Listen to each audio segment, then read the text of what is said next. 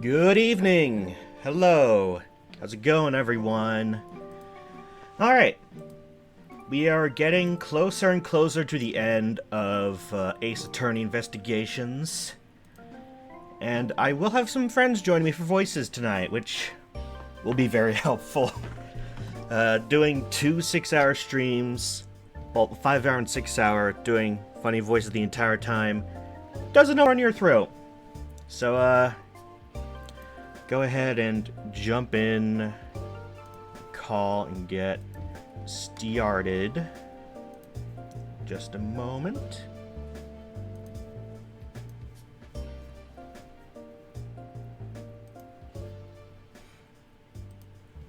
Alright, hello. We're gonna get started real quick. Hello. Hello. So for those that are here, go ahead and introduce yourself, since it's like the first time on my stream since the SummerSlam. The monster road trip stuff, right? I don't think I streamed that, but we did the Gardic phone stuff. Oh yeah, I don't think I was there for that, but I may have seen bits of it. Yeah, go ahead and introduce yourself. Go ahead and introduce Anyway, yourself. yes. Hi, I am the lovely, the ever so sweet Your Pal Tina. I do things on YouTube and I also stream occasionally, but when I'm not streaming, I try to give my own improv slash, like voices for projects. I try to be active with the voice acting community, and right now I want to be a narrator for some fanfics that I've been reading. That's really cool, actually. But yeah, I'm just coming off of 26,000 subscribers on YouTube. Holy shit. That is incredible. Congrats. Yeah, like the fact that I managed to reach this milestone in less than like 3 months is absurd to me. Yeah. For those of you who are coming over from that, thank you so much for making it happen. Hold on a minute. Why is my guy not showing up in OBS? Is the reactive not working? No. My avatar's not showing up. What the hell? Oh. Okay, now it happened. Took like Alright. half a minute to show up properly. Alright. So let me load up the game so we can get started. Would you also be cool with streaming it on Discord I'm as just well? doing that as soon as the game opens up. Alright. But yes, when I was doing the second game with Fox and Esper, I was the role of Gumshoe and a few other characters. Alright. I'll let you be Gumshoe as well for this. I actually don't want to strain my voice too much. In that case, so I'll do Gumshoe then. Okay. I have heard you're a pretty decent Gumshoe. Yeah, not bad. Alright. So, I would appreciate no spoilers of the second game, but I'll tell you what's happening right now currently in this game. So, we are in a flashback for, there is Fox. Okay, so we are currently in a flashback from Edgeworth to like the beginning of the Yatagarasu stuff, where we just saw Kay's dad die. We're trying to figure out what happened because currently Gumshoe's under arrest for suspicion because it was a closed room case and he was the only other person there who's supposed to be guarding it.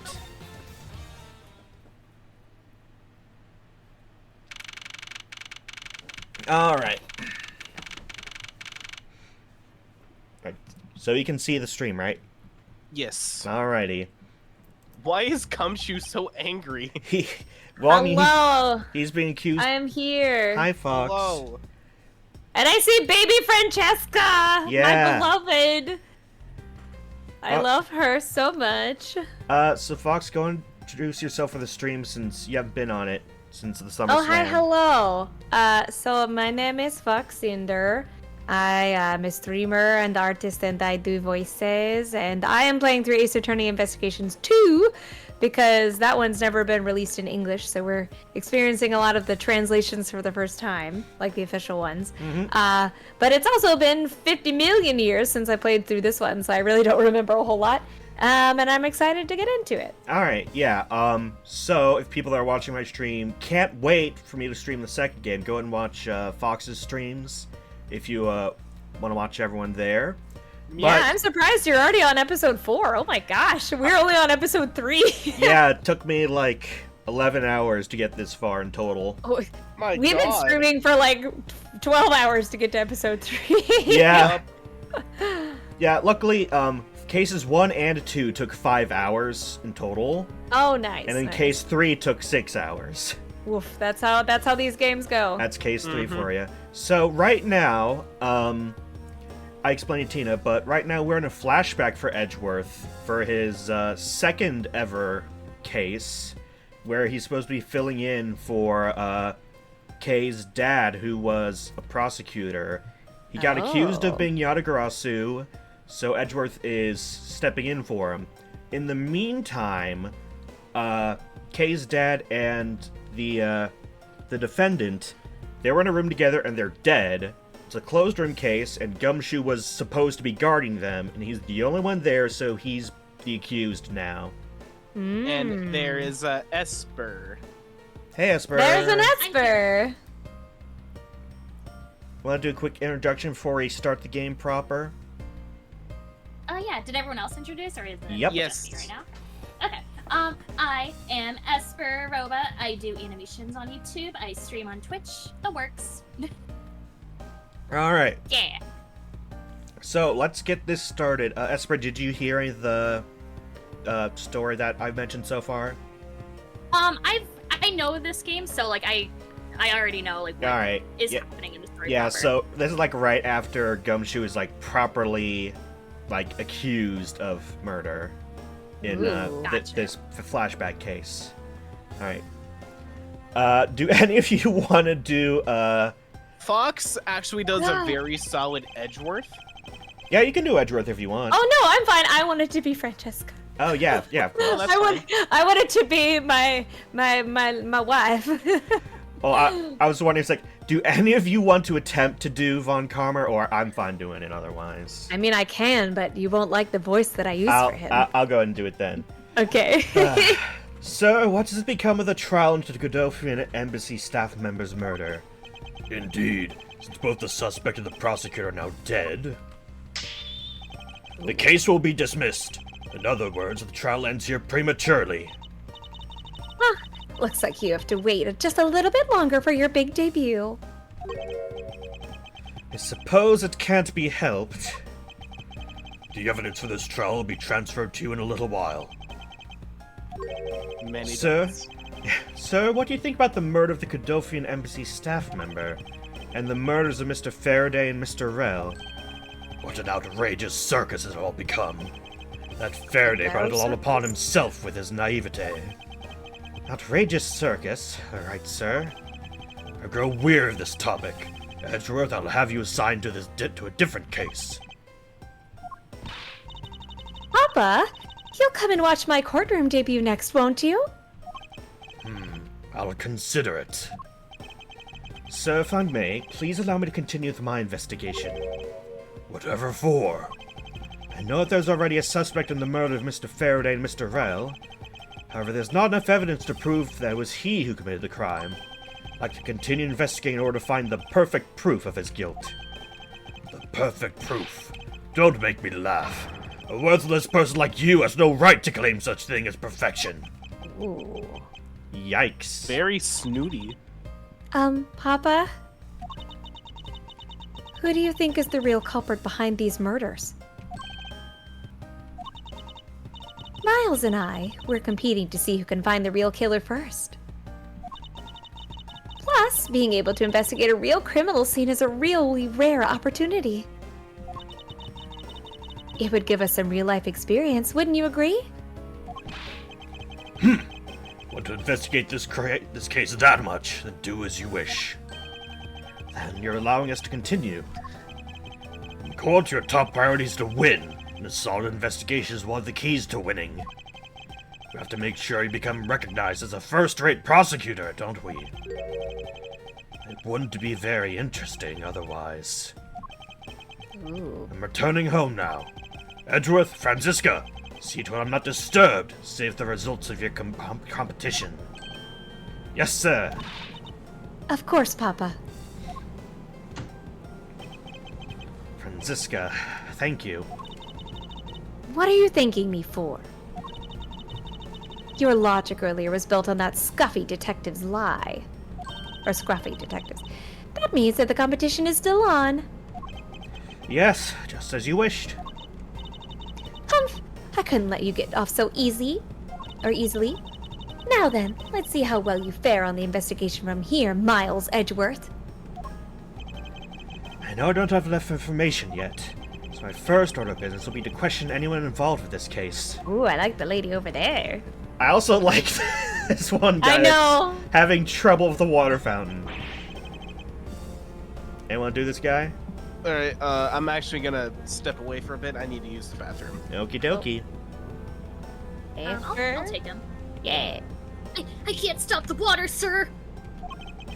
Seems the man who was here earlier broke it by drinking from it too much. Yeah, there was a guy here before that was just drinking all the water like he was like the only drink he's had in his life. Bunch of fools who pretended to not see the foolishly foolish actions of a foolish fool. I got to say the thing. Yep, she's done that a few times so far, and I'm glad they Yay. did. Well then, why don't you lend the officers a hand? Humph. As if I should have anything to do with this. Besides, that water-drinking fool's mouth is the thing that officers should be covering. Let's give that officer a description of the water guzzler later. She seems to have quite the grudge. Sounds to me like someone wanted a drink. Let's talk to you. Ooh, can I take her? Sure. I think I need to bump your volume up as well. Alright. Miss you. Oh, it's you, Edgeworth. And who are you? Wait, you were at the crime scene just now, weren't you? You should be disbarred for not knowing who I am. I am Francesca von Karma, and I'm about to become the successor to the family name. About to. I guess that means that for now, I'm just another kid. In which case, it's only natural that I didn't know who you were.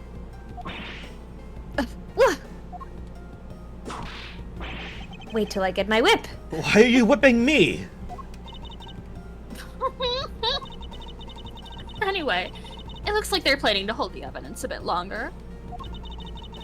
If there's one thing I can't stand, it's waiting.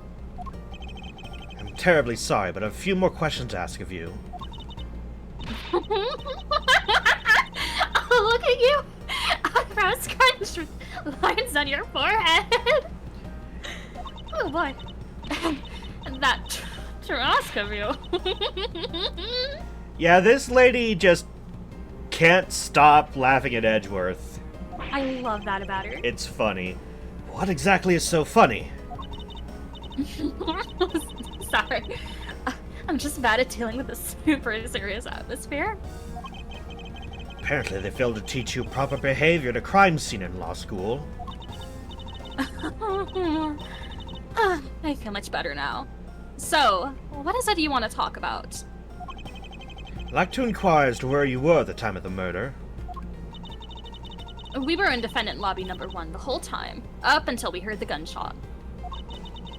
And by we, I mean Mr. Bad. If you don't believe me, feel free to ask him yourself. You're with Detective Bad. Why? We had a little something to discuss, that's all. Alright, tell me more about Bad. So, I take it you're acquaintances with Detective Bad. Yeah, he was the detective in charge of the KG-8 incident. Detective Bad is also related to that incident. That's right. He was the one who was supposed to protect my sister, Cece. By the way, CCU, as in she was the witness in the case. See you. Oh, like she sees you. Yeah. Oh, that's a fun pun. But you know how that turned out, don't you, Edgeworth?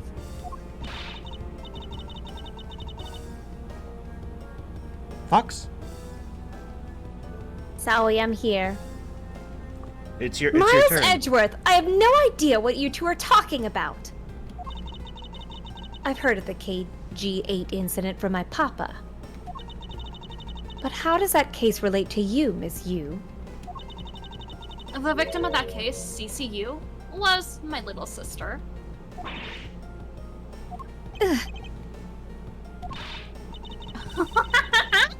Oh, you're making that super serious face again. I'm fine. Really. It's just his wounded pride every time I see him. The way she talks about doing that, she laughs away, is kind of creepy. Oh, speaking of Mr. Bad, he and Mr. Faraday. I'd say they met up just about every single time the Yatagarasu made a move.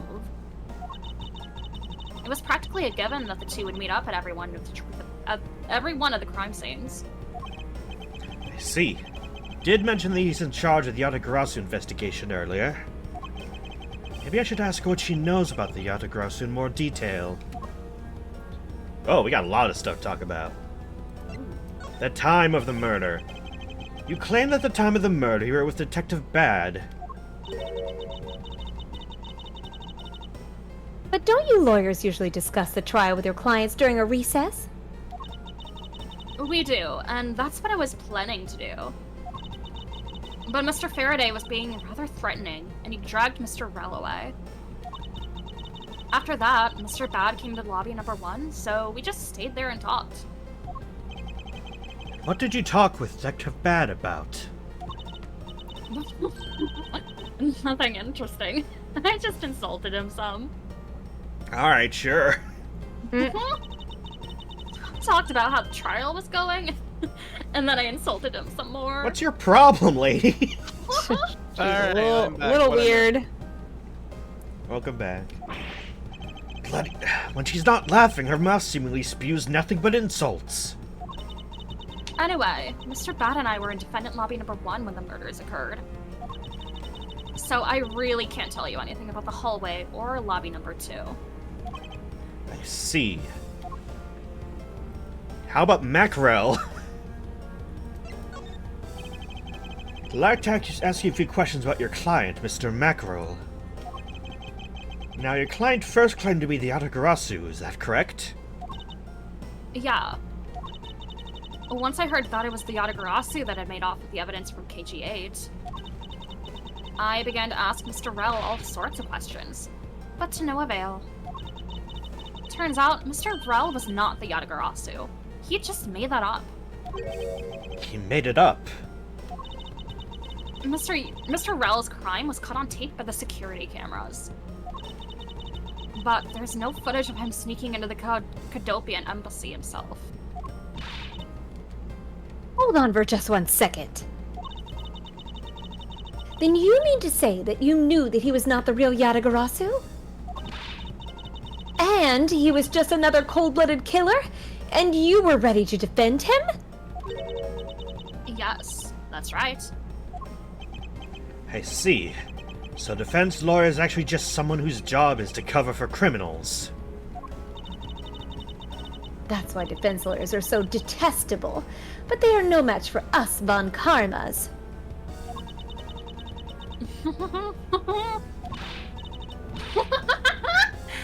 I don't believe it! You're serious! Oh, why don't you save that face for something really worth being serious about? Ooh. And Edgeworth, do you remember what I said earlier? I have my own agenda. I'm still on the hunt for leads regarding the KG8 incident, alright? And for that, you have not a single qualm about defending a known killer. Don't put words in my mouth. I said no such thing. The only way I had to get close to Mr. Rell was to be his lawyer. I had no intention of covering for him, ever. So don't you dare suggest I was going to. Wow, great moral standing for a lawyer. Yeah. Sure, I'll take your case, but I'm just setting up to fail. Right. I'm sorry. Forgive my rashness. Alright, last one. She's been talking a lot. Miss Yu, I was wondering if you could tell me about the Yatagarasu. The Yatagarasu, huh? I don't really know much about that character myself. But I do get a lot of consultation requests from companies to defend them. Request from companies? Yeah, the Yatagarasu isn't some petty thief out for money, you know.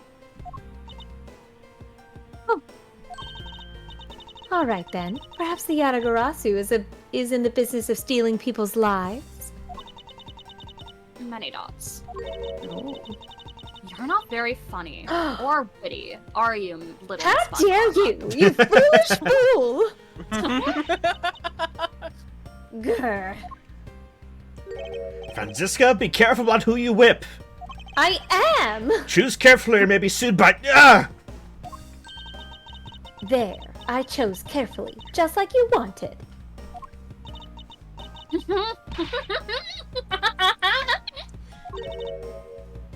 Question mark? What is she laughing at? That just now. I was laughing at that just now. It was hilarious, little Missy. I don't like you. Humph, of course I will. Only I can laugh at Edgeworth. What is wrong with these two women? Why does my pain give them delight? That's just how we work. And so in the end, what is the Yatagarasu? I have to say, I've never heard of this thief when I was in Germany. I guess I should give her a German accent, but I'm very bad at doing a German accent. The Yatagarasu deals in information. You don't have to do the accent if you don't feel like you can do it well. I appreciate it. It would be very, like, stereotypical. Yeah. Namely, in digging out dirt about backroom dealings and the likes of companies. The Yatagarasu is a vigilante who steals such info and then makes it public for all to see. Vigilante or not, this person sounds like just another criminal to me. I suppose you could put it that way, too. I will, I just did. Alright, good talk then. But either way, I get a lot more clients now, thanks to that thief. Sounds like Miss Yu is profiting nicely. Money laundering. I suppose I've gotten all I can out of Miss Yu. Should move on and speak to Detective Gumshoe now. Yay, Gumshoe! Alright, so Gummy! we decided that I'll be Gumshoe for this because Tina wanted Yes. to rest her voice. Yeah, Fox had me play Gumshoe for 3.5 hours. I Ooh. didn't have you do anything. Well, You actually, chose to do no. it. I played Gumshoe against my own will. Right, okay? I was gonna say you could have taken a break at any point. Alright. But yes, if a judge ever comes along, I would Oh, like to pose as said judge. Oh, the judge has showed up. You might get him. Oh, I hope so. Detective Gumshoe. Hey, it's you, pal. You're here. That's almost the same voice I put on for him. Yeah. As am I. Gummy, how dare you ignore me? I don't think you need to whip him to let him know that. I do. didn't do it, pal. I swear my honor's a detective. I really didn't. Your words are useless. I place my trust only in the evidence, detective. Once the investigation is fully over, and should we find out you are the killer, there'll be no mercy to be had for you. Ooh, get him. Have a heart, pal. You're not worried, right? After all, you have nothing to worry about. If you really are innocent, that is. That's right. Hey, pal, go do your perfect investigation. Get the real killer for me, will you? I would have done so even if you had not requested me to, detective. So why'd you do it? Why'd you do it? So you, Mr. Why'd you Faraday, do had a it? small meeting last week, did you? What exactly did you do to make him so angry? I just asked Detective Bad the same thing myself, pal. Dante was mad because of my very first day as detective. I reported in my usual post of the Criminal Affairs Department. Time we got down to Criminal Affairs, I was really, really late. That's when he gave me that huge speech. I remember doing the exact same thing in elementary school. On the first day of school every year, I always wind up going to my old classroom. I'm not defending you, I'm just saying that's why it would happen. How It's pathetic like telling people. How pathetic for the detective to be comparable to a mere school child. Oh, have I shown you my badge yet? Do you have new dialogue this time? I'd like to ask you a little about this. I'm not saying a peep, pal, because I'm not the killer, okay? You misunderstand. I wasn't going to ask you about that. All I've ever wanted to do is become a detective, pal, so I never want to be a killer. Seems like he doesn't want to talk about anything unrelated to his predicament. Oh. So, I don't know if they do it in 2, but in this game, there's a lot of unique dialogue for showing your badge, which is very neat. I'm sure there is. I have actually yet to show my badge. Yeah, I've been doing it to everyone I can. Because there Nice. often is. During the recess... Who'd you play with at recess? Claimed to be standing guard in front of the door to lobby number 2 during the recess. However, when did you receive the order to do so, and from whom? Earlier around 3:20, from Detective Bad, pal. Today's trip took a really crazy turn. So I was told to make sure nothing happened to Mr. Faraday. And yet something did happen to him, correct? It looks like it was a total waste of manpower to assign you to guard duty. Oh! The words sting worse than your whip, pal. Oh, you say that now. Just wait. So it's Detective Bad who ordered him to stand guard, huh? What you doing next? Now then, Detective Gumshoe. Is there anything else you'd like to tell me? Nope, not a thing, pal. In that case, allow us to take a look at what you're carrying on your personage. Ah! Wait, you can't do that! There's nothing of any particular value here. Just some candy in his pocket. Well, my handcuffs and badge were confiscated by Detective Bad, so, you know. There was that open envelope I see sticking out of your coat pocket. Ah! Hands off, pal! Ooh. Just show it to us already. Get it. Yow! Annual bonus check within, $5 total. Except there is no check inside. $5 whole. You had your look, and I'll give it back, pal. It's my first bonus as a brand new detective. I just got it and cashed it today. Literally no cash on me up until I did, you know. No. So, the motive that was presented for Gumshoe to kill Mr. Faraday is that on his very first day as detective, when he was late, apparently Faraday said that he was going to cut his salary.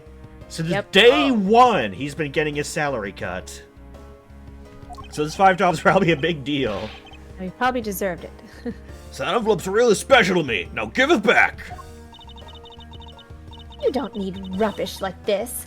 Don't worry, we'll throw it away for you later. How could you? Oh, it's evidence now.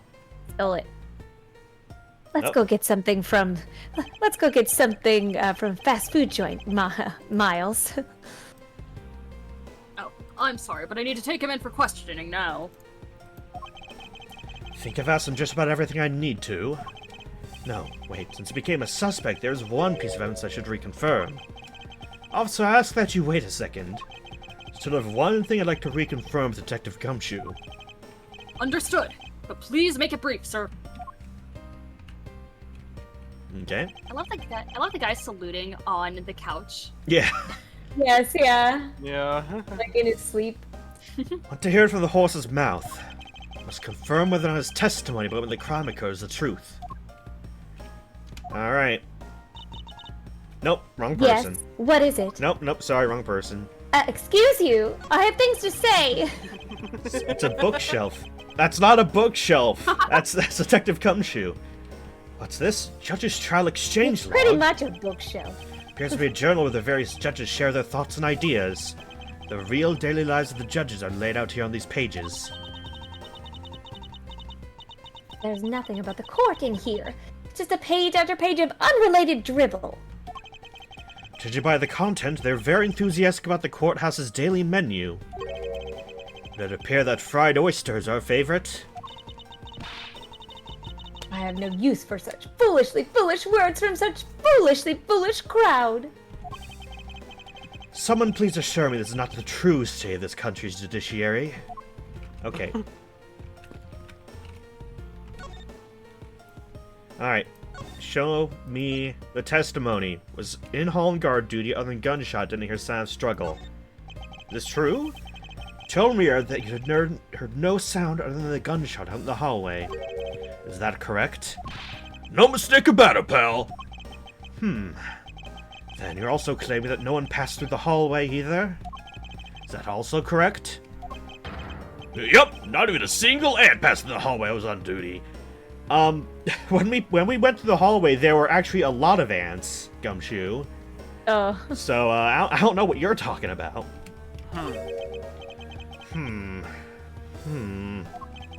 You do realize that the lie you're telling is only making life more difficult for yourself?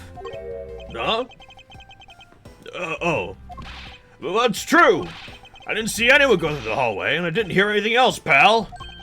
Bet the killer found a way to kill the two guys beyond what I could even imagine.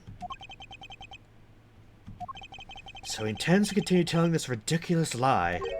But why would he do so, given the situation he's in? Leave a thorough investigation of the hallway in front of the defendant lobbies is in order.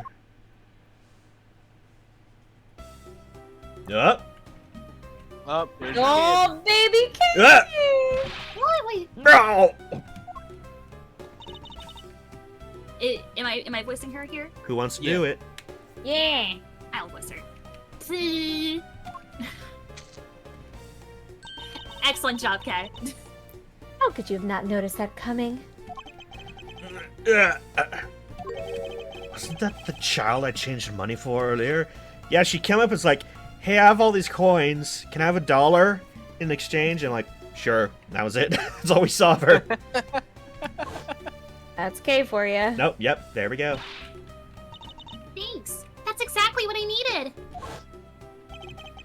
Kids can sometimes be so cruel. I was a kid once. Can confirm, like was she- a kid. Looks like she dropped something. Swiss roll. Hey, Those are not the aw. Swiss rolls I'm familiar with.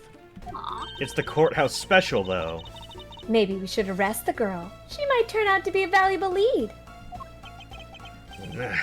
Believe some sort of punishment may need to be dealt the next time we meet. Believe I've asked all that I need to of this man.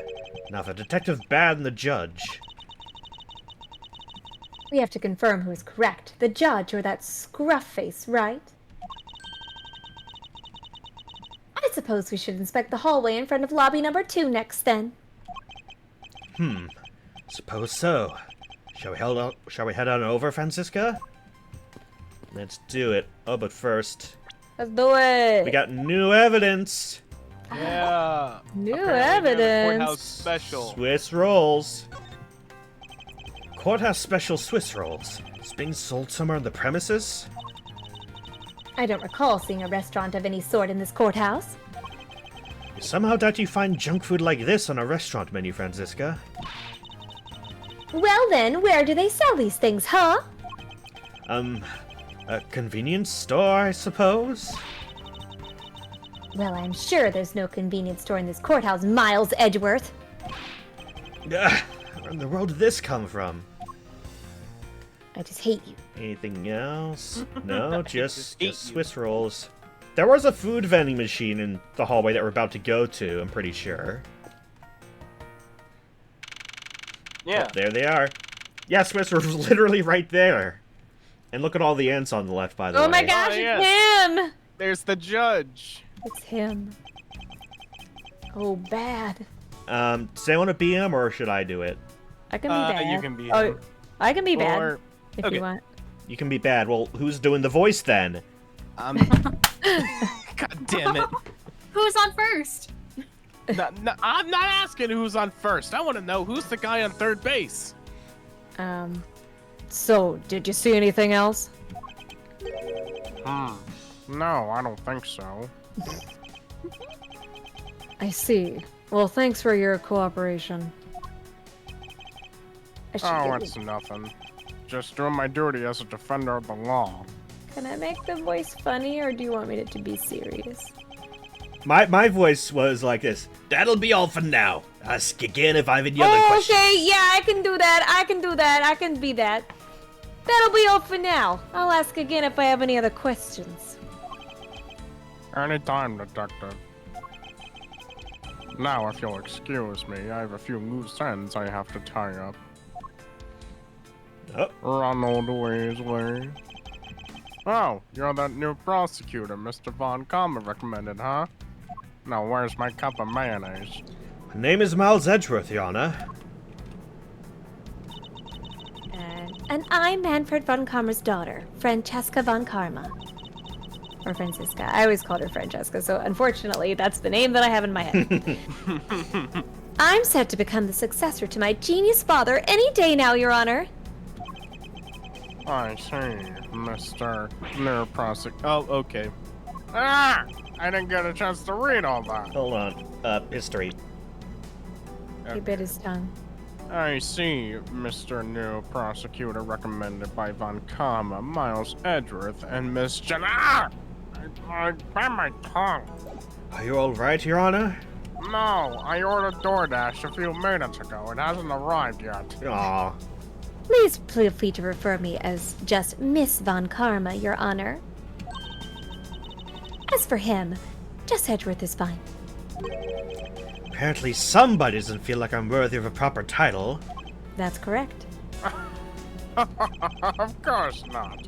Very well then. I shall call you Miss Von Comma and Mr. Prosecutor Edgeworth. Your Honor, Mr. Edgeworth is fine, sir. Now about your earlier testimony. Yes? What about it, Mr. Edgeworth? I'd like to ask you a few questions about what exactly you saw. Alright, after all, it's my duty to clarify my testimony as defender of the law. And that DoorDash order I put down a few minutes ago.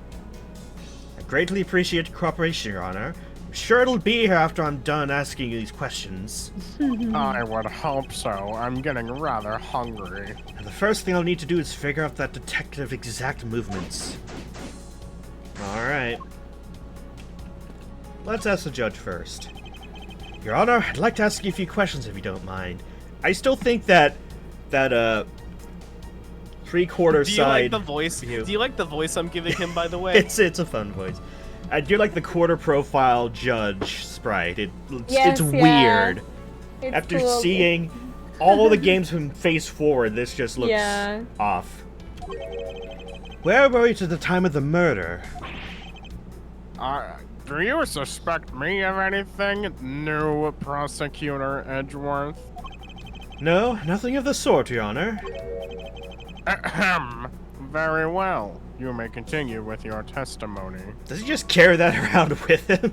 The gavel? Yeah. It's just not. It's not always at the. Even outside the courtroom, Yeah. the gavel goes where he goes. Yeah. Your Honor, it's your testimony I'm after. Oh, right. I had no idea you were chasing after me or my testimony.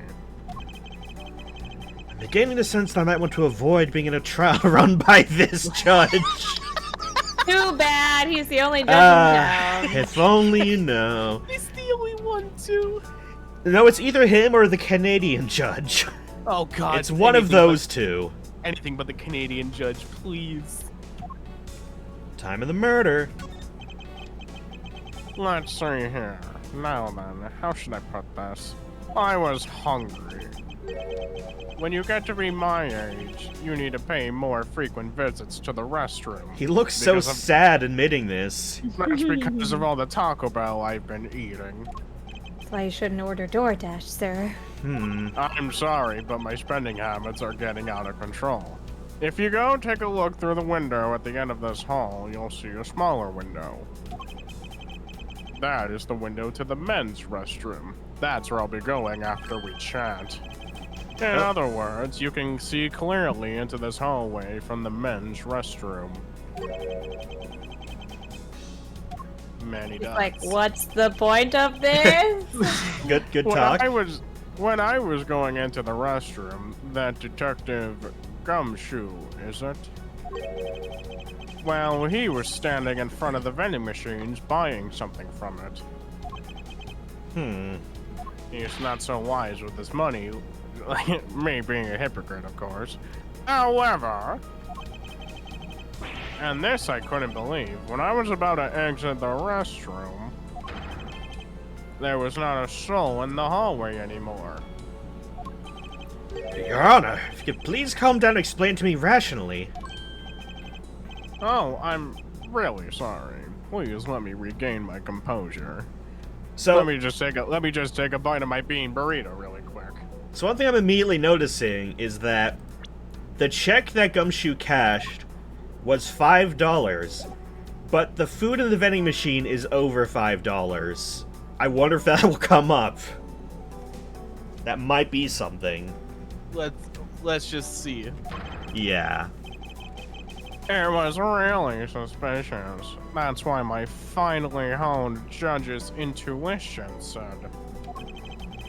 Although, well, until the murders occurred, I just sort of brushed it off, because I was hungry.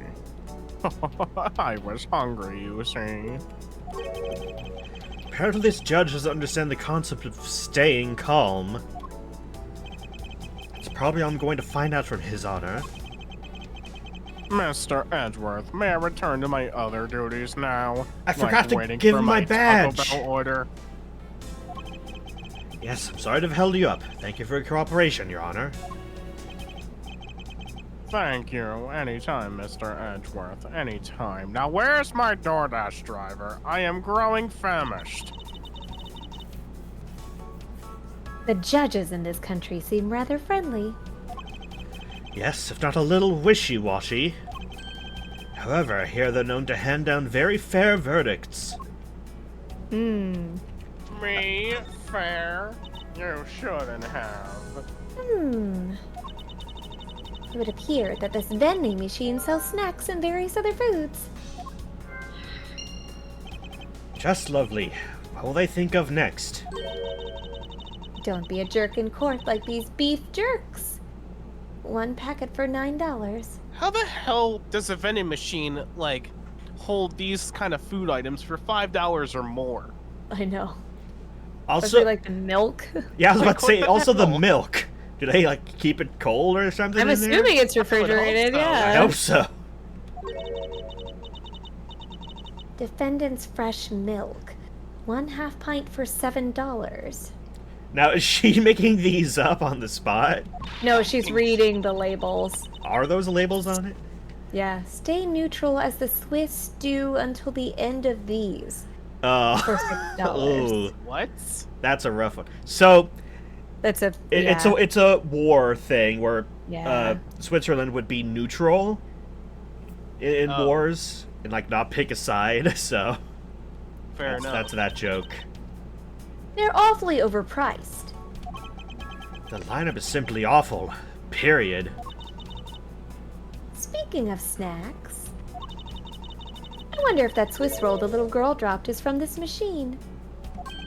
I was wondering about that myself. Hot dog, orange juice, milk, Swiss rolls, ham sandwich, and beef jerky. Hot dog. How is beef jerky $9? Maybe it's a lot of beef jerky. Like, you know when you go to the movies and when you get snacks there, they're way overpriced? I think it's something Yeah. like that. Yeah. Don't be a jerk in court like these beef jerks. I see. Objection! Miles Edgeworth, wouldn't you agree that it's a very clever pun? Do you really think they put that much effort into the product name? Even a foolish fool could understand the foolish thinking of the fool who made it up. You're acting so foolishly that I got so thoroughly mad, and now I'm utterly famished. If you wanted a pack of these, all you had to do was act like a normal person. No, Also, limited time specials. Do they change what's in these machines? I'm assuming. Interesting. I mean, to be fair, Japan has some pretty cool vending machines. They do. so- Yeah. Also, I noticed there's unique dialogue for all of these, and you bet we're gonna go through them all. Oh God. When you're in hot water, you might need a hot dog. Many dots. Looks like this logo was decided through public contest. Oh. And the winner was Prosecutor Winston Payne. Ah, Mr. Payne! What a pathetic slogan. No presents at all. Now, if it was up to me, it would read. If you leave matters in a Von Karma's hands, everyone in court will be found guilty dogs. I'm very good at creating Many slogans. dots. Oh! Objection! Ooh. Nope. Orange To juice. me, that's my job. It's looking bad. Blind your opposition with some OJ. Are they promoting violence? Don't worry, my whip will make sure that anybody following this advice won't be for long.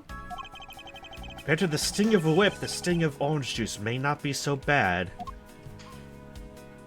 But did you brush your teeth before you had it? Ooh, that would That's do what it. I was gonna ask.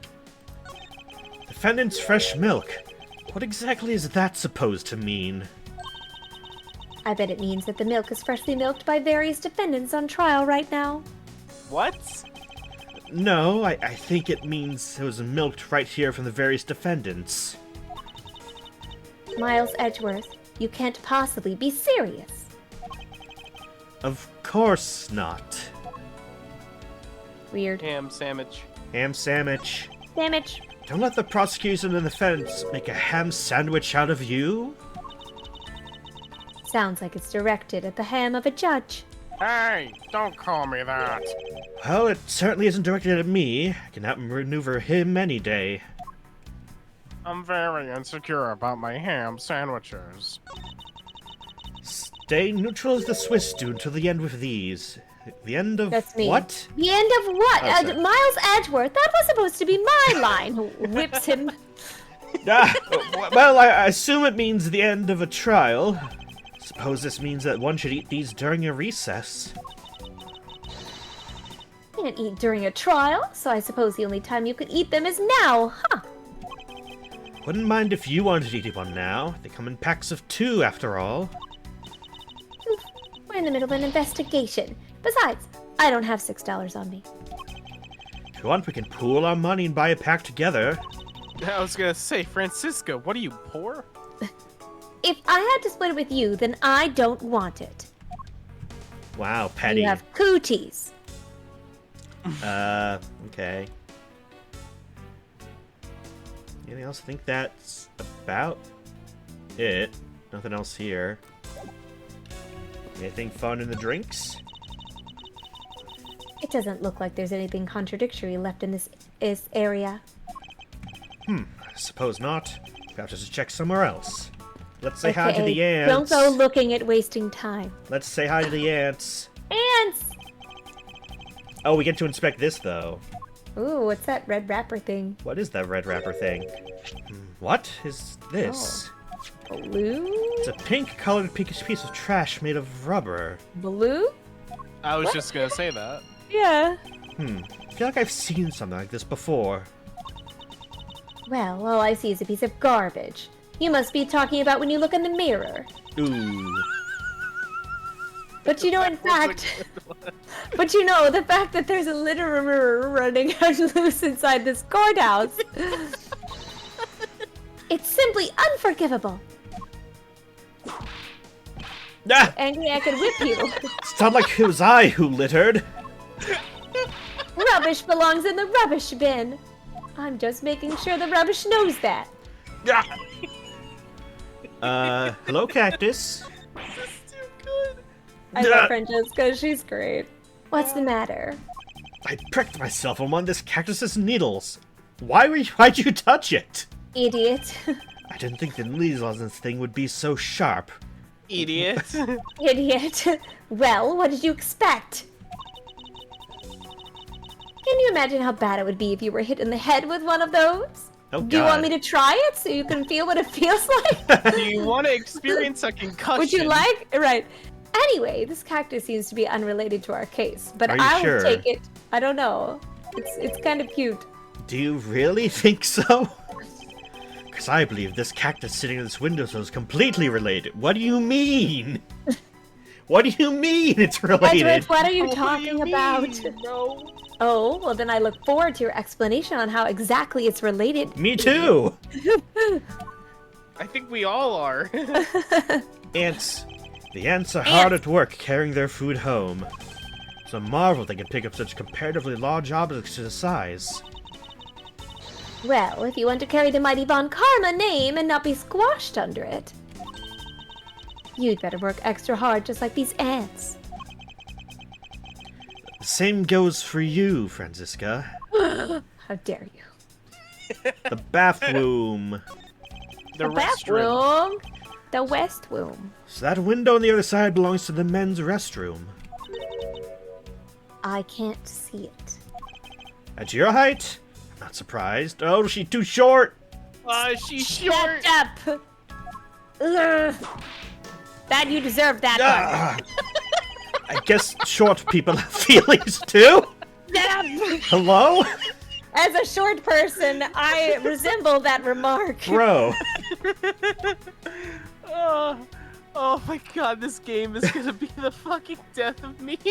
Yeah, that's probably it.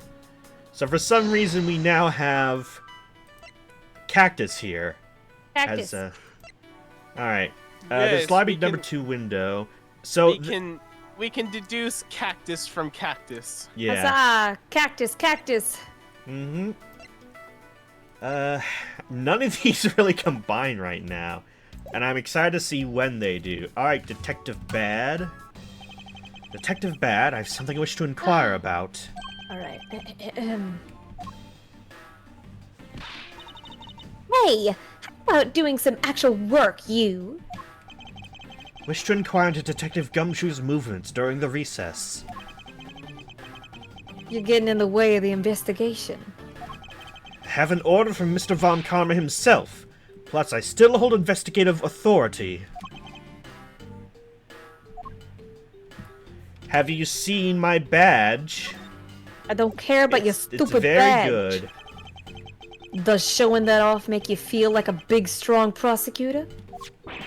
Of course not. I was simply proving my title of prosecutor to you. I see. But most prosecutors don't go around flaunting those things. It's like a detective walking around outside with his badge flashing in the sunlight. Show that off too much, and before you know it, you'll be elbow deep in angry criminals. That would definitely be a problem. Alright, Now am I gonna get to talking or not? you sure are. So I hear you're the one who called for Detective Gumshoe to come down here. Faraday. That guy was just accused, you know? I just knew something was gonna happen. My detective's instinct told me. A lot of good it did. You couldn't even protect one lone prosecutor with it. Ooh. Oh, Don't shoot me, please. Franziska, I think you need to apologize. I'm sorry. I'm terribly sorry, Detective Bad. Please continue. Oof. So, Do it again. I'm gonna pop this cap on you. So we've heard Detective Instinct from both Bad and Gumshoe, and clearly Detective Instinct is not just a Gumshoe thing that goes wrong. I used the phone on the first floor and called the precinct. I told them to send somebody over. And that detective's the one that showed up. And only upon his arrival did you set Detective Gumshoe to stand guard, Detective Bad. Yeah, I waited for him on the first floor. After he got here, we came up with this defendant lobbies together.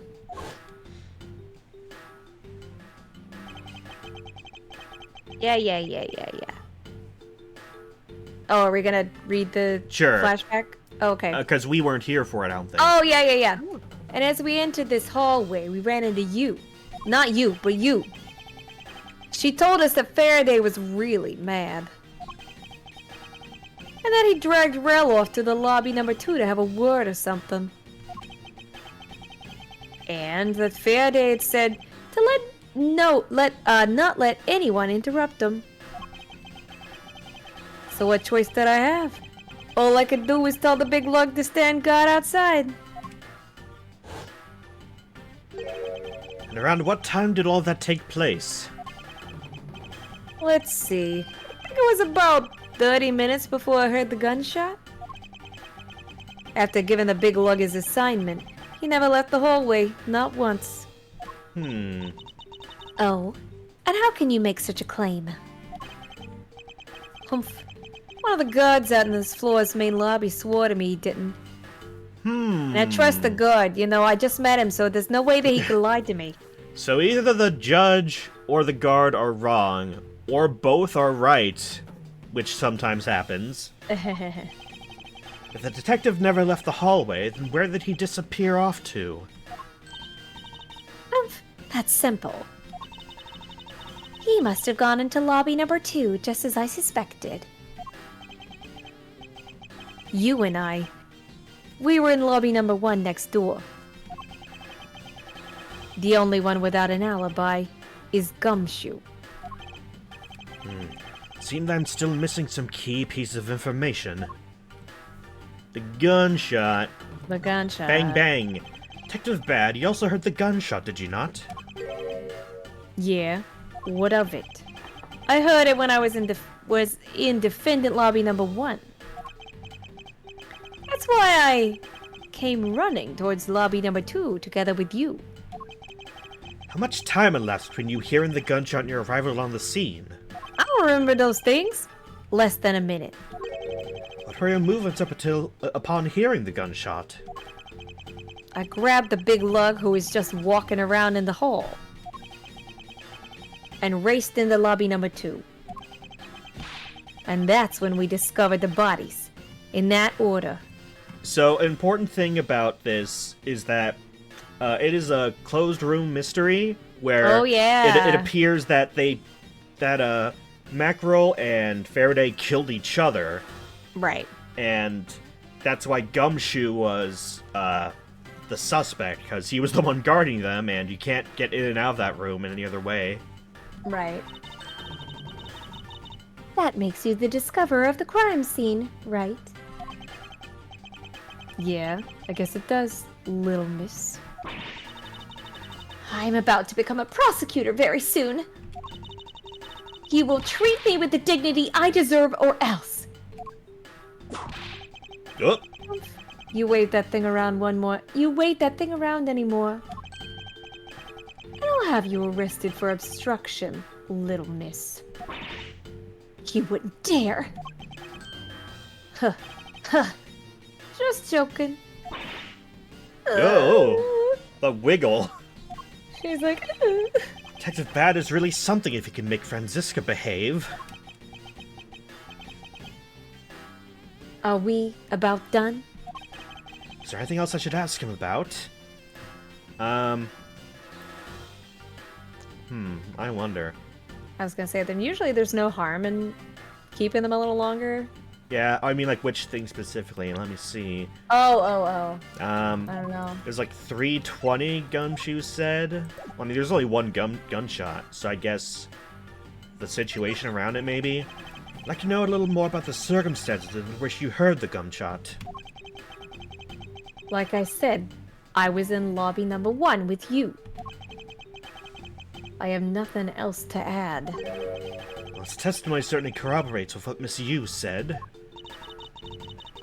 Miles, you already asked him that, remember? Idiot. I suppose I should ask about something else. Is there anything else I should ask him about? I think we asked both of these already, but I'll ask the place. Detective Bad, where were you when you heard the gunshot? I already told you! How many times are you gonna ask me about that? I was in defendant lobby number 1 when I heard the gunshot. Exactly the same as what he said earlier when I asked. So why'd you ask it? Why'd you ask it? Now get out of here. You're getting in the way. I'm not through questioning you yet. I mean, the process of elimination. The time. I'd like for you to tell me the exact time you heard the gunshot. Yeah, because he told us how long. Yeah, there you go. It was around the end of recess, and the trial was about to start, I think. He was supposed to make time for himself to transfer the evidence he was holding. But I got the sense he wasn't gonna show for the handoff. So I figured I should go get him or he'd be late. And just as I thought that, bang! The sound of a gunshot hit my eardrums. How'd you say that out loud? That gunshot noise, that's impressive. You know, it's years of practice, you'll get there. So I heard the gunshot right before the trial was about to restart, huh? Alright. Second testimony. Are we done here? I don't have any time to waste. Oop. Oh. Oh, come on. All you're doing is standing in front of this door, doing nothing. Oop. Oh. Every time he grabs for it. I get the sense that he's somewhat investigating this crime scene. Or rather that he's keeping us under surveillance. But to what end? Detective Bad, may I ask that you cooperate with us for just a bit longer? I don't have anything else to say to the two of you. You guys were the ones who said you wanted to investigate in the first place. Fine then, be obstinate. We'll just do as we please. Come on, Miles. That's a nice word. You may be no longer willing to help us. However, may I ask for the forensic scientist's cooperation? Do as you like. Okie dokie. Okie dokie. Can't go inside there yet. Have you found any suspicious fingerprints, officer? Just the fingerprints of those involved with the case, sir. I guess we all know. I guess we know all of the players in this case then, huh? It appear that way, but I have the nagging feeling that we're missing something. I suspect that what we're missing is hiding right here in this crime scene somewhere. Dun dun dun. We never looked at this poster more. He's making the most ridiculous looking face. That may be, but at least he doesn't look like someone who would tell a lie on purpose. I suppose. But to Von Karma, evidence is the only thing that carries any weight. Of course. At any rate, this poster seems to be of no use to us right now. Fire extinguisher. There are no signs that this fire extinguisher is used in the crime. If you could already tell from a distance, then why are you wasting your time examining it? Franziska, let's try not to rush absolute genius. Oh my gosh. I am so smart. Did you find something, officer? I think there's a $5 bill back there. Come on, just a little more. Is there no one working this crime scene who isn't a total waste of living tissue? Unfortunately, there doesn't seem to be a single person we can deem useful here. Let's dig through the trash. Oh, we can't. Trash, trash, trash, trash.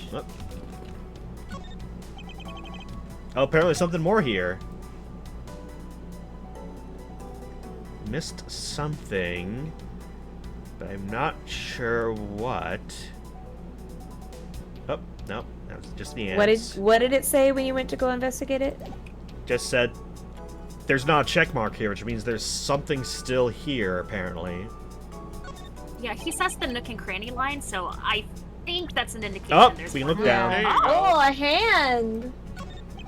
The dirt of this bench smells like some sort of sweet substance. I can't believe this. There is someone going around dirtying the courthouse. For shame! Calm down, Franziska. Now take a good look. Doesn't this smudge look kind of like a handprint to you?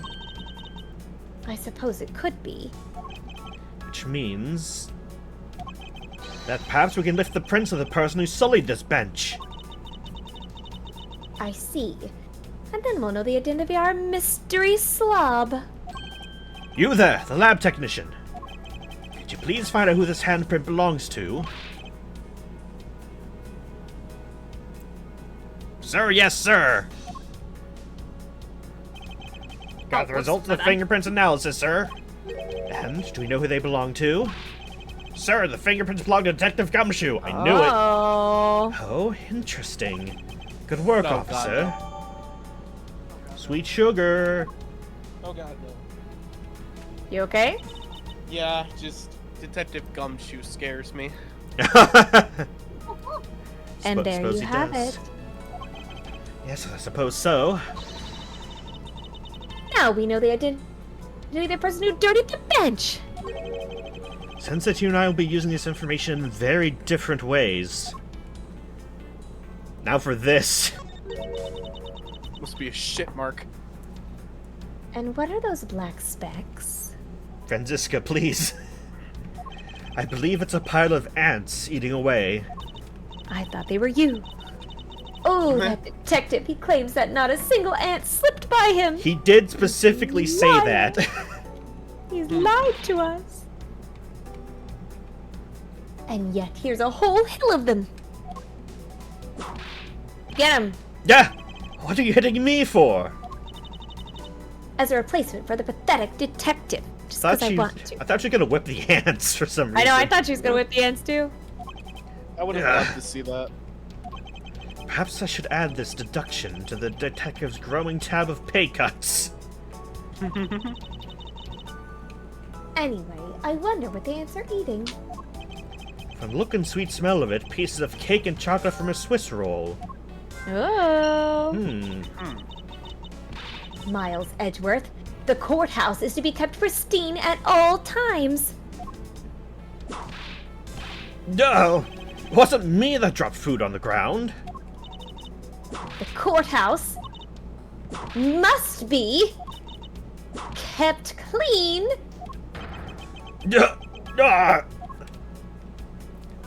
The bench itself, I guess. Ants are pouring out of the hole in this bench as well.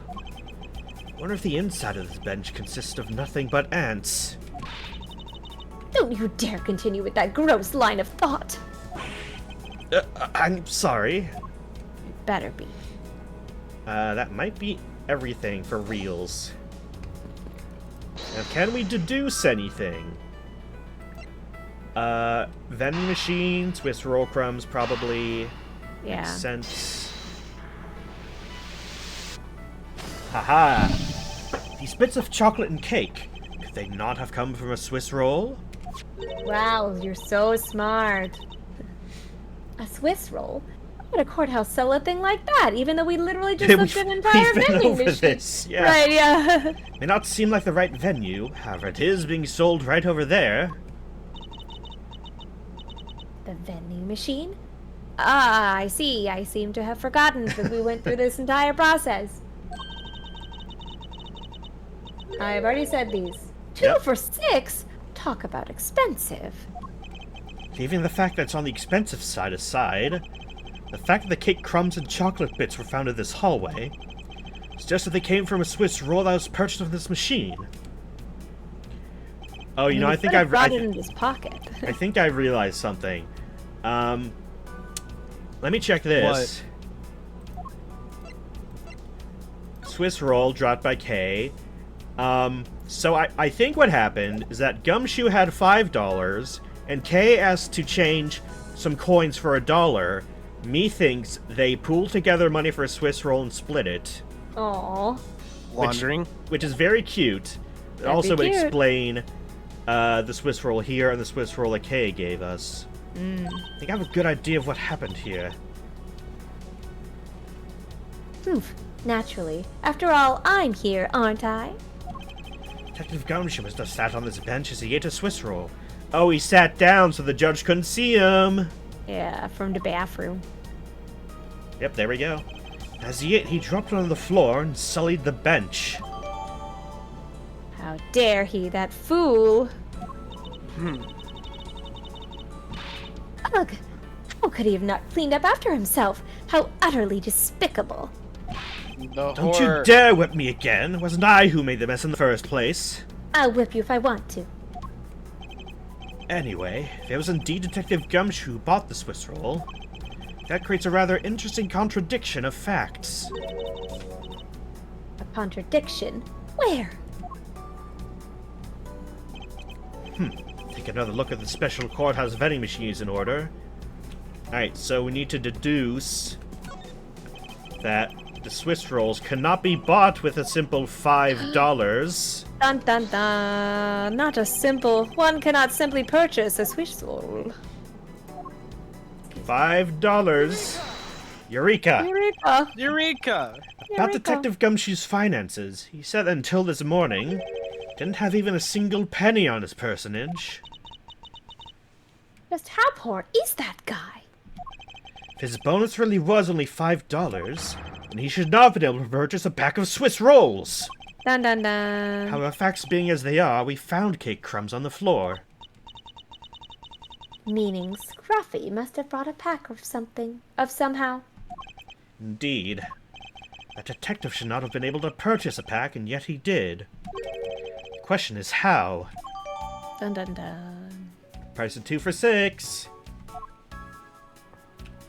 Alright, can we deduce anything else, or is that it? Not unless the cactus or the piece of trash are super important. Nope.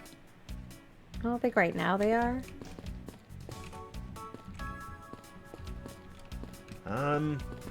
There's nothing else. I guess we could ask Franziska stuff. Yes, what is it? Don't waste my time. I think I've already presented the badge, and I don't think she has new dialogue for it. Did you notice anything? This is a pretty suspicious hallway, but it's nothing compared to the ones at home. If you know what I mean. Indeed, because the house itself is a bit too spacious. However, even with this much space, there's nowhere for that scruff face to hide. Well, other than the crime scene just beyond these doors. Franziska, I believe it's much too early to draw any conclusions. It's already proven that Detective Gumshoe was in the hallway this entire time. Now I need us to gather more information. And to do that, I'll just have to examine everything I see here by myself. Because apparently But Franziska I'm can't see. right here. Hello. We've gathered so much information, but they feel like just random fragments to me. I wonder what really happened here. Random fragments? No matter how unrelated they may seem at first, they might actually fit together somehow. I grow tired of your inner monologues. Say something. Ah! I'm going to end up in pieces before I can piece the logic together thanks to that whip. You're welcome. Alright, do we deduce stuff more? Lobby number 2 window, I don't think, is related to these. Yeah, I don't think right now, yeah. Can we leave this area? No. Talk to you. Talk to you. Check that. Check that. Can't check the trash. Can't go inside. Check that. Talk to you. The only either present Francisco with something, or we try to fit the cactus and stuff together. I mean, you can try. We can try. We have a decent Maybe amount. I would do maybe the cactus and the piece of trash, because we know that the pink was rubber, right? Yeah, but I don't know if that's related to the cactus. Well, so I think it's a balloon. It might be, and Kay was carrying a bunch of balloons. Oh, was she? Or a Yeah. balloon. She was carrying one earlier. There we go. This pink rubbery substance. I saw this in a different form earlier today. I believe this is a piece of a popped balloon.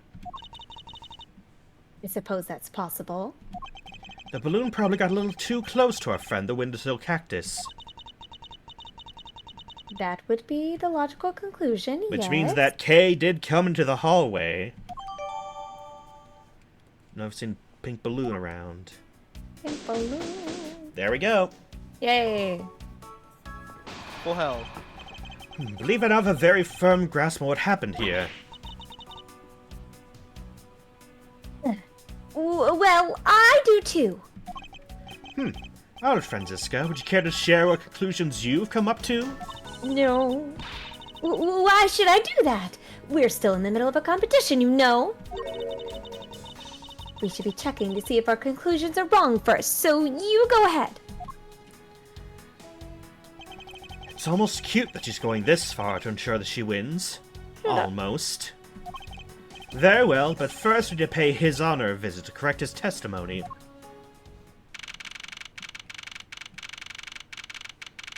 Alright, courtroom Oh, number look, 3. I'm back and I have Hey. my bean burritos. I'm glad Your you Honor. finally got them, sir. If I may, I'd like to test your witness testimony to see how it stands up. Do you doubt me? Am I your new suspect? In a sense, I suppose you could say that. Oh no, not in front of my bean burritos. Even you, the judge, are nothing but a common witness before a Von Karma. Silence in the courtroom. Silence, I say. Court is not live right now. Mr. New Prosecutor. Oh. Ah, god damn You it. bit your tongue again, didn't you? Yes, He I was, did. he was just Chomping saying the on a really bean long burrito. titles. I did bite my tongue, biting on a bean burrito.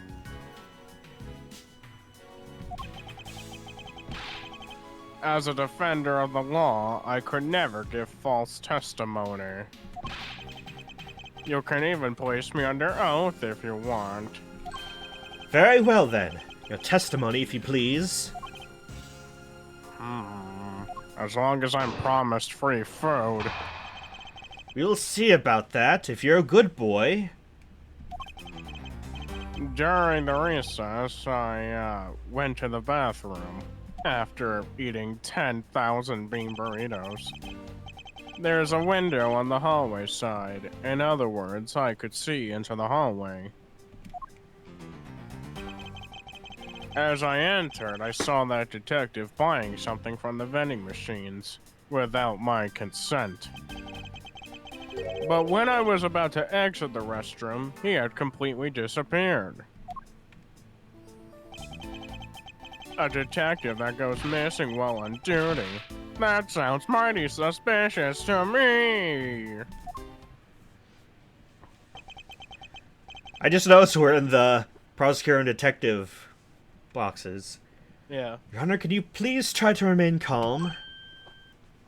Oh. I'm so used to simply listening to testimonies that I got caught up in the excitement. Along with my burritos. I'm sorry, Your Honor. I'm afraid I'm going to have to spoil your fun now. God damn it. No fun allowed. Alright, let's do the good old press on everything. Hold it! Your Honor, why exactly did you pay a visit to the restroom, if I may ask? What do you think? What do you think I I'll did? I'll give you one guess, Edgeworth. I ate 10,000 bean burritos. What do you expect me to do? Well, isn't it obvious? What else do you go to the bathroom for? Especially when you have 10,000 burritos in your digestive system. Or maybe I knew it. You suspect me of some sort of tomfoolery, don't you? Please stay calm, Your Honor. It's going to be much harder than I anticipated. I'm sorry, the bean burritos got to me. This Sag Judge sprite is so funny for some reason. I know. He's so he's sad. so dejected. Yeah. You're right. I need to think things through with a level head. I just wish I had a head of hair, though. I'm just nervous because so much has happened today with the trial. Let's see, I announced a recess and a time for us to reconvene. But having done all that, I still wasn't able to go to the restroom right away. Why couldn't you? Mr. Faraday had been accused, so I had paperwork to process regarding a new prosecutor. once I had finished that, I was finally able to make a mad dash to the bathroom. At least he stayed consistent on the going to the restroom part of his testimony. Alright, You press see, this one too. like I keep telling you, the bean burritos were really hitting me hard. Your Honor, did you really go to the men's restroom? What? What is the meaning of that statement? I simply meant that perhaps you went to a restroom on a different floor. I had to go for such a long time. When you eat 10,000 bean burritos, you know what it's like. It was all I could do. It's all I could do to dash to the closest one to the courtroom. I suppose it's only natural given his circumstances.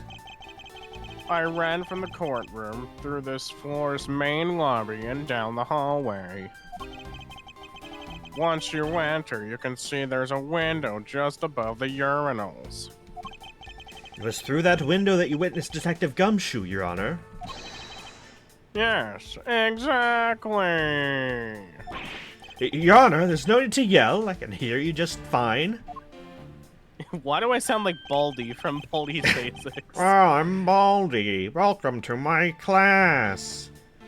Oh, I guess I put a little too much into that last answer. Now then, let's continue with our testimony. That's my line. I'm getting rather hungry. Please, can you hurry this up? Alright. Press U. Are you sure the person you witnessed was Detective Gumshoe, Your Honor? Yes, I'm absolutely sure. I could see it with my own two eyes. It's hard to miss someone of his stature, even from as far away as the restroom. Wait, hold on. I just noticed that in this shot specifically, the Gumshoe dot is just, like, barely moving back and forth. Oh, yeah, I can see that. 0 out of 10. Besides, I can't think of anyone else with that kind of hairstyle and big beige coat. I mean, in other games it's silver, but I guess it's the same thing. Judge, don't create a time paradox. Not now. I was simply wondering if you're mistaken in what you saw. What? Preposterous! My eyes are sharp as can be, ready to see through lies to the truth. Sorry, the bean burritos went down the wrong pipe. Although recently things do seem to be a bit fuzzier than they used to be. Clearly his eyes are not the only things that have gone fuzzy. But allow me to say with all the honor and dignity of a judge, I am not mistaken in what I saw. It really was paradise. Alright. Gumshoe gone. Where'd he go? He disappeared. But Your Honor, didn't you just say? I saw the detective buying something from the vending machines. Why, yes. Yes, I did. The restroom window looks over the courtyard and right into the hallway. But, just as I was about to exit, I took another look, and there was no one in sight. Many dots. And that led me to the only solution to this mystery. That detective must have gone into the crime scene. Lobby number 2 at that point. So we looked into the hallway from the restroom and over the courtyard. Did he... Alright, press that one too. Yuppers. Yummers. Your Honor, I ask that you please remain calm. No. I'm perfectly... What? What even is that typo? You're being anything but perfectly calm. It's because he's so caught up that he misplaced the letters. He said perfectly palm. Oh. It appears that His Honor could not have been mistaken in what he saw. Suppose so, given his line of sight. However, Franziska, why do you suppose our lines of sight are so different? Are you making a joke about how I'm short again? If you're referring to my height, I'm going to whip you until you're my height. Can't you hold that whip still for just a second? Can't you stop insulting short people? Now, about his honor's testimony. I'm gonna wear the tallest heels ever in the future, just to see. Then must stab you with them. I believe his line of sight to be an important factor. If it's that important, then why don't you hurry up and tell him already?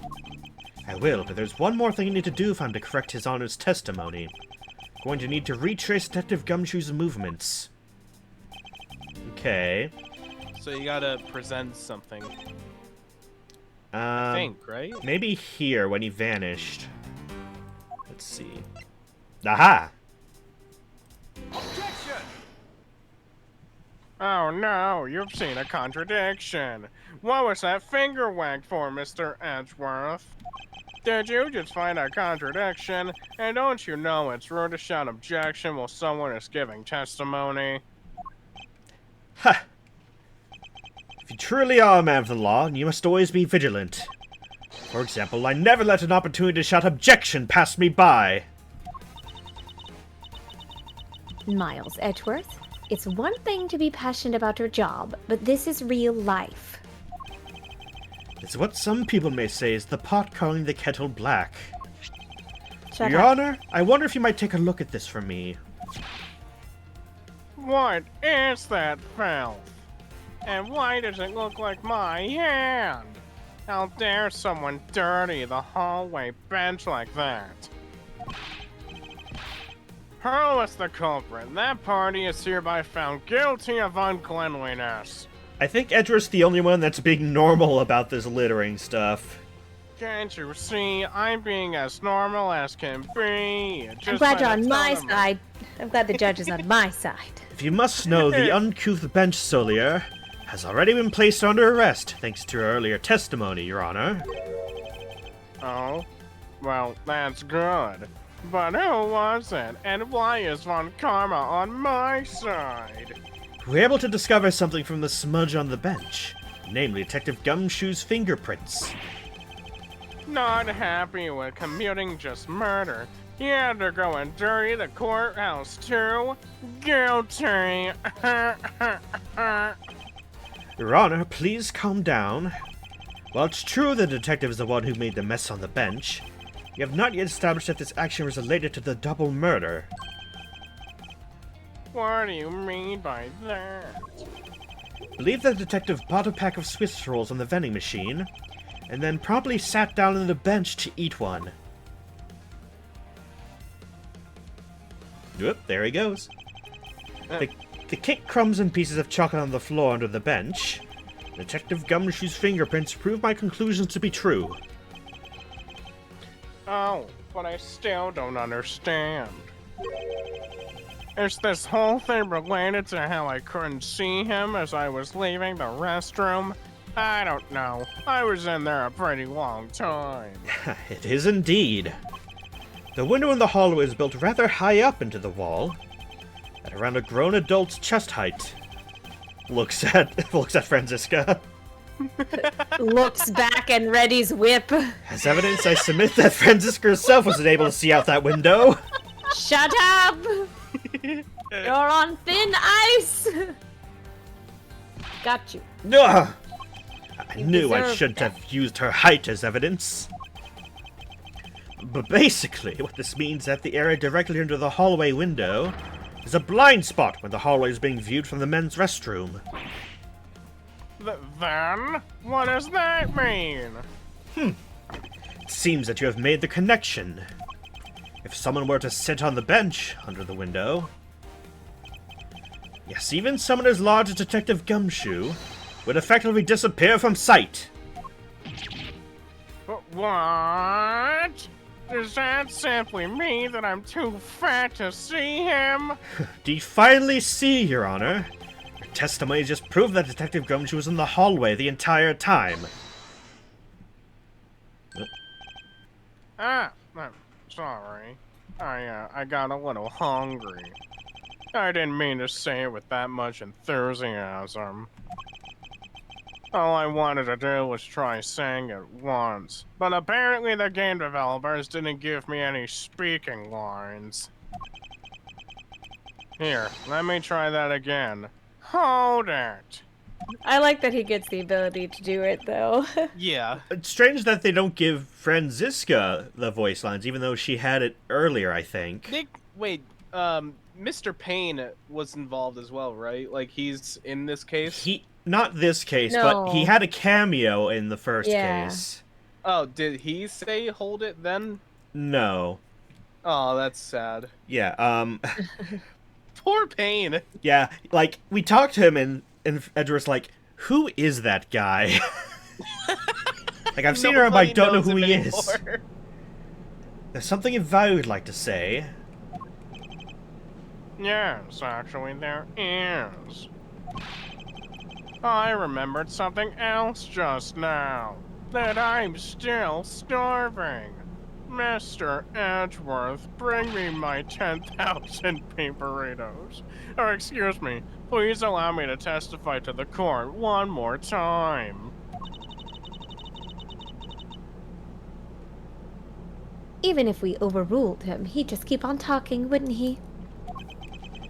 That might not be a bad thing. The more info, the better for an investigation, right?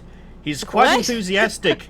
The more enthusiastic okay? he is about those bean Edgeworth, burritos. Edgeworth, did I whip you too hard? What happened?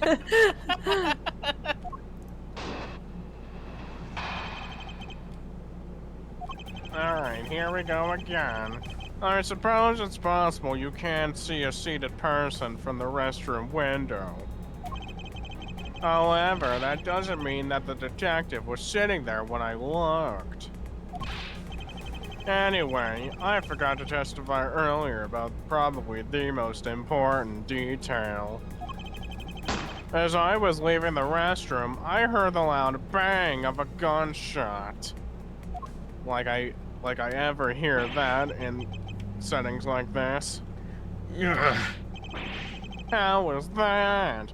That is the testimony of one who judges the crimes of others.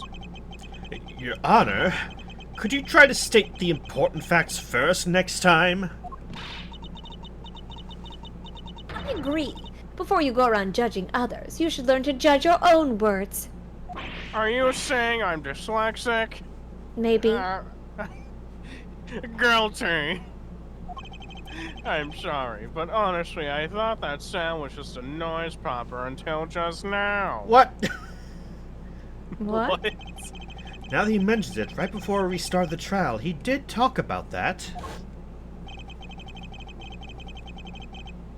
Oh, is this a flashback? Yeah, but go ahead and do Oh it yeah, I anyway. remember. I remember. Oh, that. alright. Oh, by the way, was there someone celebrating a birthday during the recess? I could have sworn that I heard a popper going off. Come to think of it, the other day was with my grandson. It was delicious. The most critical point in this argument is when did the judge look into the hallway? Sorry. Your grandson? I just like Did to you imagine eat? the Did you judge- eat your grandson? I like to imagine the judge gets very hungry at random intervals. Where that lines up with the gun was actually fired. Your Honor, if I may, I'd like to clarify a few details in your testimony. Here we go. Time to press Hit me with your everything. best shot. So while that's happening, I do have to go, unfortunately. All right, Man. thank you for being here. Yeah, Alright. thank you for streaming. I hope you guys have a wonderful rest of your night. We'll Bye-bye, try, you yes. too. Bye. Well, bye. I gotta All leave right. pretty soon too. I'll probably leave after we're done judging the judge. That's fine. Yeah. I probably have to leave at around the same time as well. No worries. I can finish it off solo. Alright, start pressing. In that case, do you concede that you were overconfident in your last testimony? Now hold on there. I just said that it's possible you can't see a seated person from the bathroom this time. But you know something? I'm hungry. I don't think you know where the prints you referenced were left on that bench, do you? Yeah. While you have proven that it's possible the detective was sitting, I still have a problem with just when those fingerprints were left. He's right. I've yet to prove when the fingerprints were left on that bench. While he feigns ignorance, His Honor has seen a lot of life.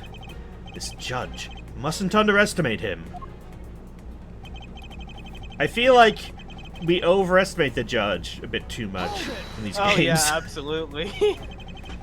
As we established, you went to the restroom during the recess.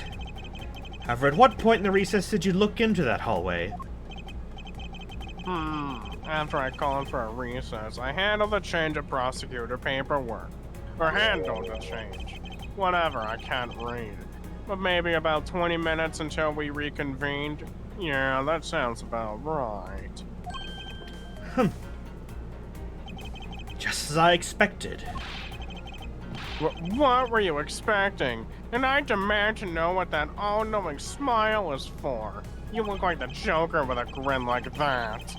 We live in a society, Your Honor. That statement you made just now is very important. Enrolls you in clown school. I'd like for you to append it to your testimony. Append a testimony. Very well, if you insist. That means... I graduated from clown school. Let's see. Appended testimony. That means we present stuff on it. Almost certainly.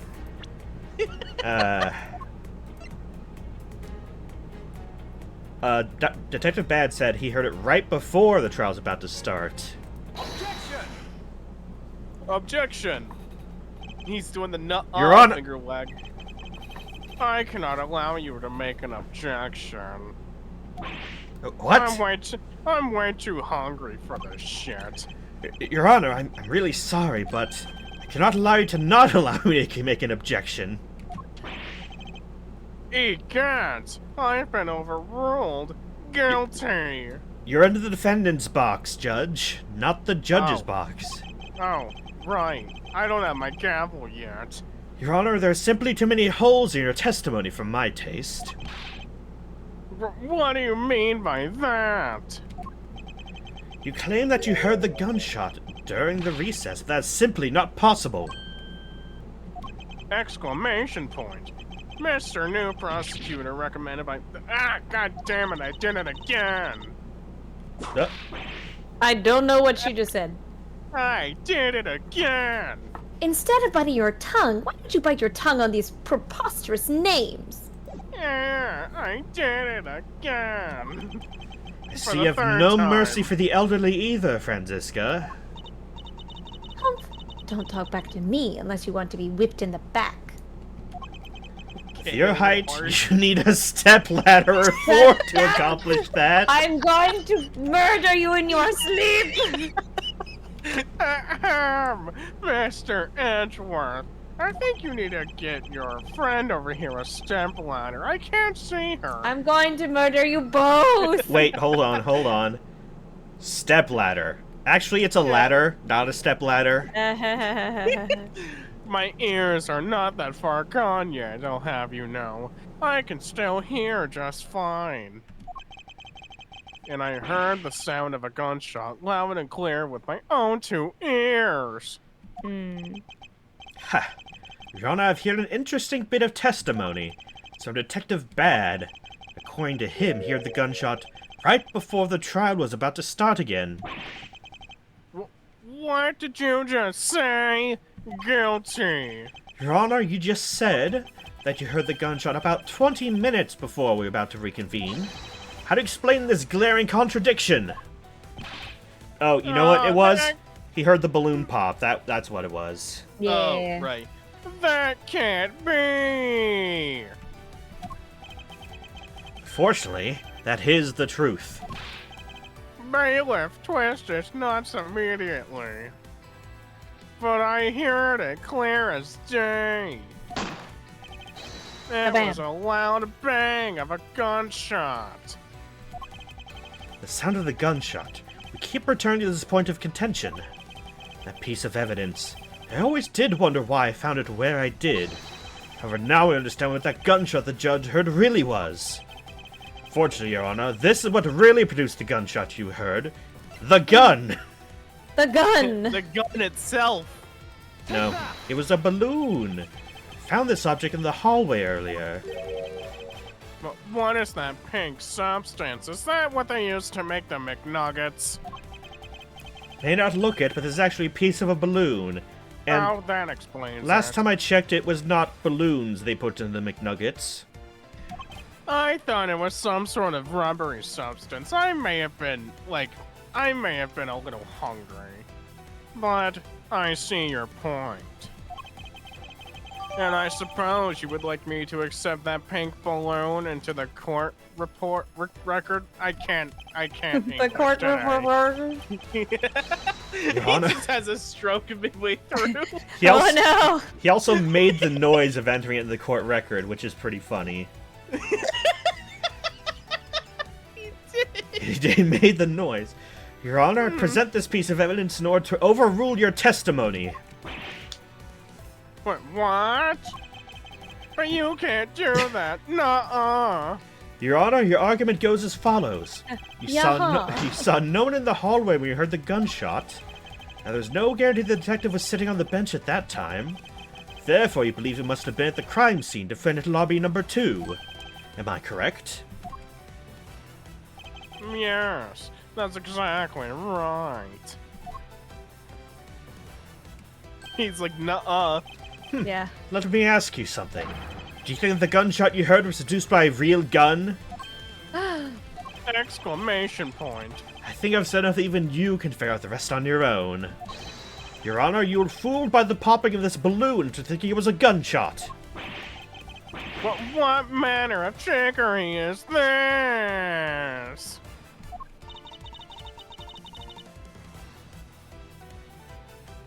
It was a good effort you put forth, Miles Edgeworth. I like this song, by the way. Yeah. It's If it was jamming. me, I'd be wrapping this thing up before the judge even testified. Care to elaborate on how one ends something before it even begins? I don't have to. I'm just that good. Well, to be completely honest with the both of you, I did think that the sound was a bit off from a real gunshot sound, but that was because I was really hungry. But who could have guessed that someone would pop a balloon in a place like this? That's true. One doesn't usually think balloons in conjunction with courthouse.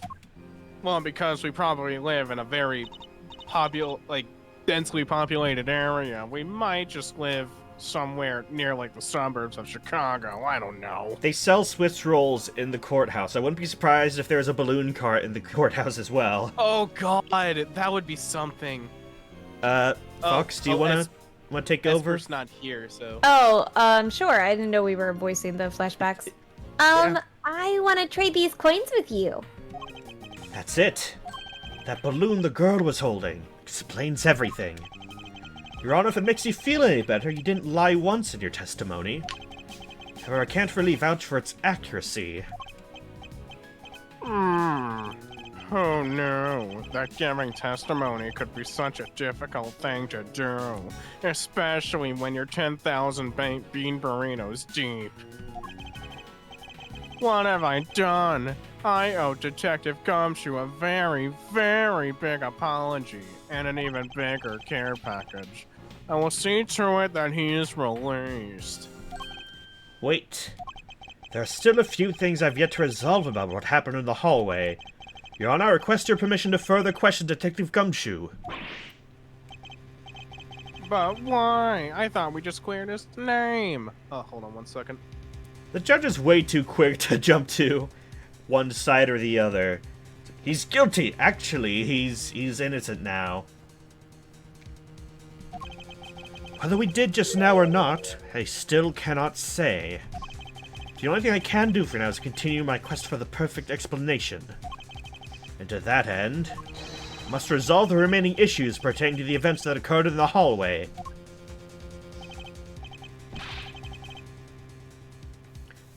Since Tina's gone, I'll do the judge, the voice I was doing.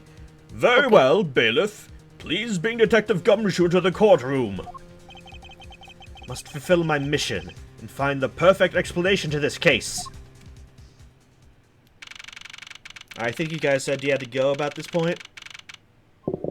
Yeah, I do Yeah. have to, I do have to vacate, but thanks for having us, Ben. No, thank Yeah, you guys for thank showing up. you. I very much appreciate it. Have a good rest of your nights. You Yep, too. You too. All Good right. luck with Bye-bye. everything. Thanks. See ya. Bye. All right.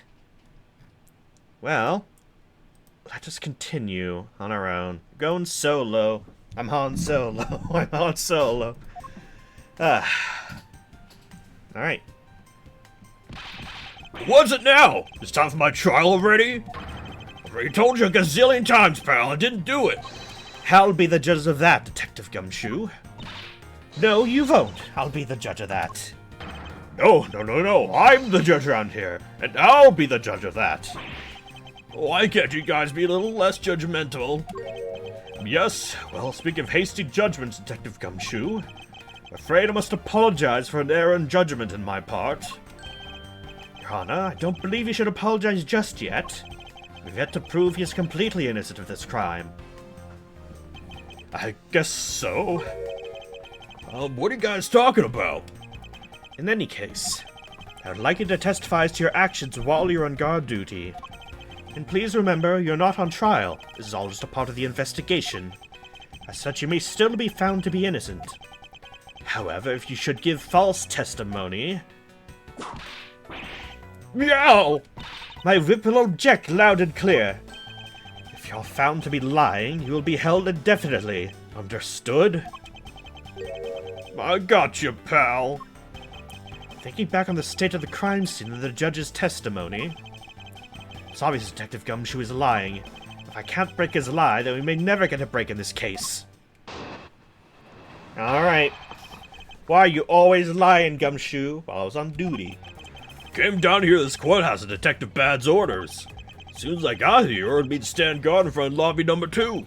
From that time on, until I heard the gunshot, I was in the hallway the whole time. My aunt's a detective. I swear it wasn't me, pal.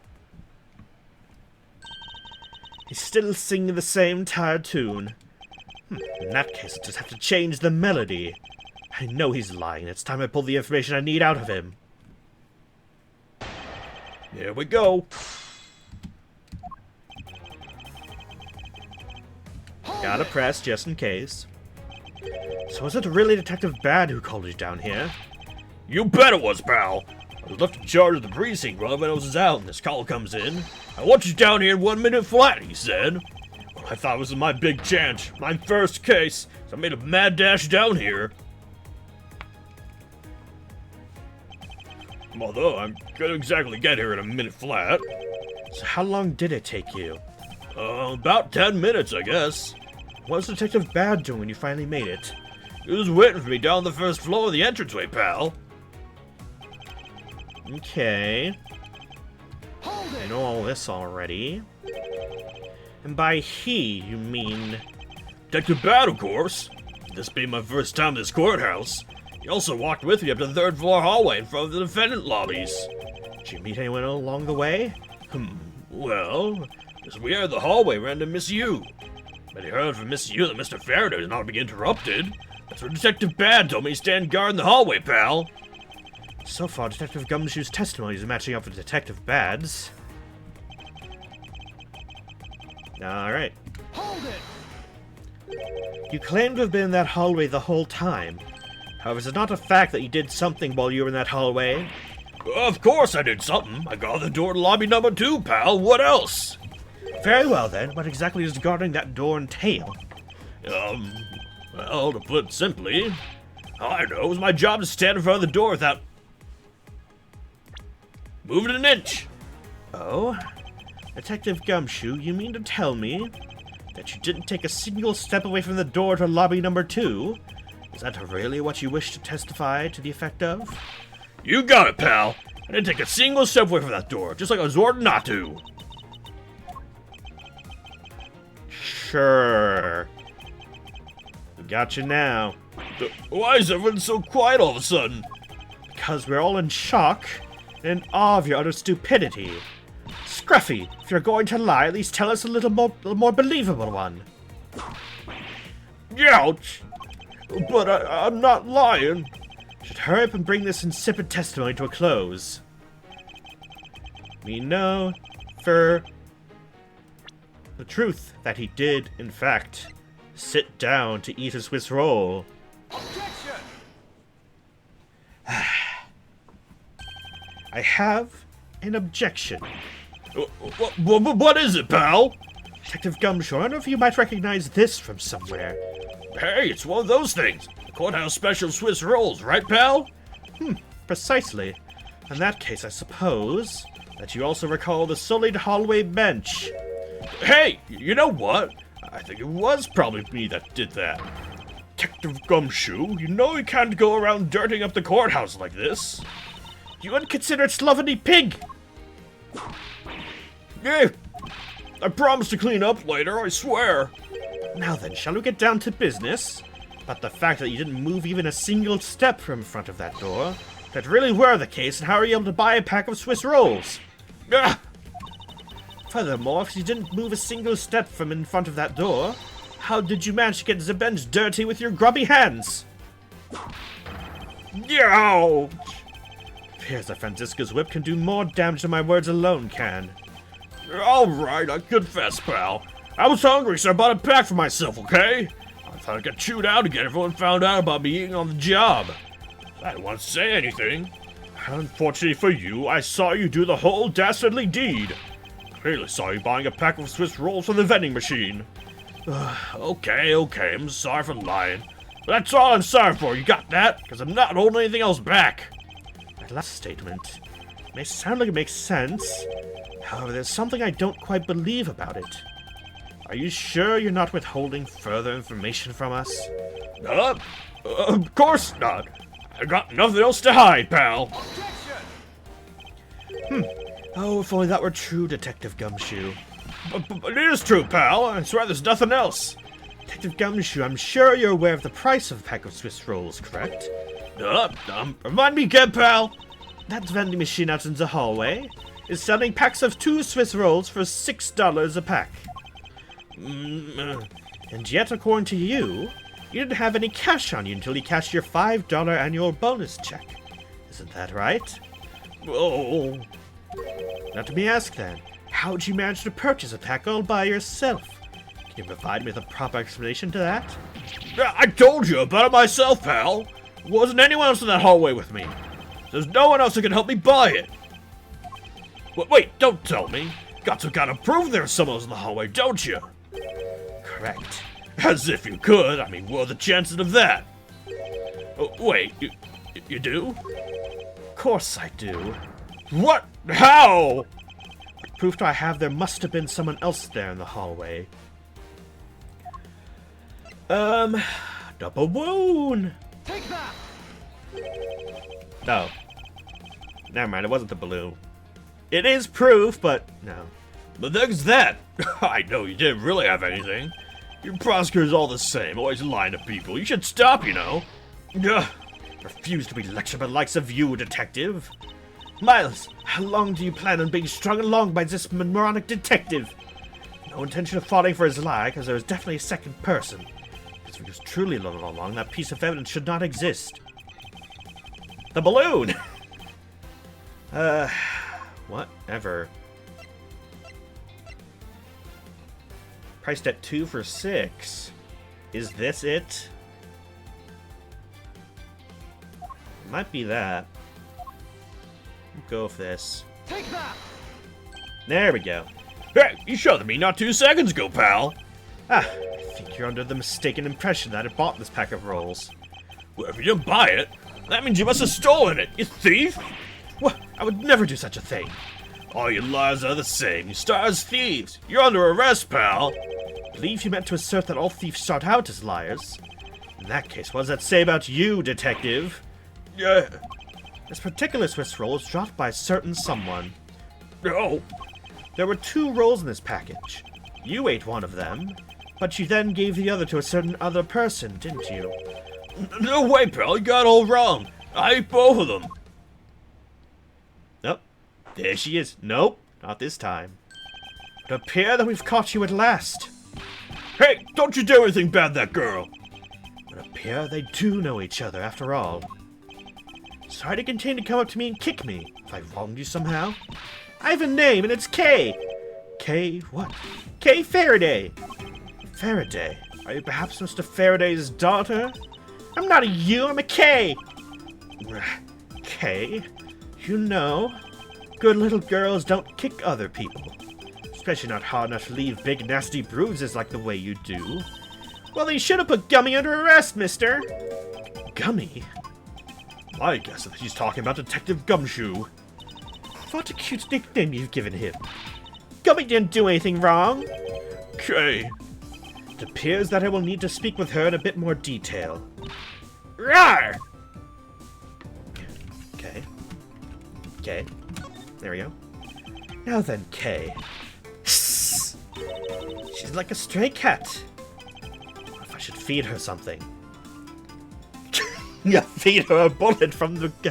No, I'm sorry. Sorry. No. I'm sorry. The joke was right there. I'm sorry.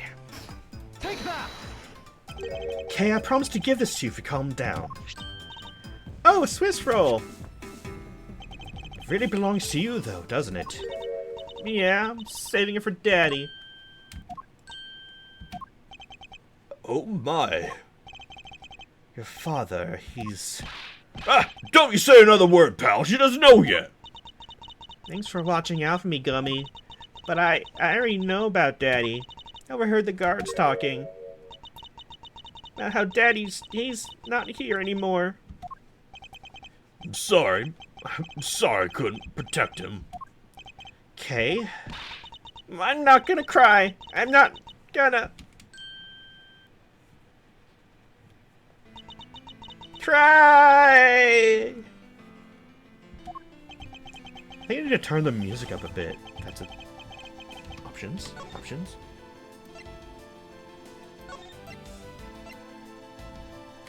There we go. I like the music. We should hear it more.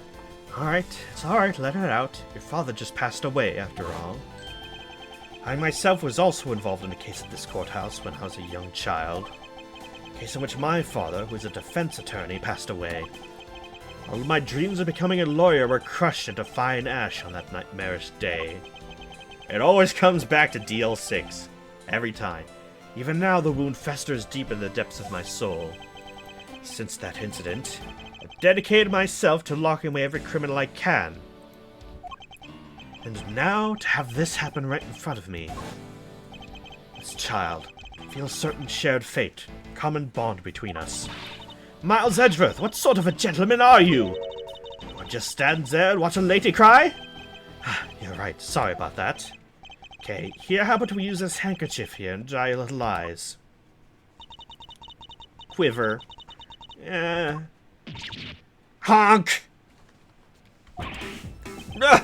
My cravat! Don't blow your nose on that! I feel better now, thanks.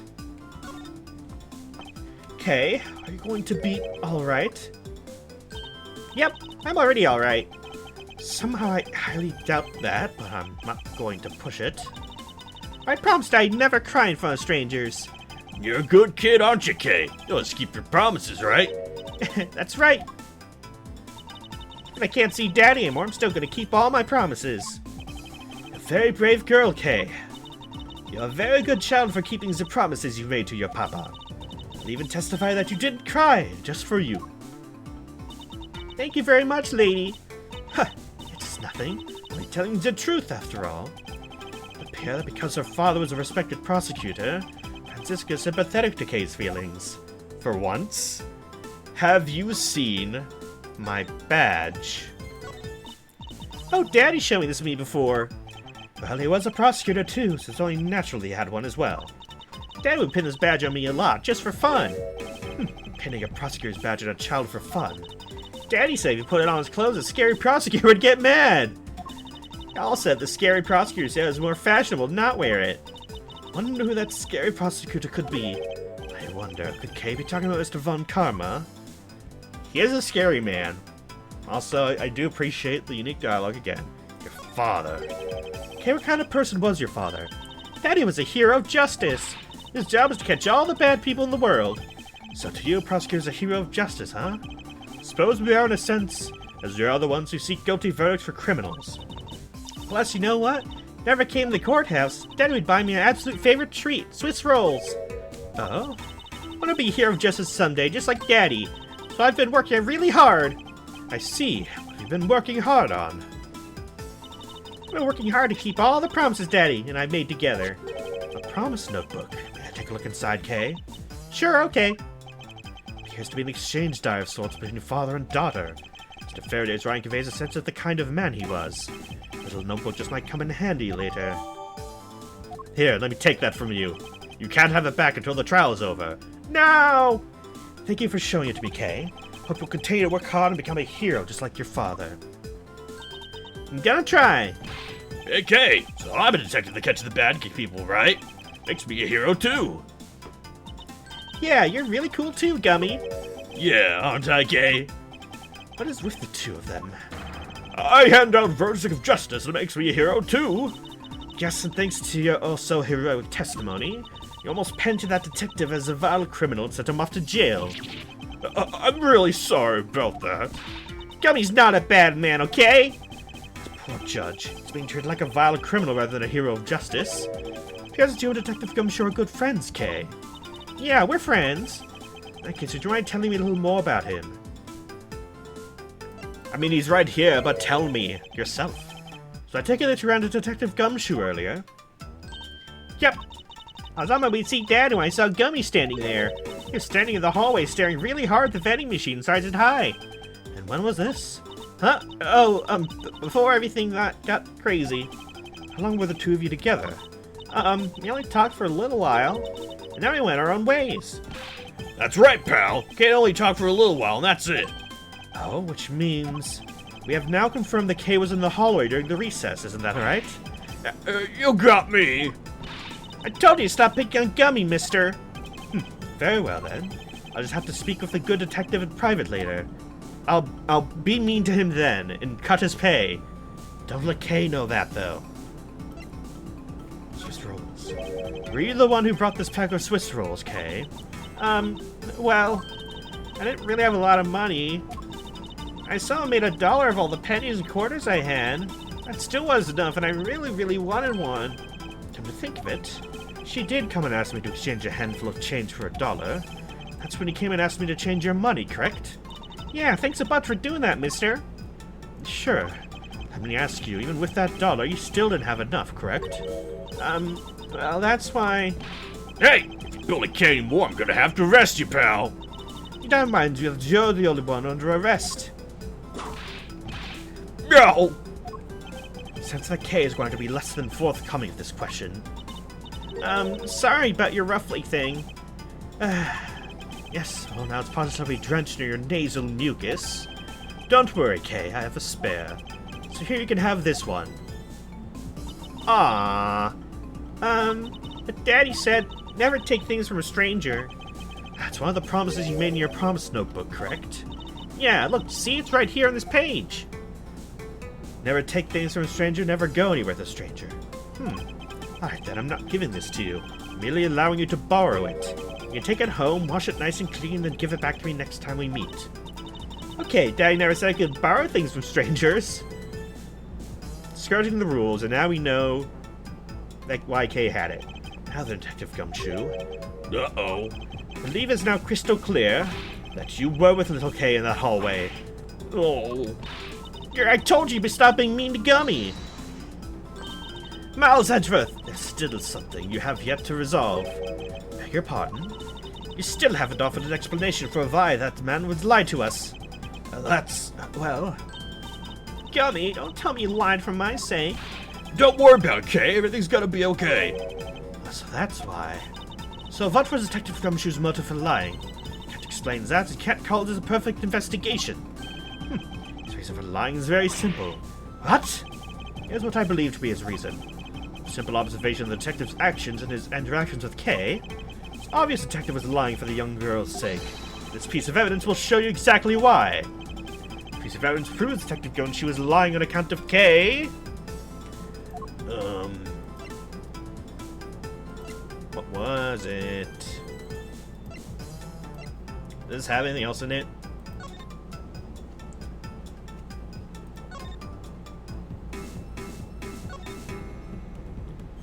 Let's keep proud of smiling if you don't know, never cry in front of strangers, try hard to learn about things you don't understand.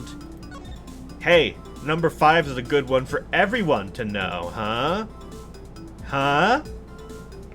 People need to learn to do that more. That job, make sure. Okay, keep promises to me. Okay.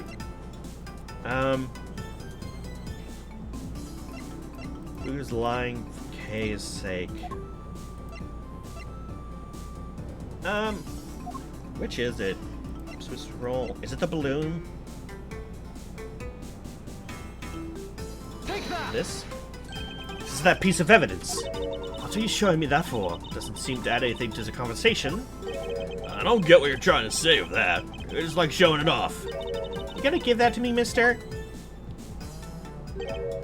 I don't feel the court needs to enter that into the court record at this time.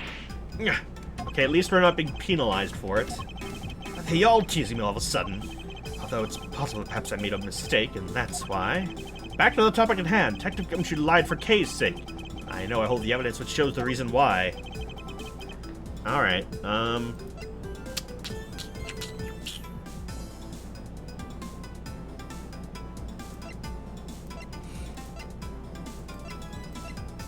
what specifically is it?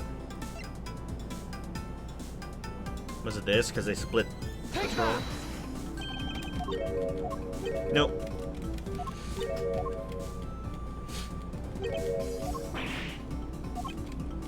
So what specifically is it? It's not the promise book, is it? Because I don't think it has anything to do with it. That. Is it the testimony? It's probably this, yeah. Take that! No? Do I try the promise notebook? I guess I do.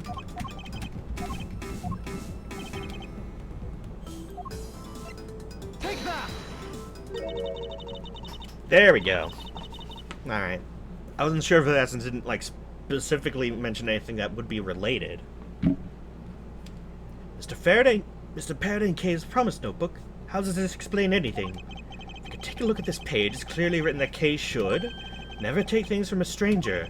Detective Gumshoe heard about that promise he tried to cover for Kay.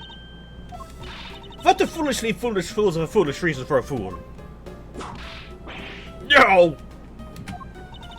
Gummy, you lied because of me, didn't you? Because I'm your friend, Kay, that's why. Gummy! Long last, Detective Gumshoe, could you please tell me the whole truth now? Guess there's no beating you, huh, pal? Okay, I'll spill the goods.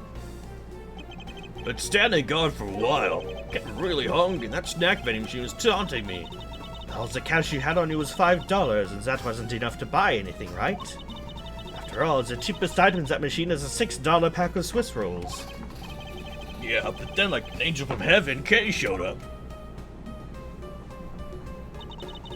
I was thinking about sharing a snack with Daddy, so I went to buy a Swiss roll. I only had about $1 in coins. So I pooled my $5 and her $1 together and bought a pack of Swiss rolls together. I was worried about breaking one of my promises. So then Gummy said, Mr. Faraday's one scary guy when he gets mad. But don't worry, you won't get in trouble if I don't tell, right? Besides, you bought it with me, so you didn't really get it from me, you know? Told me it'd be okay. He gave me a whole roll to save and give to Daddy.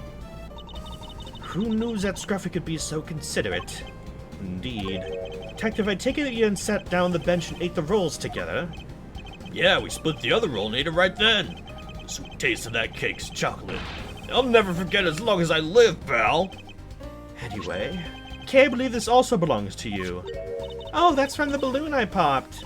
It's bad manners to leave garbage lying around, Kay. I'm sorry. Guess I can't blame you for not throwing this one piece away. Sitting high up on a windowsill where you couldn't see it. Just this once, I forgive you. And that balloon, I wanted to surprise Gummy a little, so I popped it on purpose. Because of me, Gummy dropped his half of the Swiss roll. Wow, you really got me there, pal. So I thought maybe I should give Gummy this other role. And I saw you picking on Gummy, mister. So you kicked me, is that it? You sure a feisty one. I'm really sorry, mister. It's alright, I'm perfectly unharmed. About the Swiss roll. Would it be alright with you if I held on to when Detective Gumshoe's cleared of all charges and free to go? Yeah, sure. Let's make sure you give it to Gummy afterwards, okay? Of course, I promise. He immediately eats it while back's turned. I believe ever beyond a shadow of a doubt that Detective Gumshoe was in the hallway for the entire duration of his duty. Undeniably proves Detective Gumshoe could not have committed the double murders. Oh. Actually, proves just the opposite, Edgeworth. You've just shown that Detective Gumshoe is the only one who could have committed the crime. What do you mean? It's quite rude to eavesdrop him as you.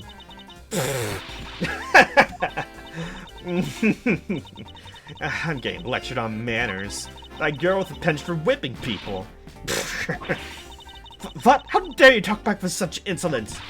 You're wrong, lady. Gummy's not the bad guy. Oh, what have we here? What's a child doing here at a courthouse? Bailiff, please take this child away. What? Miss Callisto, you! That girl is Mr. Faraday's. I know. So what? Yeah, just because she's the victim's daughter? She can't just run wild all around the crime scene? It's actually quite dangerous for her to speak nothing of getting underfoot. Suppose you're right. However, as long as we're agreeing with that point, let's get down to the real issue at hand. Now then, Detective, you're in front of the door to lobby number 2 the entire time, correct? Yeah, but... See? Isn't it obvious I can only be the detective? He's the only person who could have gone to lobby number 2 at the time of the murders. I have no counter-argument to that. Don't worry, I already put in the necessary paperwork for his formal arrest. But the investigation is far from over. Oh, that's right, I was gonna speak with you about that. Don't you think it's reckless to talk to the suspect out in the open without the guard? I suppose it is. Well, someone with more experience in law than you, allow me to share something. Always keep a good eye on a criminal, I may regret what comes to your negligence. Ooh, Miles, I can't believe you're letting this woman lecture you like this. This is unforgivable as a disciple of Von Karma. Down, Tigress. Now then, I'll be looking forward to the results of your investigation. So, we're back to square one. Actually, it's our last chance. Till if we can fail to solve this case, Detective Gumshoe will be formally charged under all the circumstantial evidence. Investigation is not over yet. Still one location we have yet to inspect. It's where Detective Bad and Miss Yu are at the time of the crime, lobby number 1. Okie dokie, to be continued. Okay. Save of progress. How close are we to the end of this one? Let's take a look. Ladder. Alright. We're getting there. Oh, there's another TV, just like the last one. Lobby number 1. What is this incredibly overpowering sweet scent? Smells like flowers. Uncle Bad, is this it? Uncle Bad? Is that Detective Ban and Kay over there? Looks like she managed to escape as a bailiff. No, that's not quite it. Aw, too bad, but so pretty. I think you're still a bit too young to be wearing that. Since you found it, I guess I can let you keep it. Thanks, I'll treasure it always. So you seem to get along rather well. Oh, here, I got something else for you. Hey, thank you, Uncle Bad. Earlier, name one of these Gummy. Gummy? Oh, you mean Gumshoe. Gummy is... He's trying to be nice because I was going to get in trouble. And then he got in trouble because he lied to protect me. Gummy. I know he didn't kill Daddy. Don't cry. Faraday would be sad if he saw you crying. I'm not crying. Okay. Oh, it's the mister from before and the lady, too. I think it would be a good idea to go home for the time being. You're not involved in the investigation, so it's for the best if you do. Actually, I'm Uncle Bad's assistant, so I'm related to the investigation. That's so, Detective Bad. Yeah, I guess. What? You are just scolding us like kids to not mess up the crime scene. And I let this child run free? Why? People are free to investigate things outside of the actual crime scene. You also had a few things you wanted to look into. Got a problem with that? Ugh. don't have a problem with that, but I am curious as to what Miss Yu is looking into. Uncle Bad, I'm gonna go look somewhere else now, okay? Alright, I'm counting on you.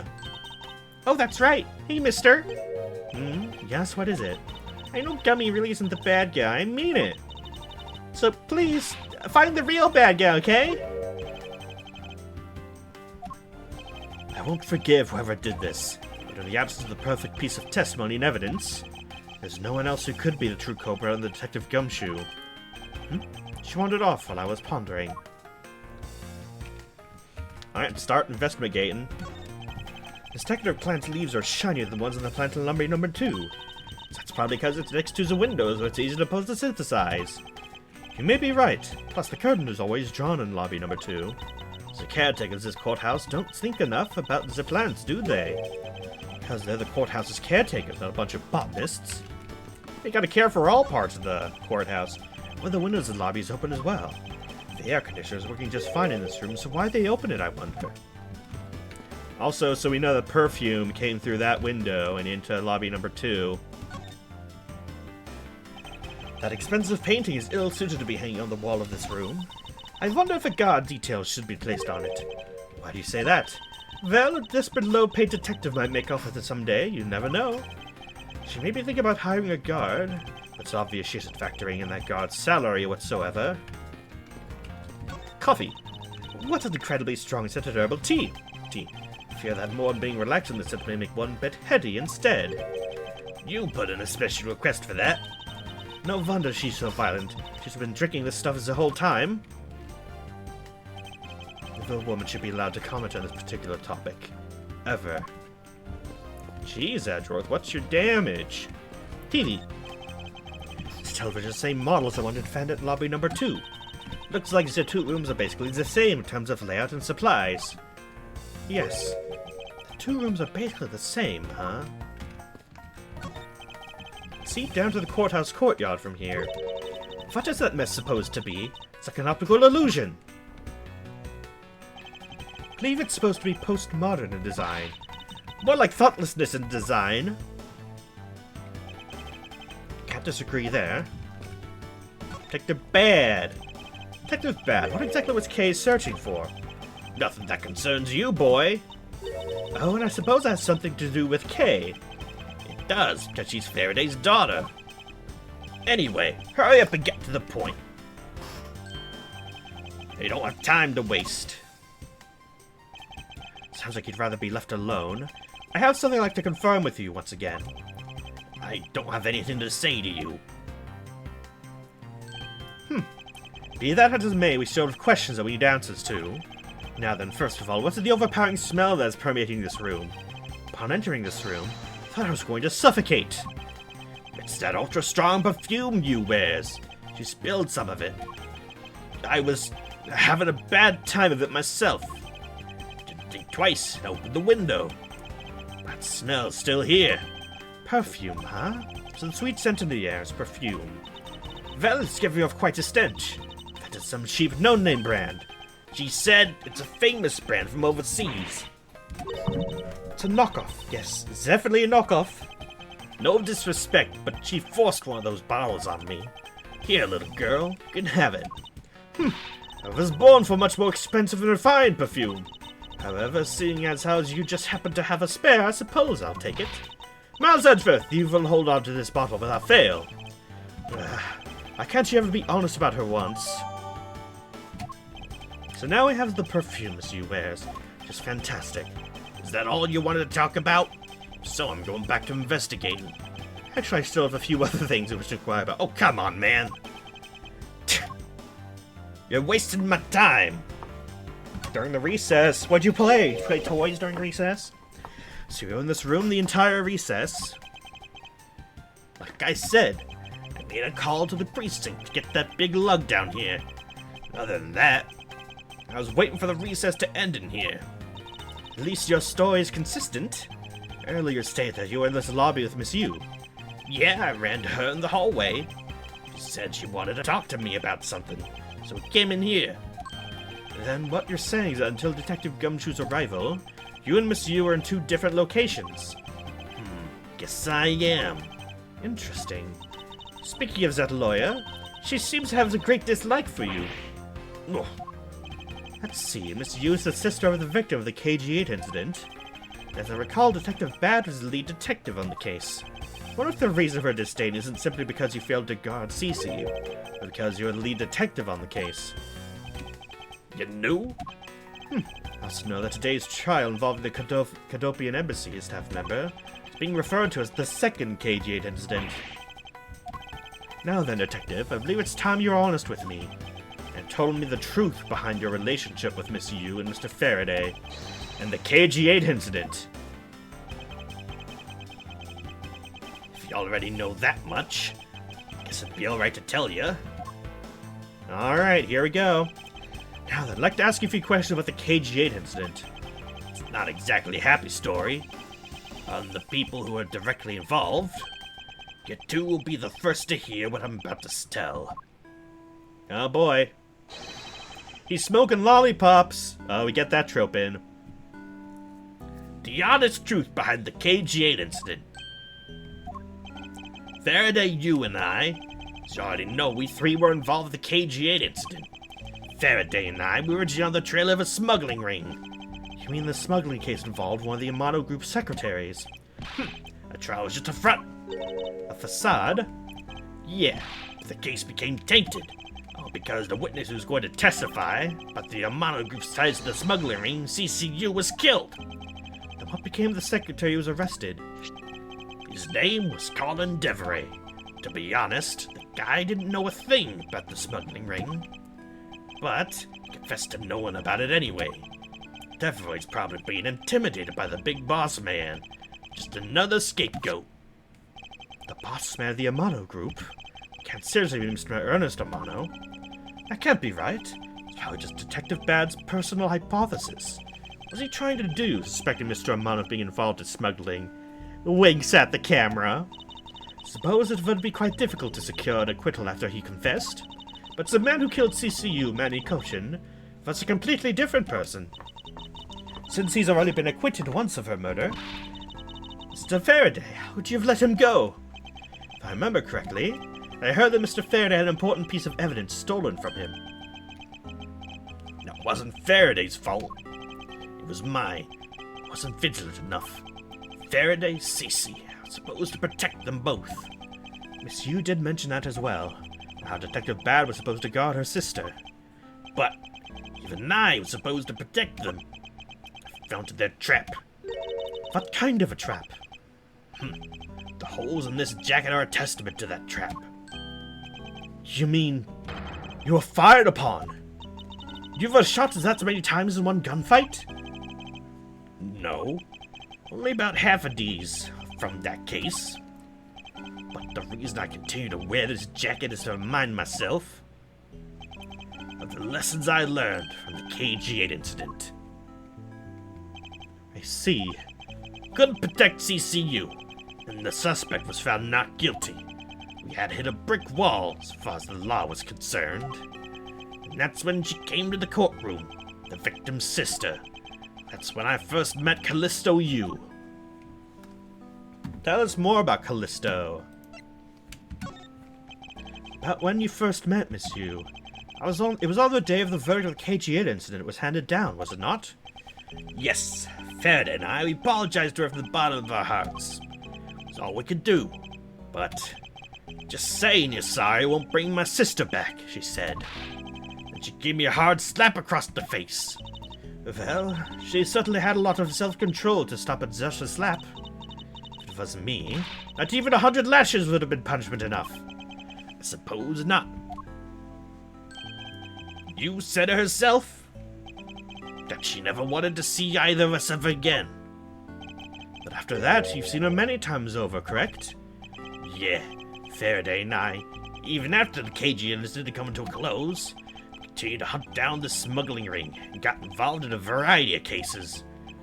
There was no use. We cracked so many different cases, but the result was always the same. We couldn't find the real mastermind behind the ring. Is the ring really that big? It was in the pursuit of the ring that we met you once again. It was during another trial related to the smuggling ring. Faraday was the prosecutor and Nye's the lead detective. Took to the witness stand. She appeared out of the blue as the defense attorney. Her client was related to the smuggling ring. Her client was related to the smuggling ring. She defended them. Yeah. Yu was pursuing the ring as best she could as a lawyer. I think she defended Rel this time, for the same reason. Come to think of it, Mr. Yu did say something to the same effect. I have my own agenda. I'm still on the hunt for leads regarding the KG-8 incident, alright? That you have not a single qualm about defending a known killer. Don't put words in my mouth. I said no such thing. The only way I had to get close to Mr. Rel was to be his lawyer. I had no intention of covering for him. Ever. So don't you dare suggest I was going to. Doesn't matter what her reason is. Helping a criminal is just despicable. You're so naive, little girl. I could have stolen this lollipop from you, that's how naive you are. How dare you insult the daughter of Von Karma? Just like us, you felt she'd hit the limit of what the law could do. That's all. The law is merely a tool. There's no limit to it, only the skill of the craftsman. You two are still too young, but one day you'll know what I mean. But enough sidetracking. What matters is that we met you again, in pursuit of the smuggling ring. That's all. Alright, tell me about Faraday. So what was your relation to Mr. Faraday? You even seemed to know Kay fairly well. I met him when he was a rookie prosecutor. Known him ever since. And Kay, I've known her since the day she was born. Faraday and I, we cracked quite a few cases together. But you two seem to have made no progress at all in the Yatagarasu case. Did we touch a nerve? I only have one thing to say to you. No one knew more about the Yatagarasu than me and Faraday. That's why I was called upon to testify in today's trial, to prove that Rel was not the real Yatagarasu, which I would have done if he hadn't turned around and accused Faraday. After the accusation, I was asked to testify, but this time, to prove or disprove the accusation. Guess I won't be doing that either. Except that there's more to that statement than meets the eye. There's a bit more digging to Yatagarasu is what's necessary. Oh, the one above that. Claim to know much about the Yatagarasu. Would you care to share what you know with me? What you two should be looking for right now is proof of murderous intent towards Faraday and Rel. I agree, which is exactly why I'm asking you about the Yatagarasu. What? The KG-8 incident and the second KG-8 incident. Both of these cases are tied to the smuggling ring, and in both of these cases, the witness who was to testify about the ring was murdered. However, there's one point in which they differ. That is the presence or absence of the great thief Yatagarasu. Mr. Rowe claimed to be the Yatagarasu. However, in the middle of the trial, he suddenly declared Mr. Faraday to be the real Yatagarasu. During the recess, they were both killed. Don't you find that be the least bit odd? Miles Edgeworth, stop beating around the bush and just spit it out already. I believe there must be some reason that the two men suspected of being the Yatagarasu were both killed at the same time. Of reason, huh? So in order to catch Mr. Faraday's and Mr. Rel's cold-blooded killer, I feel that I need to learn as much as I can about the Yatagarasu. If it will help you solve this case, then I'll tell you. I'll tell you the reason why I've never caught the Yatagarasu. What if this is an outburst for? You almost made me vip you by accident. Yo! Still accidentally whipped me anyway. There are three main reasons why the Yatagarasu will always be one step ahead. First, the Yatagarasu always knows the exact location of the target object. Second, the Yatagarasu always knows exactly how to disarm the security system. Third, the Yatagarasu doesn't leave a single shred of evidence behind. Ever. I see. So those are the Yatagarasu's special traits. Sounds like an incredibly elusive thief. Yatagarasu. This sounds like MIDI music to me. I was wondering, I was like, that sounds weird and familiar somehow. This is like MIDI music. This might actually be MIDI music. Has never been caught on tape. If it tries to draw anybody's attention, it would never do something, as lowbrows commit murder. That's how I knew that Rel wasn't the real Yatagarasu right away. But you can't use that sort of logic on its own to prove that he wasn't. Listen, little girl, I'm not done talking yet. What's different about this time is that evidence related to the smuggling ring was sent to the police. And the sender was none other than the one who infiltrated the Kodopian embassy, the Yatagarasu. The Yatagarasu sent the evidence. Until now, the Yatagarasu would always publicize any corrupt dealings through the mass media. But not this time. The evidence this time was something only Faraday and I, and a select few others knew about. In that case, how can you be so sure that it's Yatagarasu who sent it? That's easy. Especially the card that only the Yatagarasu uses was attached. That's how I can be so sure. Just what sort of card is it? Here, take a look at this article. Whenever the Yatagarasu wants to publicize something, a white card is sent along with the stolen information. So, this newspaper compared to this newspaper. Man, the Mercurial News sure is slipping lately. Look at this. This is what you normally expect to see. This is what you expect to see, but instead, we get this. Like, come on. Come on, Mercurial News. Get with it. But when we questioned Rel about what was sent along with the white card, Rel had no idea what it was. And that's how Detective Bad knew that Mr. Rel was a phony. Thank you very much. I have a much better understanding of the Yatagarasu now. Oh, policeman. Excuse me, Mr. Edgeworth. That's not good. As I would like to transfer the evidence of today's trial over to you. If you could please head over to the courtroom, it'd be much appreciated, sir. Stood, I'll be there shortly. Detective Bad, what does the law mean to you? Finding the answer to that question is the only reason I'm still alive. I like Detective Bad. He's a good character. Came a prosecutor to find the answer to that question myself. To play a part in ensuring that all criminals everywhere are found guilty. Here's the judge again. Oh, look at all those evidence for me. All for me. Oh, it's you, Mr. Edgeworth. Because his honor is still a bit dispirited. For the first time today, I experienced what it's like to stand at the witness stand. Now I have a greater appreciation for just how hard it is to give testimony. Well, there's no reason for you to be all depressed about it, Your Honor. As a judge, no one expects you to think about anything other than the verdict. Francisco's no need to further depress his honor. But I'm not trying to, Miles. Your Honor. Your Honor, I've come to collect the evidence that was to be transferred to me.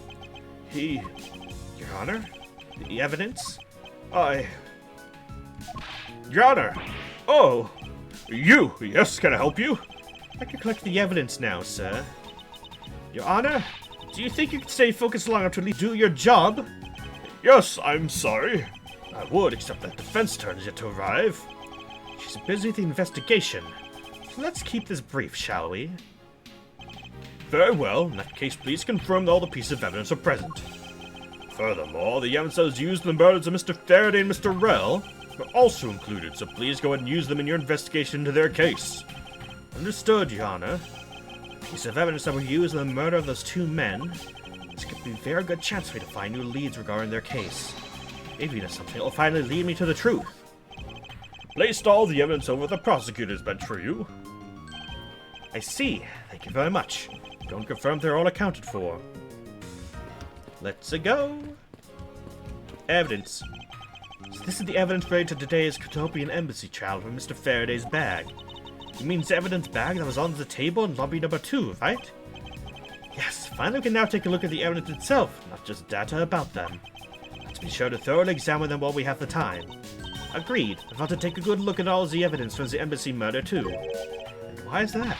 Because still don't fully understand what today's trial was about. Don't point your crop at me just because you don't know something. Don't you try to order me around just because Papa chose you today. See, someone's still sore about not being picked Mr. Von Karma. It's also real to seize the knife up close. So we have the knife, the gun, and envelope.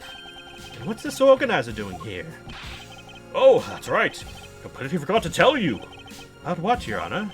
Found Mr. Faraday's personal organizer to that evidence bag of his. Detective Bad requested to be passed along to you, so to help the investigation. Detective Bad said that. What a strange stroke of luck. Well, never look a gift horse in the mouth. As well flip through it too. The rest don't expect every suspicious nook and cranny. The gun. This gun was originally used to kill the Cadopian Embassy staff member. Crime was reported. The responding police found Mr. Rell still holding it, which led to his immediate arrest. And then this gun took the original shooter's life. How ironic. Indeed. There should be anything else we can learn from this piece of evidence. Okie dokie. The knife that was used to kill Mr. Faraday. Who would have thought that such a beautiful piece of art could be used for such a cruel act? It's never crossed your mind that you use your writing prop for the wrong purpose. Organizer. Mr. Faraday's organizer. Appears he was in the habit of using it. Looks like you wrote this strategy for getting Mr. Rell convicted out down in here. Collect the evidence that proved Rell's the killer between the handgun Rell had when he was arrested and the surveillance tape. To be able to prove he was the one. There's no surveillance tape. Appears that Mr. Faraday honestly believed that Mr. Rell was the killer in this case. The sound of his handgun was recorded at superb clarity in the surveillance video. Also have evidence that I can use to prove that Rell's not the real Yatagarasu. There's a period proof that Mr. Rell is not the Yatagarasu. When I would try to play it as long as the Yatagarasu's key, I can prove he's a phony. Apparently also had a very definitive piece of evidence. Yes, I believe Mr. Faraday is well prepared to discredit any claim that Mr. Rell may have made about being the real Yatagarasu. He had a way to prove that Mr. Rell was the guilty party in the embassy murder. Oh, there's a clue straight from Mr. Faraday. To take my time to give it a thorough read later. Look, there's a picture stuck between these pages here. Appears to be a key. Oh, is that the key? A rather ornate one it's at. Just look at the design on the handle. Craftsmanship is superb.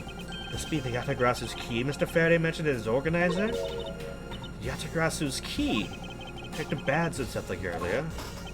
What's different about this time is that evidence related to the smuggling ring was sent to the police.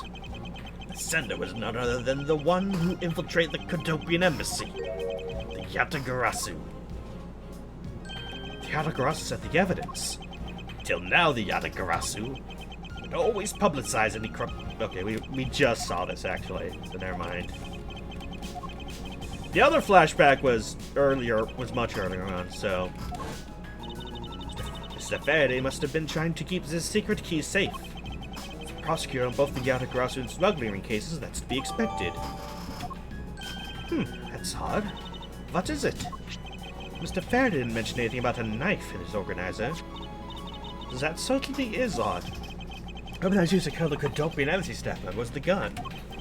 But if that's the case, then where the knife that was used to murder Mr. Faraday come from? Is it obvious? It was brought into the courthouse by Mr. Rell. That's the only logical conclusion, right? No, because it's not that easy to smuggle a weapon like that in here. Every person who enters the courthouse doors is checked thoroughly for contraband.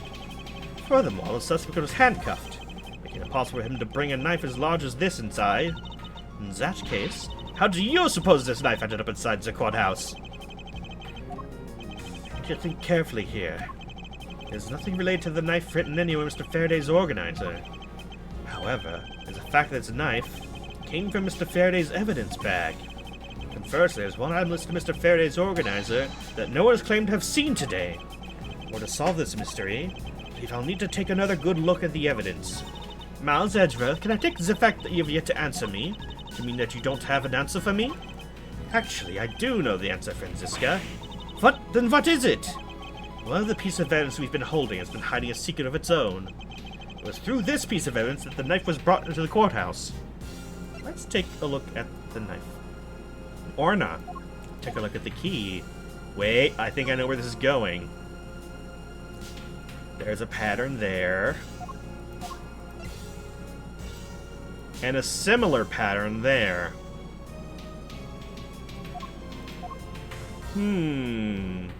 Take that!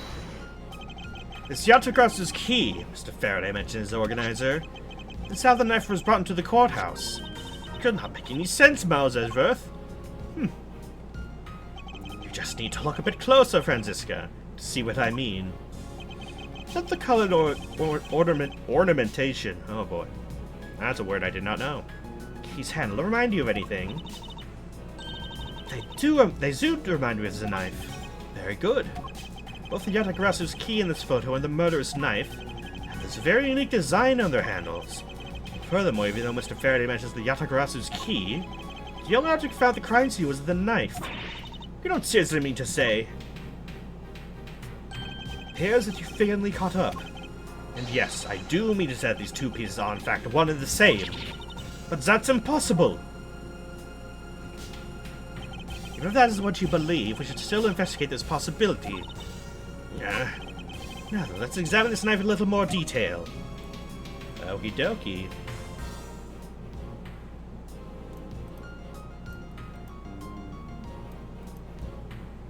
Ooh, maybe this part? Aha! I can't believe it turned into a key! I think there was such a trick to this thing. So the weapon used to kill Mr. Faraday is actually the key the Yatagrasu stole. This piece of information is more critical than anything we've learned up until now. Aha! It turns into a knife. Frankly, I'm shocked. Mr. Faraday only mentioned the key after this piece of evidence in his organizer. Possibly even he had no idea the key was hiding a knife blade inside. But if that's true, only someone who knew about the key to knife trick could have killed Mr. Faraday. Even among law enforcement, this key was top secret. But for someone who knew even more about the key than even Mr. Faraday. Yet the only person it could be is the one who sent the key in the first place. The great thief Yatagarasu. Then maybe Mr. Ren really was the Yatagarasu, and he was the one who killed Mr. Faraday. Isn't that one possible scenario? No, not really. Especially since Mr. Faraday was absolutely convinced that Mr. Ren was not the Yatagarasu. Besides, Detective Bad said earlier... we got the card. Rel didn't know about the dang card. I see. Alright then, I guess the person who knows the trick behind this key is someone else, and that person is the real Yatagarasu. It seems that this key is truly the key to solving this case. Knife data, updating my organizer. Yuck. What's up in this? A quick look at these documents before the trial started. Realized wasn't even afforded this opportunity to skim it. Suppose I should explain to you then. Yes, you should. Perfectly in its entirety, if you please. Last September 8th, an embassy staff... This guy's face is funny. Sorry, he's dead. I shouldn't make fun of his face. Embassy staff members killed in front of the embassy. The staff member died of shock due to being shot in the heart. Matt Carell was brought in that night as a suspect and thoroughly questioned, because of the murder weapons found on him, for which he was arrested on the spot. Simpleton was a man, that's what he was. Perhaps he was, but the weapon wasn't the only incriminating evidence we had. Mr. Rell was caught in the act on film by a security camera. He was an even bigger simpleton than I'd thought. Can't believe he didn't notice the security camera. The Cordopian Embassy security system is supposedly very well designed. You have simply not been aware there's a camera in the area. Have you seen the contents of the video for yourself? Yes, the surveillance video the security camera took. It was played during the trial by Mr. Faraday. You clearly identified Mr. Rell on it. Even the sound of the gunshot was crystal clear. So the footage included sound, huh? Don't think I've ever wanted to see the moment of someone's death in real life. Me neither. And yet... That's odd. A short one piece of evidence. And the piece that's missing is the surveillance video played in court. The surveillance video? How could a piece of evidence just disappear? Where did it go? The video showing the moment in which Mr. Rell committed the murder. How could it have gone indeed? Are you done with your inspection of the evidence? Yes, I'm finished. However, Your Honor, I'm missing a single piece of prosecutorial evidence. Your Honor, were you derelict in your duties? What? No, I dare not neglect my duties. What do you take me for? No, Your Honor, the most important piece of evidence in today's trial. The surveillance video is not amongst the evidence you laid out for me. I brought Mr. Faraday's whole bag with me from the crime scene. If the tape is still somewhere at the crime scene... There's something wrong here. Something about this missing piece of evidence. It appears that for me to find the answers I seek, I have to pay another visit to the scene of the crime, defendant lobby number 2. Do you think that perhaps they slipped her through the window bars and it fell out? That's a possibility, I think.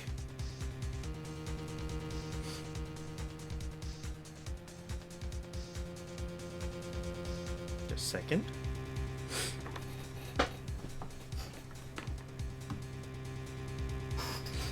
So I'm just checking this Splatfest. Haven't played at all.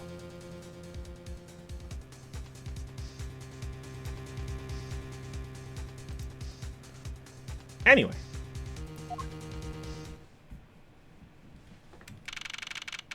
Oh, it's this guy, who definitely didn't do it. No, sir, definitely didn't do it.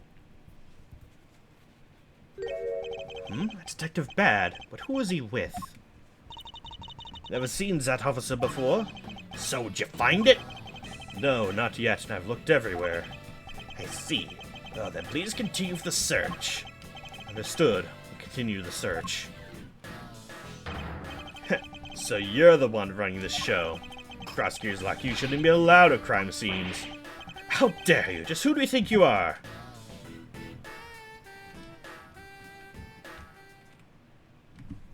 What was that all about? And who's that man just now? Whoever he was, I've never seen a more impudent officer in my life. Does he even know we're standing right here behind him? He's got a mirror so he can see. I know you're standing right behind me. What do you want, kids? Looks like you were paying attention after all.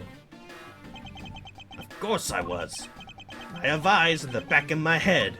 Wanna see them? So that the mirror isn't for vanity's sake. For him to keep an eye out on who or what's behind him at all times. So tell me, Detective Bad, who was that rude man just now? The guy came here for the Republic of Zhangfa to study. He's Agent Lang.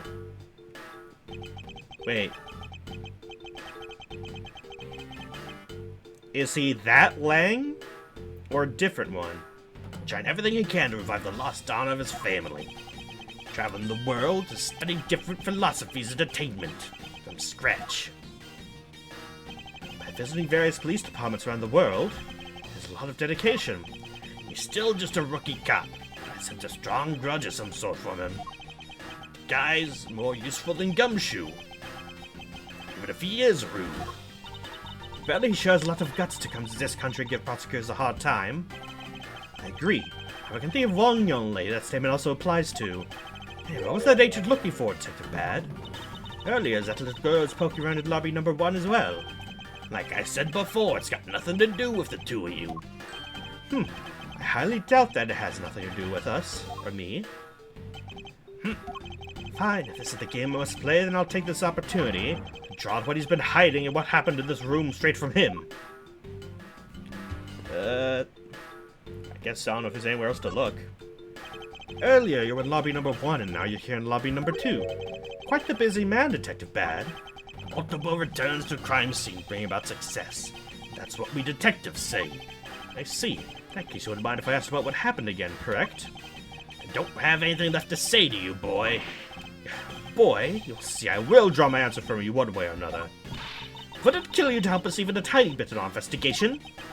Gave Faraday's notebook to the judge earlier. That's hope enough, don't you think? Please, we're asking you for just a bit more of your cooperation. Don't push me, kid. Can we present something? Can we present the key, perhaps? Detective Bad, did you know the existence of the item in this photograph? Of course I did.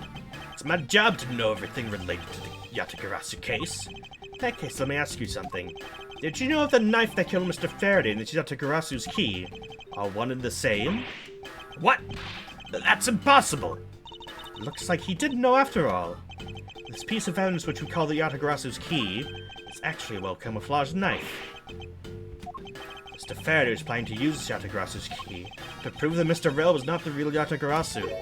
Isn't that correct? I guess so.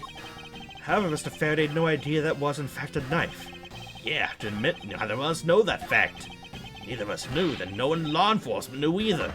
How do we miss something as big as this? I noticed that since a little while ago we appear to be searching for something.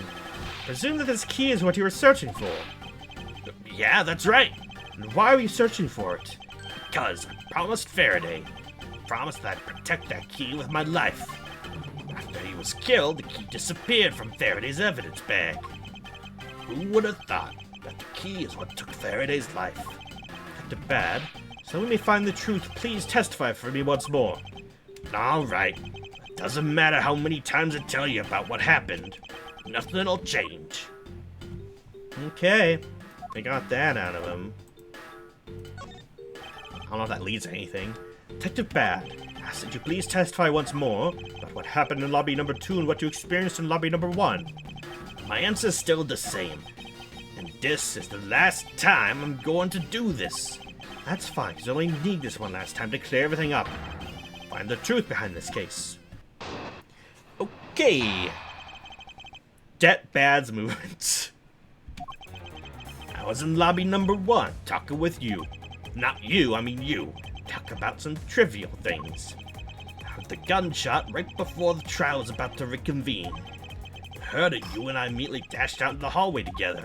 I saw Gumshoe goofing off around there, and we all ran to lobby number 2. Trivial things, huh? Sounds like the exact same story you told us before. Indeed, however, I feel like we have yet to draw all the information that we can. Yeah, what are the trivial things you're talking about, huh? Trivial things, huh? I was hoping you could expand on what exactly you were discussing with Miss Yu. Trivial stuff. There's nothing important. That's for me to decide. Does it stare off? I suppose for him to decide. Moving on then. Okay. All this lines up with what he said before. Until you heard the gunshot, did you notice anything else that was out of the ordinary? I didn't hear any other strange sounds until that gunshot. Gunshot took the bad was really the one from the murder. I'd give that other piece of evidence an entirely different meaning. I say please amend your testimony of that statement just now, because we had a balloon pop. Uh-huh. Well, what about... Objection! Detective Bad, does this balloon fry remind you of anything? It's the same color as the one Kay was holding. Oh, so you knew about that girl's balloon? Yeah, I was sitting with her up in the gallery. During the recess, just before we split up, I filled that balloon up for her. As you may have already surmised, this piece did indeed come from Kay's balloon. So, what about the balloon? What if you might remember hearing this balloon pop at some point? What are you getting at? This fragment was found in the hallway, right in front of lobby number 2. Furthermore, it was the sound of this balloon popping that the judge mistook as a gunshot. Oh? So the sound that the judge heard was not actually gunshot, huh? On top of that, His Honor said that he heard the balloon pop about 20 minutes before the trial was to reconvene. Yes, which means His Honor heard the balloon pop in the hallway when you were in lobby number 1, Detective Bad. And if you're in lobby number 1 at that time, you're close enough, you should have heard the balloon popping as well. So? Don't give me a so. V just proves there's a flaw in your testimony. The crackling of the truth is louder than the sound of your sweet naivete cracking. And since you kids don't seem to know, let me fill you in on something. Did you ever stop to think why the doors of the wall of this place seem so rugged? Because they were designed to keep secrets from being leaked. What is that supposed to mean? The doors and walls are super thick. The window panes are double layered. To top it all off, even the curtains are made of a special sound-absorbing material. Is that a thing for, like, fabric? Then you mean... Since I was shut up inside lobby number 1, there's no way I could have heard that sound. No. Ugh. I knew that's what he was going to say. Then that means this gruff-faced testimony is completely useless. These rooms are soundproof, and of course you wouldn't hear any sign of a struggle. No. That's also why it's only natural that I didn't hear the balloon popping. Now do you get it, kids? Miles, I thought we were supposed to be the ones finding flaws in his logic. Not the other way around. The other way around? Not possible to hear the sound of a balloon popping while we're in lobby number 1. If we examine the situation in reverse, the person standing in the hallway should not be able to hear the real gunshot either. Yet Detective Gumshoe claims to have heard it while he was standing in the hallway. Detective Bad? If that's the case, how exactly did you hear the gunshot? What do you mean, how? I just did. It appears that you have yet to realize the contradiction in your own words. No, how so? The rooms are soundproof as you say they are. And how the sound of the gunshot to your ears? Well, presumably both windows were open, so you could hear the gunshot from that. I see what you mean. Guess I'm more out of it for Faraday's murder than I had thought. Which means what exactly, Miles? And Ed, what does it all boil down to? Boils down to this. There must be a reason as to how Detectives Bad and Gumshoe heard a gunshot they theoretically couldn't have. So we need to examine this state as a crime scene again, huh? The state of the crime scene. Wait, can it be? Ultra strong perfume. Uh-oh.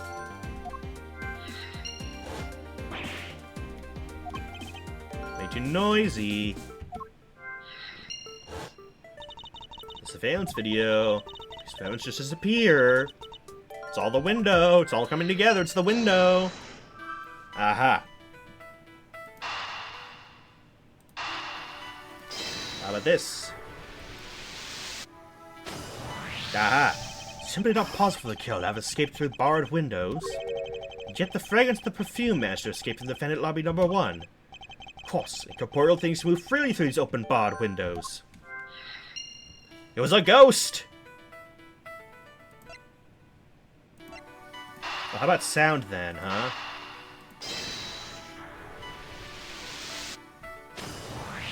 Or is it a ghost? What else besides the smell can go both in and out of an open barred window? The answer is sound. So no matter how careful the killer was, the windows were open, the jig would be up. As the windows in both defender lobby number 1 and the hallway were open. That explains how the sound of a gunshot could be heard in both locations. Do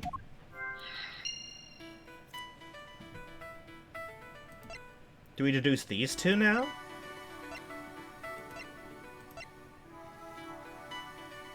Oh, there we go. That's it.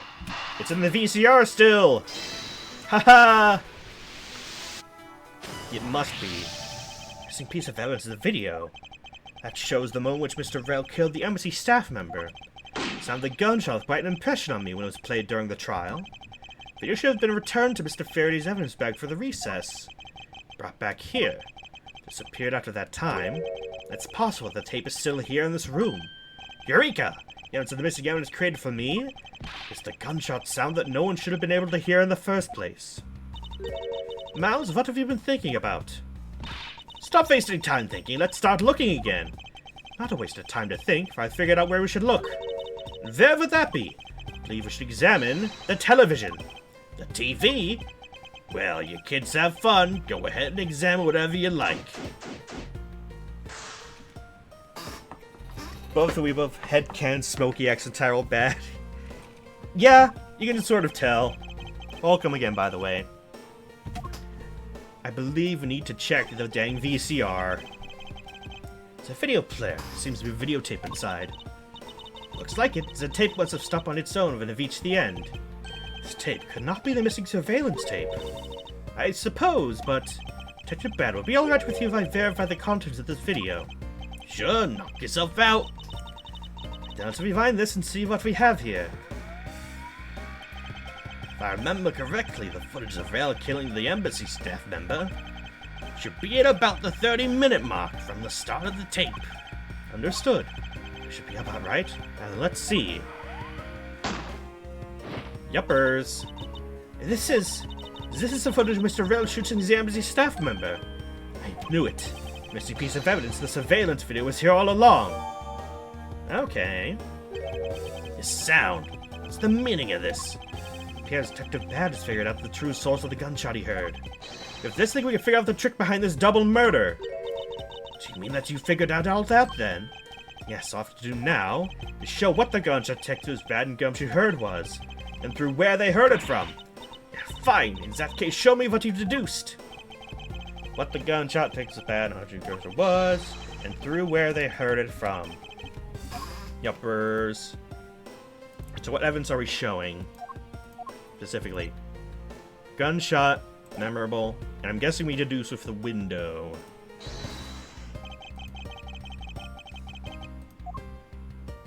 Unless I'm jumping the gun. There we go. The door and windows to the crime scene, namely this room that we're in, were closed. The killer could have used the gun and no one would have been the wiser. So that's true. This courthouse does seem to be well designed for such a thing, as it were. What happened in reality was, Detective Gumshoe, Detective Bad, and Miss Yu, all three of them heard the gunshot. Well, the windows lobby number 1, number 2, and the hallway were open. So naturally the people in those locations could hear it. But then why would the criminal open the window in the first place? It allows the gunshot to be heard, I suppose. Correct. It's the only logical conclusion we can draw from this. So, that means the criminal was in here 30 minutes before the gunshot. If they play it from the beginning, at least. So that'd be it. But why was that necessary in the first place? I want a real answer, Miles. I demand satisfaction. Very well. I believe the killer wanted to manipulate perception of a certain fact. Was the killer wanted to manipulate perception of when the crime took place? The killer wanted to fabricate the time of death to precise wishes. They used the gunshot surveillance video to do so. Gun. So that's why the tape was left running. You mean the gunshot I heard was from this video? Yes, which means that the murders really occurred at an earlier time than we thought. Must have been during the recess, but before Detective Gumshoe was on guard duty. So there was no alibi for that time period, and planned this crime out in advance. That person's the real killer. Alright.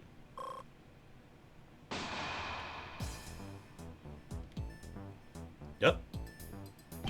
Mr. Edgeworth. Yes, what is it? Miss Yu is asking for you. She's in the courtroom. She's identified the murder, but she wants to clarify something. It's like Miss Yu is still investigating something. Understood. Please tell her I'll be right over. I'll come along. I want to hear what she has to say. It appears that the time has come to uncover the truth. Okie dokie. We're gonna find it out. After this commercial break, and by that I mean we save the game. And we exit out of that. Oh boy.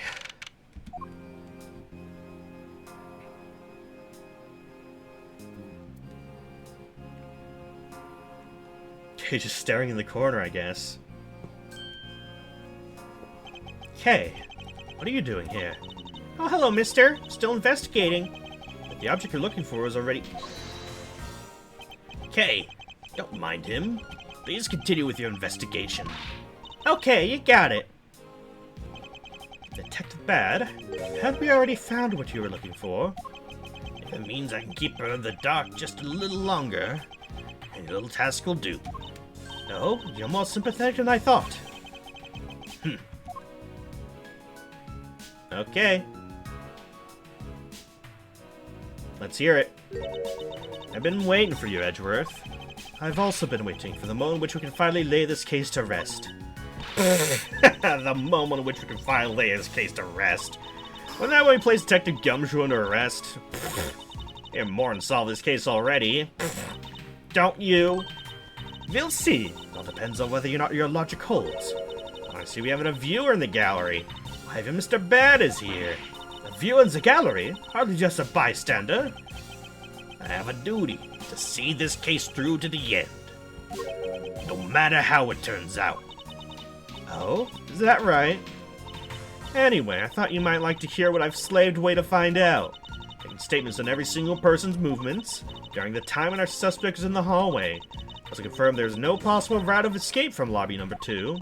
For the killer must without a doubt be Detective Gumshoe. That's all you have? Hello, welcome. Getting more people here, that's nice. Yeah, and that's all there is to my conclusion, and this case. Sorry, but I beg to differ. In a trial, there's always a time for rebuttal, and we are standing in a court of law. It'd be more than appropriate to follow the rules of court in this case, don't you think? Absolutely like a rookie thinks such a thing.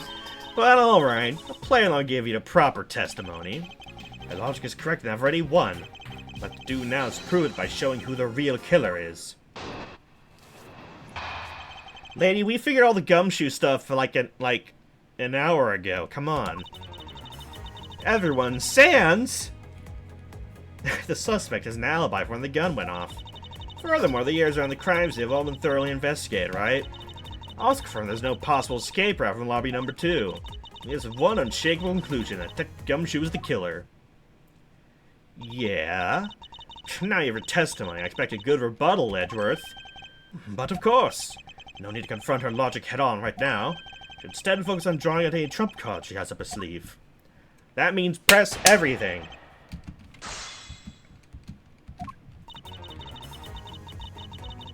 Hold it! The suspect. I thought Detective Gumshoe's alibi has already been proven. Are you joking, Edgeworth? Sure, this is no joke.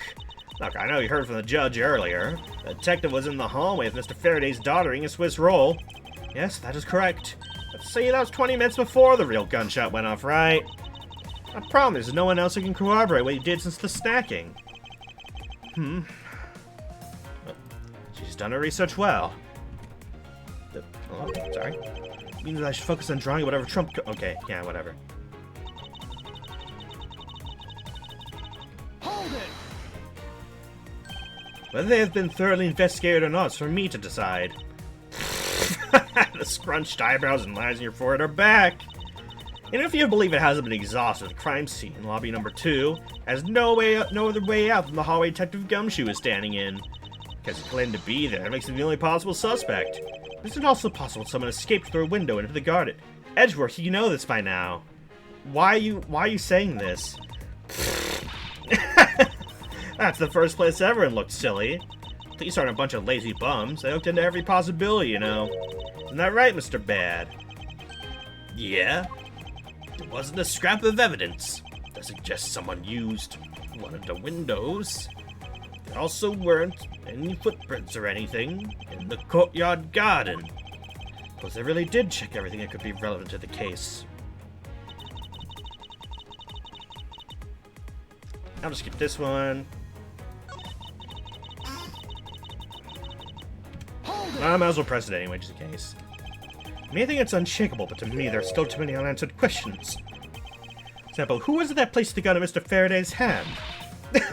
But you're the only one still wondering that. Mr. Gumshoe probably had no idea which hand Mr. Faraday used to write with. If you know someone doesn't mean you'll know which hand they write with, right? I mean, I certainly don't care about that sort of thing. Not about to let her get a rise out of me with such a flippant statement. Besides which, my first order is to press more information out of her. Let me confront her logic head on right now. But I guess we will press that third statement. Press. I'm absolutely positive there are no possible routes of escape. Of course, I'm sure. Why are you so certain? This is a courthouse, the place where criminals are brought to be judged. There's an escape route I'm sure every criminal will be using to escape. There's common sense. Miles Edgeworth, I suggest you use a bit more of it in the future. Suppose we've really reached the end now. I have my trump card ready. Well, it remains just to play it. Before I do, I think I should inquire into a little something about her argument. You said earlier that it confirmed the alibis of every other person other than the suspect. But I don't recall either Francisca or myself speaking with you about the subject. Now, there are witnesses. For you, there's your mentor gave you an alibi. I see. As a little Missy came to the courthouse during the recess. I was stopped by a security guard at the door of the hallway. Gave him quite a whipping for that, or so I heard. I'm the daughter of Manfred von Karma.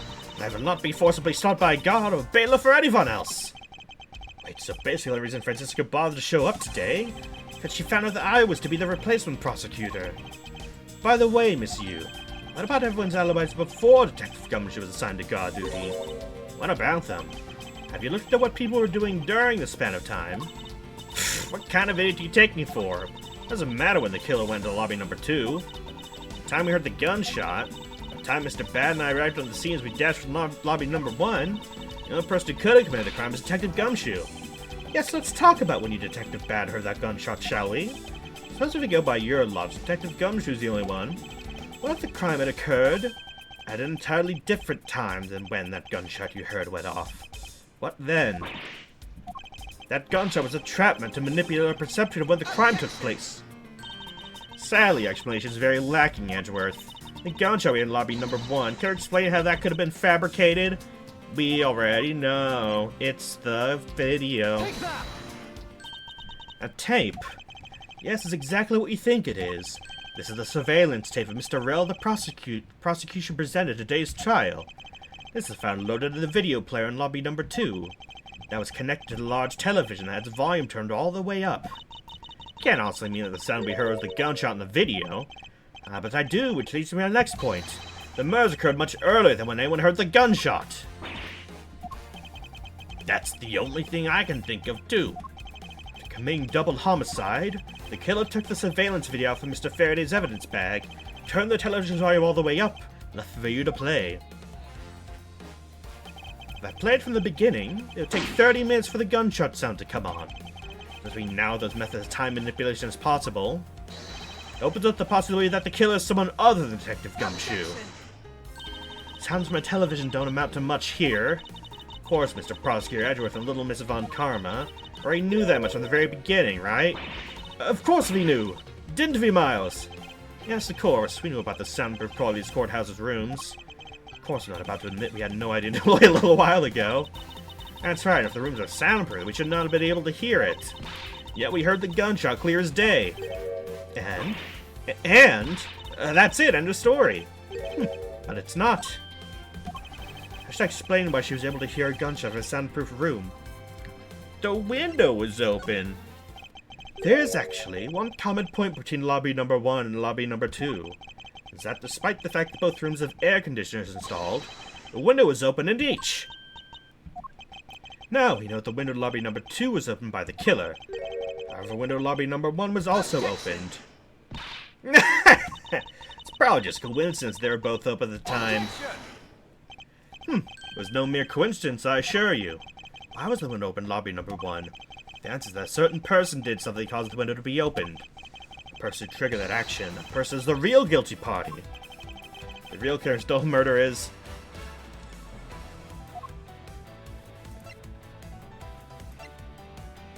It was Von Karma.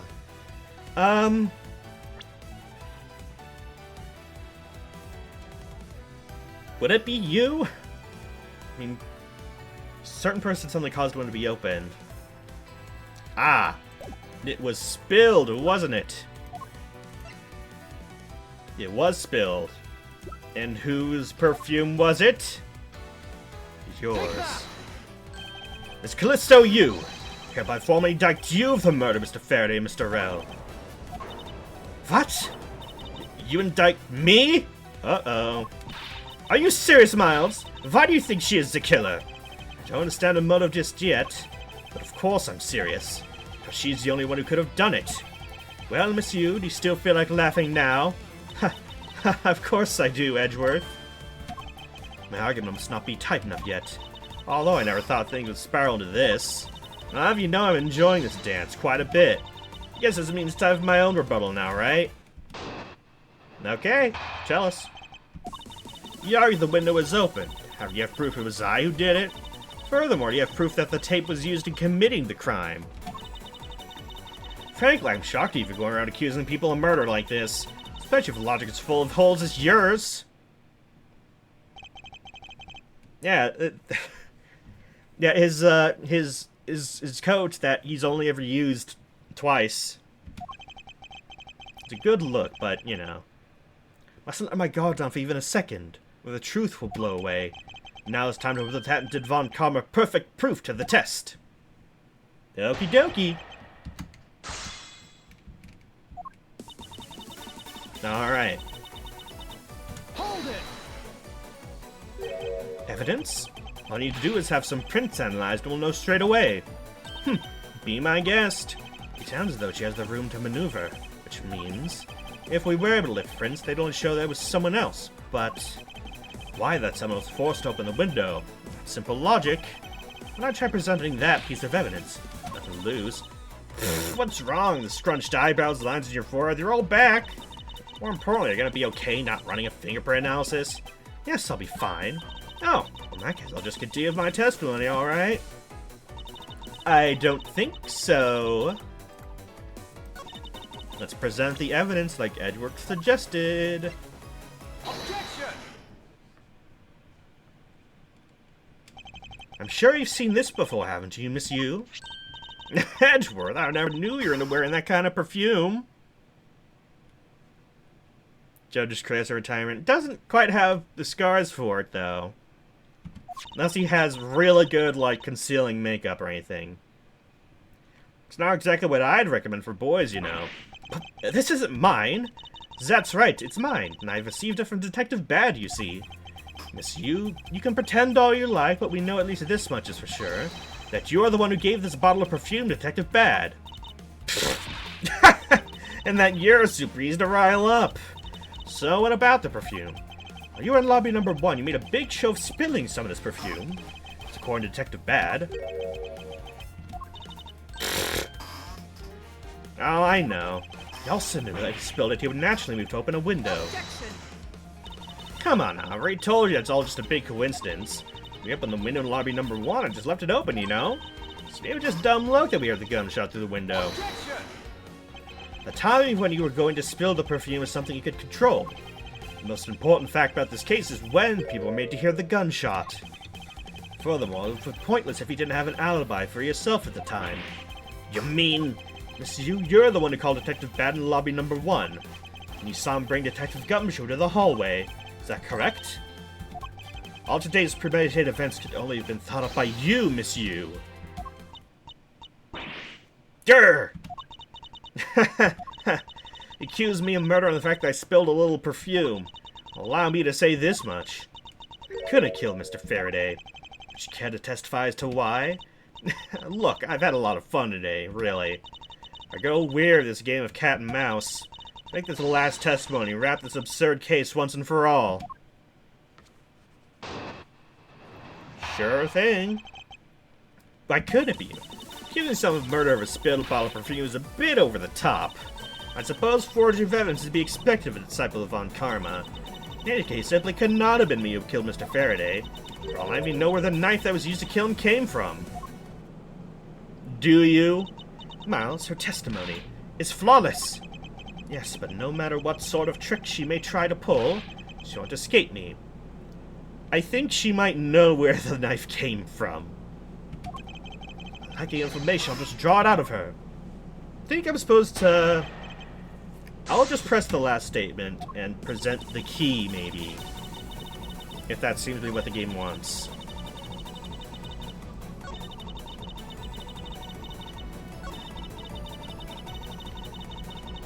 Hold it! At this rate, she'll inevitably escape. She really was the one who killed Mr. Faraday. She must have known about the existence of this knife. I'm sorry, Miss Yu. Maybe you weren't aware. However, the knife that was used to kill Mr. Faraday was taken from his evidence bag. Miles, what do you think you're doing? I'm drawing the truth out of her, that's what I'm doing. Huh? I don't recall a knife being presented at the trial earlier today. I suppose that's because the evidence was something Mr. Faraday had yet to use. So that's what you're trying to do. Look, why don't you cut it with the lies? I already figured you out. There's no knife inside Mr. Faraday's evidence bag. The only evidence he had yet to present was the key the autographs had been sent. Unless a key can magically turn into a knife, you really don't have a leg to stand on. Wink, wink, wink. But you really think you could trap me? Come now, be honest. I never intended to do such a thing. It was all a misunderstanding on my part. In case some of you might append what you just said in testimony. I knew it. I knew it. I even say as many times as you'd like. Aha! But you can kill someone if the key is secretly a knife. Miss Yu, I wonder if you might take a look at this photo for me. This is a picture of the key that the autographs are sent to the police. While it may look like a key at first glance, It in fact, a secret ability to transform into a knife. Which means that what was inside Mr. Faraday's bag was both the autographer's key and the murderous knife. You knew that the key was inside Mr. Faraday's bag, did you not? Yes. Well, if the autographer's key alone, it's more than possible to kill Mr. Faraday. Yeah, I mean, you could stab that key into someone, couldn't you? Do you understand now? Just knowing the existence of the autographer's key...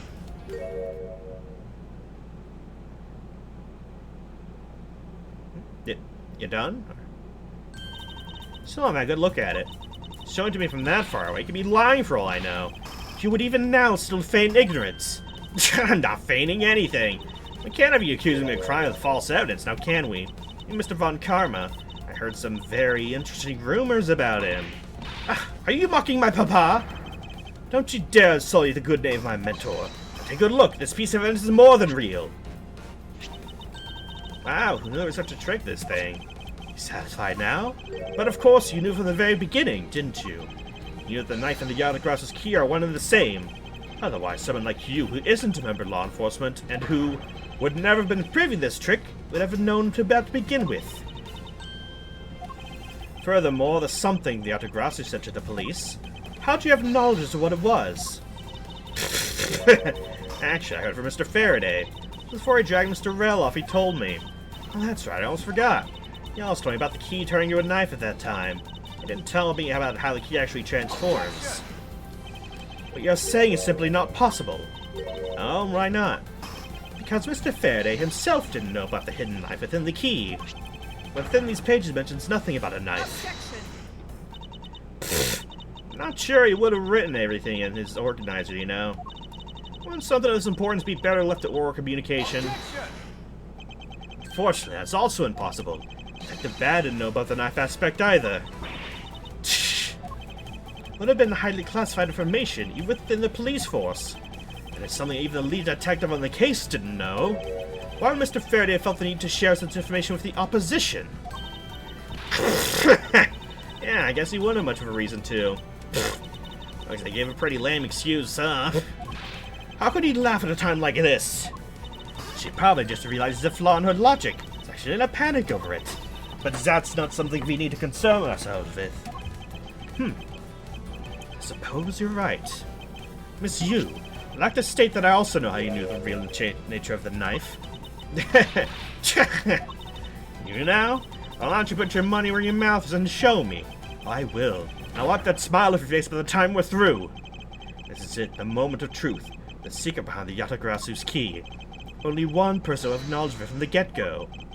Who wouldn't know from the start that the Yatagrasu's key could change into a knife? Let me double-check some things. Suspect in the KG-8 incident.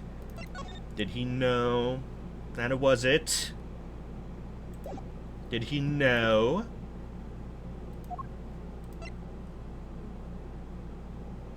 He might. No one else did.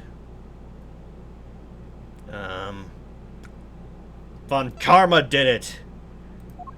Let's try Manny coaching. Take that! That'd be this person.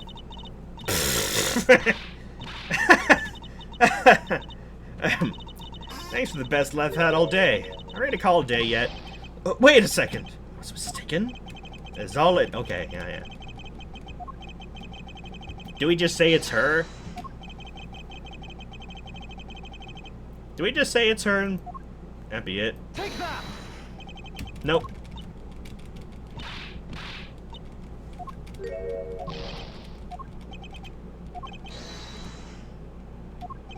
Oh wait, hold on, don't tell me. Don't tell me.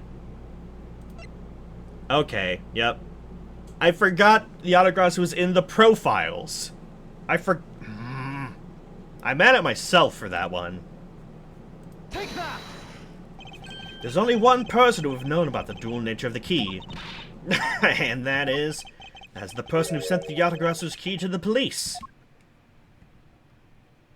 That is to say, the Yatagrasu herself! Are you saying that the lawyer is the great thief Yatagarasu? Miss Yu, you used Mr. Rell to lure Mr. Faraday into a trap, didn't you? You professed to bear a grudge against criminals. Why? Why do something like this?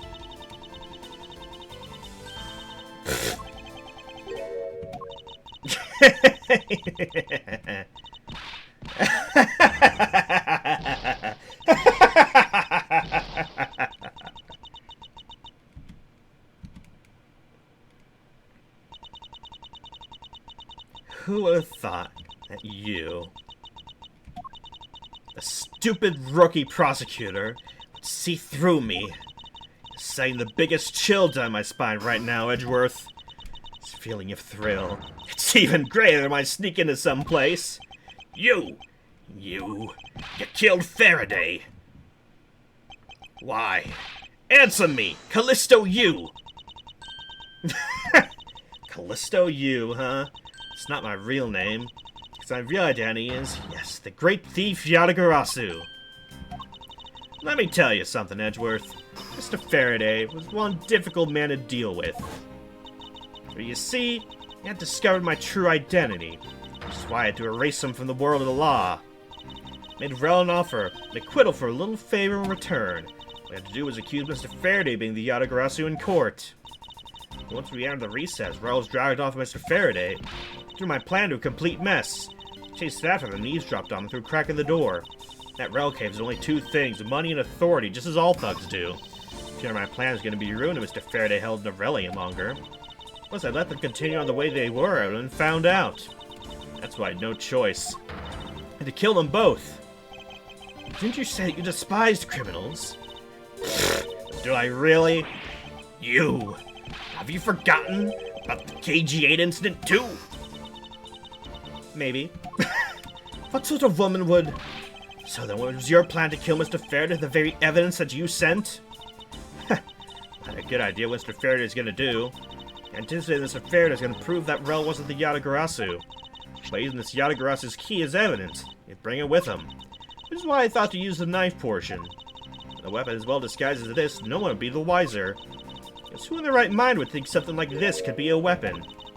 I casually entered lobby number 2 on the pretext I had to talk with Mr. Faraday. Or get him if I pretend to be worried about something. Now let me hold the Yatagarasu's key just like that. Never noticed that I changed the key into a knife inside that plastic bag. He didn't have the chance to take note of the knife that took his life. How could you kill him? I knew him for a long time, you know. At the very least, I thought to give him a quick and painless death. If you kill Mr. Faraday first, there was no need for you to kill Mr. Rel as well. I believe I mentioned why we were placing Detective Gumshoe under arrest. Something about having accidentally created an eyewitness. And how that led the killer to think about setting them up until they kill each other. And the trick with the surveillance tape. Yes, I hadn't actually planned to use a gun. The risk was too high to be caught. Well, that's why I remember the existence of that surveillance tape. I had Rel help me set up the crime scene. After all was said and done, I rewarded him for all his hard work with a bullet. You're a defense attorney, aren't you? How would you betray a client? Client? I'm not talking about who was a client of whose first, it was me. I was the client in the murder of the Kodopian embassy staff member, Deadman. You ordered a hit job? Still haven't figured it out, huh, Mr. Bad? I had Deadman killed because he was about to give away info about the smuggling ring. Now, who exactly think would benefit from such an assassination? It can't be. You're... That's right. I'm a member of the smuggling ring. What? How could this... You don't mean... You work with Manny Cochin too, do ya? Maybe, maybe not. Guess you'll never know. Yatagarasu claims to be noble, but you're just another cold-blooded murderer. That's right, little girl. The Yatagarasu's just another killer. Be quiet, you! Yatagarasu! You can run from the law, but you'll never escape it. So just humbly accept the judgment of this court. Hey, Edgeworth. Did you know Yatagarasu has 3 legs? You know why that is? No? Well, let me tell you. It means that the Yatagarasu is more than one razor-sharp way to do her work. Oh, God! No! You really are too naive, Edgeworth. You would hand the Yatagarasu's key right to me without a second thought. Everything may not have gone according to my plan. I'll still gladly take it. You mean the key was your real target? And even after I gave you such great advice, didn't I tell you to always keep a good eye on the criminal? You may regret what comes of your negligence. You two, get down! Ah! My body can't move. Hey, mister, to your right! You!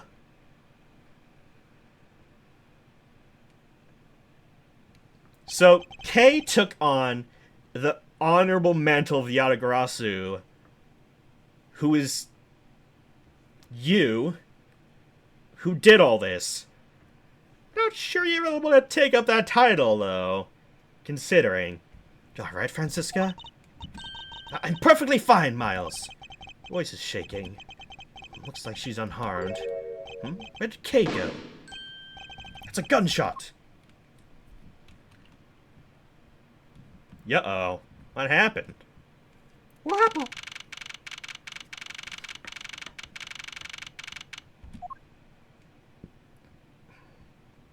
Don't tell me she got away, did she? Sorry, but it looks like she got... How? We just talked about how, like, oh, if this place had an easy escape route, every criminal would do it. How'd she get away? I called the precinct. They should have a perimeter set up soon. Detective Bad, are you alright? Heard a gunshot. I'm okay, just got another hole in my jacket. They say it's fine, but it looks quite shaken. But more importantly, boy, I mean Mr. Edgeworth, Miss Von Karma, too hurt? I'm absolutely fine. I'm also alright, thanks to Kay. Speaking of Kay, where is she? I don't know. Just sort of disappeared.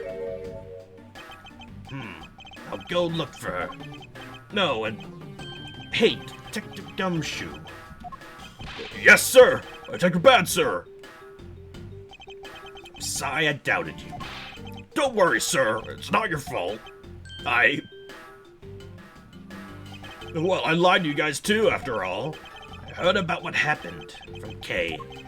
Lying while giving testimony is still unforgivable. But in this case, protecting Kay and her feelings. Looks like you just might have what it takes to be a real detective. Now don't you ever lose that detective spirit, okay? You got it, Pops! Pops, watched fun too many detective dramas recently, have we? You single-handedly destroyed the cheery atmosphere of one snarky comment. I should get back to the investigation. I swear I'll catch you if it's the last thing I do. And not you, but you. Be careful, Detective Bad, and take care. Thanks. Well, I'm off. Maybe we'll run into each other again someday.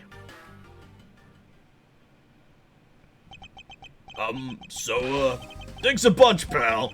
You're the best! You really did find the truth behind everything. Yes, well, I'm glad we solved everything before you're taken to prison. He's so sad. Can't believe how much trouble I caused you with my testimony, Detective Gumshoe. No, that was no problem, really. I mean, I lied too, so that was no anything. Really not your fault, Your Honor. I'll slip it into Bad for a second. But even if we didn't have his honest testimony, I think that lawyer would have found another way to get you convicted on her behalf. Yeah, can't believe I was about to get fired during my first week as detective. Well, so long as you're not fired, you should work hard, give all that you have, and perform your duties well. Oh, and one more thing. Kay left a present for you with me. She did? Oh, what is it? What was it that Kay left for me? Proof of their friendship? My badge. Nope. Take that! It's a courthouse special Swiss roll. Can I really have it? Yes, it's a present meant for you, after all. Thanks a bunch. I have no idea how happy this makes me, pal. Gotta eat this right now. Sure, go ahead. This roll is Detective Gumshoe and Kay bought together. The one Kay saved never reached her father. It appears that her sentiments have touched the heart of this detective. He's so happy, it's as though he's having a welcome back celebration of his own. I was asked by Kay to give it to him. Whoop, that was good, pal. Can't believe I got to eat 2 of these delicious things in one day. Like I'm in Swiss roll paradise or something. Gotta thank Kay myself. Hey, where is she? I know it's just now. This is mine not present we discussed her earlier. Detective Bear left to go search for her earlier. You should go join him. Yeah, you betcha, pal. I'm gonna go help him. No, but first, you know what, pal? Actually, I guess I shouldn't be so rude to you anymore, huh? Gonna stick right by your side for now, Mr. Edgeworth, sir. Aww. I sense nothing but a most troublesome relationship, that ominous statement. Oh, don't you know it. We should go home too now, Miles. If you have to hurry, report what has happened to Papa. Agreed. I'm afraid I must be going now, Detective. Roger, sir. Don't you worry. I'll investigate the next case run real well. I'll be counting on you, since the trouble is definitely in the air. Thus, like a bad dream, my first outing at court came to a disturbing end. A few months later, I was finally able to properly stand in court as a prosecutor. But the detective in charge of the investigation was, as I dreaded, Detective Gumshoe. For that, he became my direct subordinate.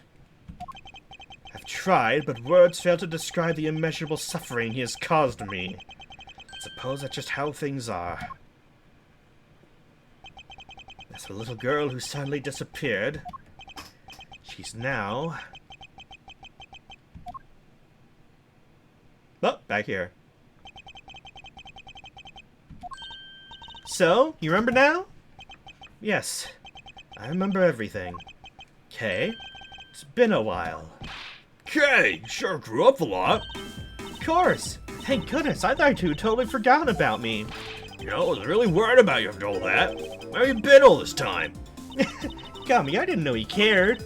After my father died, I went to go live with my mother's relatives. It was really far away, so I wasn't really able to come back here all that much.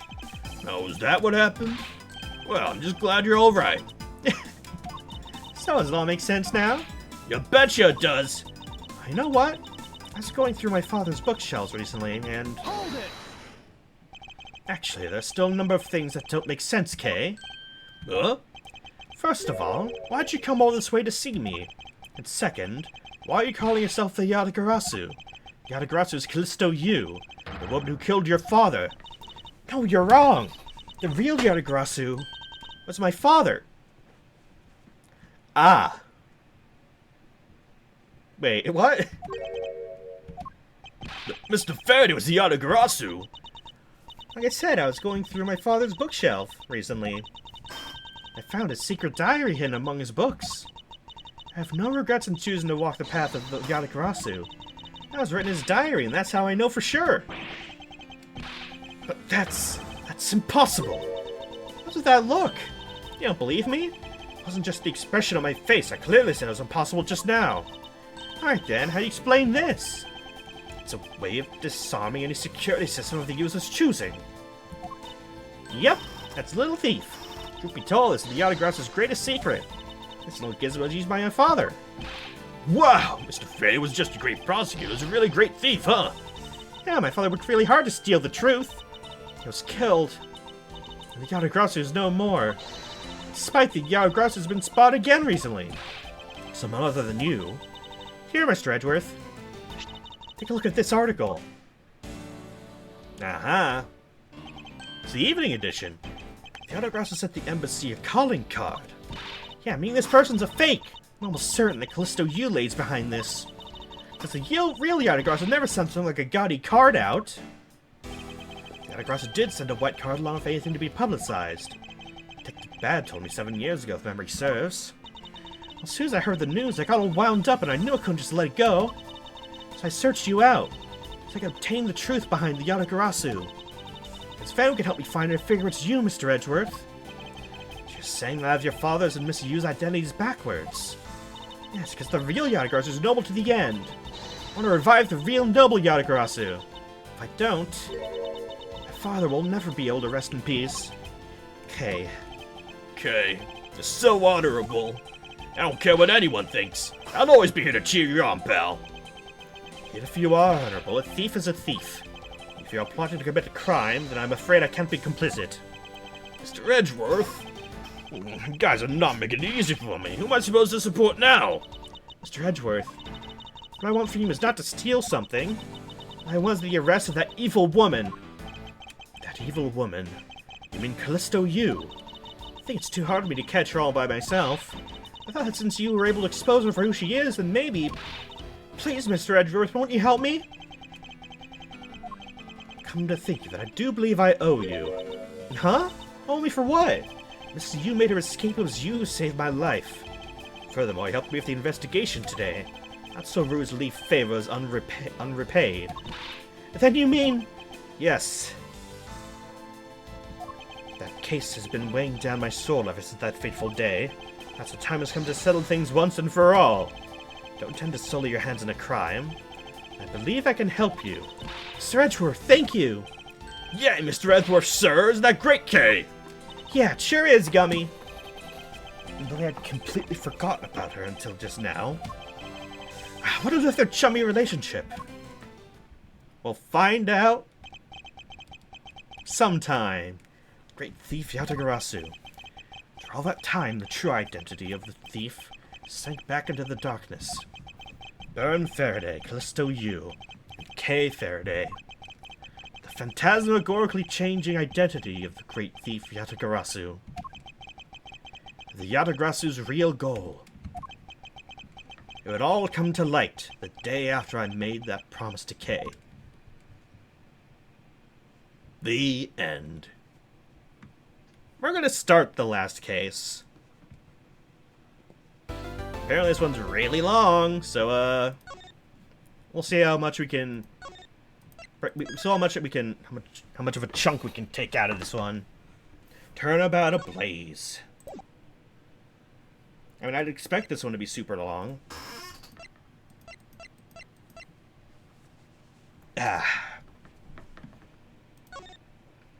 Start the episode. Turnabout ablaze. Oh look, it's a blaze. 2 cards. More than enough to kill anything that moves. One of the Black Raven, and one of the White Raven. Country torn in 2. One to the west, and one to the east. And those which are split are made whole again. The truth will reveal itself. What you doing? What you doing? Edgeworth, you're not committing arson, are you? The Yatagarasu! The Yatagarasu is here!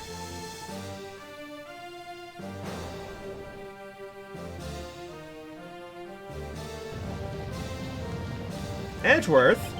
You cursed Yatagarasu! K, you! Uh-oh. 8 hours earlier. Oh great, so it's gonna be 8 hours until we get to that part of the case. Oh boy, this is a long one. It's so nice, almost dreamlike to finally have the chance to relax and sip some tea. Especially after what a whirlwind the past few days have been. On my return flight, I was dragged into a case involving Interpol agents' murder. Next day, I investigated a kidnapping and a murder at the Gatewaterland theme park. Later that night, a detective... Oh! Okay. Wait, what? Did they say? What? Wait, what? Huh? What? What? Okay, so that explains why the 2 guys were at the end of the previous case, but like, why'd they tell us out of order so much? Huh? That's weird. Did they mention that he was telling these out of order? Over the thief who was out to pilfer files related to a case from 10 years ago. How'd I managed to find myself in the middle of so many cases back to back? Or at least I have today. All I ask is that I be allowed to spend it quietly. 3, 2, 1. Mr. Edgeworth! Now, Mr. Edgeworth! This is big, I tell you! Hey, what's wrong with you? Where's your enthusiasm? And suddenly the phrase, the fragility of dreams, comes to mind. What are you talking about, fragile dreams? Come on, let's go. The fake Yatagarasu is gonna just find herself, you know. Well, if you must know, it's possible I was paid a visit last night by your fake. Say what? Oh, yeah. That would be the fake, wouldn't it? Fortunately for us, the thief managed to escape. Even now, we're still looking for this criminal. I must warn you that we only had a few hours to search so far. So I must insist that you be patient on this one, Kay. What's with you today? Are you sure you aren't sleep-talking to me right now? Yeah, I've got something much more important that I want you to see. Oh, and that is... Oh. Take a look at this! On March 14th, I'll be there to steal your dirty secret. It's quite a bold declaration to send to an embassy. Wait, it's the 14th right now! No! Suppose it's inevitable the newspaper would catch wind of this. I think the card mentions today. Today, huh? Come on, we gotta hurry! The embassy awaits! Suppose it is quite an urgent matter. I already know which country's embassy we should be investigating. Well, it's some really special country. And I'm actually really fuzzy on the details. But never mind that. Where's all your energy? Why are you so lackadaisical today? You're not, Kay. You're just too wound up. Well, you should get too wound up too. This might be your chance to catch that woman. Miss you? The woman who killed Kay's father, Baron Faraday, 7 years ago. Oop. There we go. There they go. There she goes. Callisto Yu. She claimed to be the great thief Yatagarasu, then disappeared from the courtroom. Ah, she makes me so mad, the phony. Everyone knows the real Yatagarasu would never send something like a calling card. Till the company's underhanded dealings are made public. Card's always totally unaware that the Yatagarasu has paid them a visit. That's what makes the real Yatagarasu so awesome. Yatagarasu's card that's shown in this article looks to me as though it could be genuine. See, that's the thing. Whoever it is, that person isn't the real deal who has knowledge of the Yatagarasu. This isn't a clue that woman's involved, nothing is. Come on, Mr. Edgeworth, out the door you go. Wait, there are a few preparations I must make before we go. There's something interesting about this card we found last night here in my office. It's of a different color than the one in the article, which makes me wonder why. What's up? Any reason why you're boring a hole through the newspaper with your eyes? No reason at all. Very well, seeing as how Miss Yu is also so special in nature to me. I agree there's some merit to be found in investigating this. I knew you'd come around. We're not gonna tell her about the card, or... By the light of this night's glorious moon... We are ready! Ready to embark on our nightly outing. And this is where... our tale begins! Do they have a baby samurai? Oh my god, that's... that's silly, and I love it. The Steel Baby. What a coincidence. Would have thought that the Steel Samurai stage show would be held at such an elegant theater inside a foreign embassy. Yeah, the climax was really awesome. Steel Samurai Sushi Slash! Got chills down my spine when he pulled that move out. So it really is more impactful to watch a show in person than on television. I have to say though, this embassy set up kind of funny. They have two countries sharing the same building. Well, as you said yourself, its place in the country's houses are very special. This theater is special as a neutral zone shared by the two countries. Eh? So, let me get this straight. The Steel Samurai show just now is being sponsored by one of the two countries. What's called the Kingdom of Alabahast, right? Yes, it appears the Steel Samurai is very popular in the country as well. Seems that way. But you know who I'm really into? The Jammin' Ninja. The Republic of Babal is sponsoring a Jammin' Ninja stage show. That's something for fangirls like me. We've totally got to see that too, Mr. Edgeworth. The Jammin' Ninja show is going to kick the Steel Samurai show rear end. You know, ever since I first met this girl, I've always had this inkling. I've had this octoling. That's what she really wants to be. It's not a thief, but rather a ninja. So anyway, about today's event. What's it called again? The Kingdom of Alabahast versus the Republic of Babal Goodwill Jubilee. The small European countries of the Kingdom of Alabahast, the Republic of Babal. These two countries used to be a single entity that was abundant with nature. It was called the Principality of Cadopia. Oh, there we go. Is everything alright, Mr. Edgeworth? Yes, I'm alright. Moving on. A period of civil unrest, the country split in two, though signs of their past remain. example, the flags preserve the flower and butterfly motifs to this day. Cadopia, huh? The KG8 incident was referred to as the second KG8 incident, which an embassy staff member was murdered. Both these cases relate to the Principality of Cadopia. 7 years that have passed, the country may have split in two. However, the Autograssi still sent a colony card here. What could it all mean? Yeah. Obviously, you can tell we're not going to finish this tonight. Oh boy. I'm gonna get as far as I can, though. We're going for 4 hours, but I have nothing going on tomorrow that I need to be up super early for, so I'm fine going a little late. Mr. Edgeworth, I know you're thinking about something. Oh, excuse me, what were we talking about again? If you could please stop spacing out on me. Hey, we're talking about the Alabasta versus Babel Goodwill Jubilee. Two countries have had a pretty bad relationship with each other, but suppose they've been trying really hard to make up recently. So I decided to hold this event. That's the case, so why the verses? Verses? Also, both countries claim to own the real Primaduck statue. National treasure to both. Planning to have them publicly evaluated today. See which one's the real deal. Okay, need I remind you to take care not to succumb to your thieving desires? When it comes to treasure, I can't help myself. You know that. You'd better be saying that in jest. Hey, I can read your body language, you know, and you got it all wrong. Look, I'm here to do some investigating. Investigating, I tell you. I know. Although we don't know if the Yatagrasso will really make an appearance. Suppose we should still spend some time examining this place. Okay. Got some pamphlets. Pamphlets about the two embassies here on the table. Oh. Still looks weird to me. The country split in two a few years back. They've shared the building and its grounds 50-50 ever since. Oh, that's because they don't have the money to build two separate ones, huh? I should think that's not the reason why, Kay. I'll just help myself to one of these. Aha! Take it. Well, that's all the investigating we're doing. What's all the hubbub? Ha! Hey, look! It's the Steel Samurai!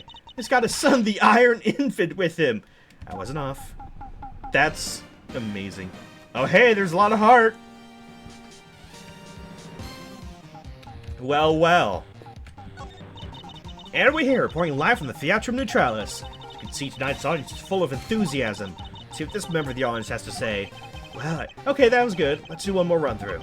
Excuse me, when you're ready to film for real, would you mind giving me a call? Since she didn't hear a single word I just said. Who's this young boy? Appears the child is watching a video from the first season of the Steel Samurai. Go, go! Keep on fighting until your last breath! Go, my hero, the Steel Samurai! Completely absorbed in singing the theme song, I see. Child watch in peace. Hey, let's say hello to you. Where in tarnation are they? Come on, big soup! Hey, mister, out of the way! Yeah, I'm talking to you! Yeah, I seem to remember this woman from somewhere. My instincts are directing me not to engage in conversation with her. This would be best if I left her alone. Well, that's all the cameo we're getting from her. Can I speak with you for a second? It's the Steel Samurai. Mr. Edgeworth, what are you glaring at him for? Ahem. Please excuse me. Just that I've never seen a superhero up close before. Ah! To Mr. Edgeworth, Steel Samurai, Daddy, married man of New Old Tokyo. Looks like he's written something down for you. To Edgeworth from Steel Samurai Daddy, married man of New Old Tokyo. Wow, an autograph. Pretty cool you got one, huh, Mr. Edgeworth? Heh. But how do you know your name, Edgeworth? You didn't tell him your name. How did he know it? And isn't there something being smuggled inside that baby carriage, perhaps? It's the Steel Samurai. Ambassador Alba's waiting for you. Now the Steel Samurai. Proceed to enter the Kingdom of Alabahas to shake the hand of the ambassador. The Steel Samurai isn't only here for the two countries tonight, but rather can be thought of as goodwill ambassador from our own country as well.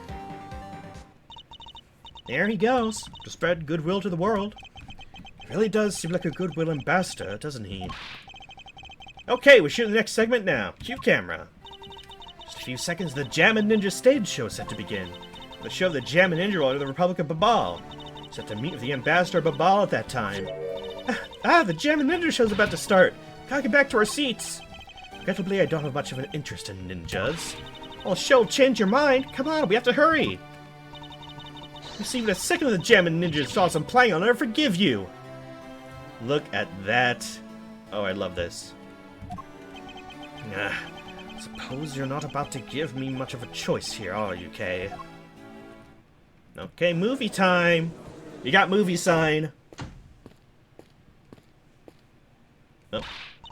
Can listen to that a ninja marked for death's lullaby song all day. This bird playing that sad melody really brought a tear to my eye. This heart-wrenching voice. Now that's the Jammin' Ninja's greatest weapon. Those pieces of Jammin' Ninja merchandise over there. I gotta have them. Especially with the hair sticks they're selling exclusive at these shows. Exactly like the ones the heroine Princess Misolo wears in her hair. Anyway, hold it right there, Mr. Edgeworth. Yes? You're thinking of going home, aren't you? It doesn't seem likely the Yatagrasso will be making an appearance tonight. It's like it was simply a prank. No way, I just know the Yatagrasso will show. Okay, I thought you said the Yatagrasso doesn't send calling cards. Yeah, I did, but... From the very beginning, this would wind up being a wild goose chase. But that card she sent was a genuine fake calling card. Genuine fake? Well, how can I word this? Yatagrasso's mark says that the calling card is exactly the same as my mark. Get it now? We got a problem! Uh-oh. The Yatagrasso's in spot in Alabahast. What? You hear that, Mr. Edgeworth? So you finally decided to show yourself, you phony! Yeah, I really do like Kay as a character. And I assume she'll show up in Investigations too, and that'll make me happy. Hey, what gives? Sorry, but I will need to search you before you may enter. What the? Hey! Steel Samurai just walked straight on through without one. If you don't hurry, let me through, my phony's going to escape! Okay, a country's embassy is considered to be a part of the country itself. If you don't go through the proper procedures to enter the country... Mr. Edgeworth, get entry through the ball and climb the wall to Albahast. Hold it! You tell a prosecutor straight out that you intend to legally enter another... Okay, are you listening to me? Okay, Faraday, I'm coming through. Yes, and welcome. Someone stop her, anyone! Well... Oh.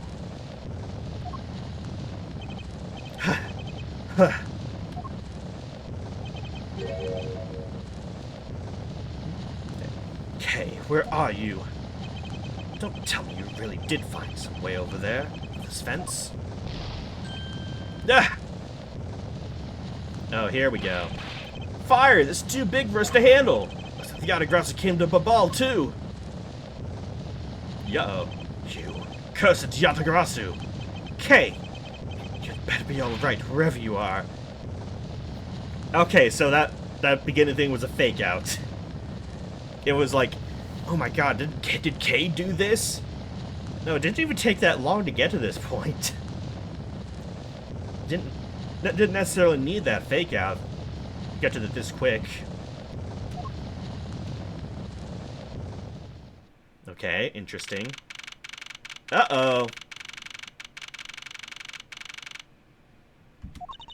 I told you it wasn't me! Uh-oh. Look who it is. Oh, no. It's Manny in the bottom left. Hold it! Kay, are you alright? Do I look alright to you? I can't do something about this woman? Mr. Edgeworth.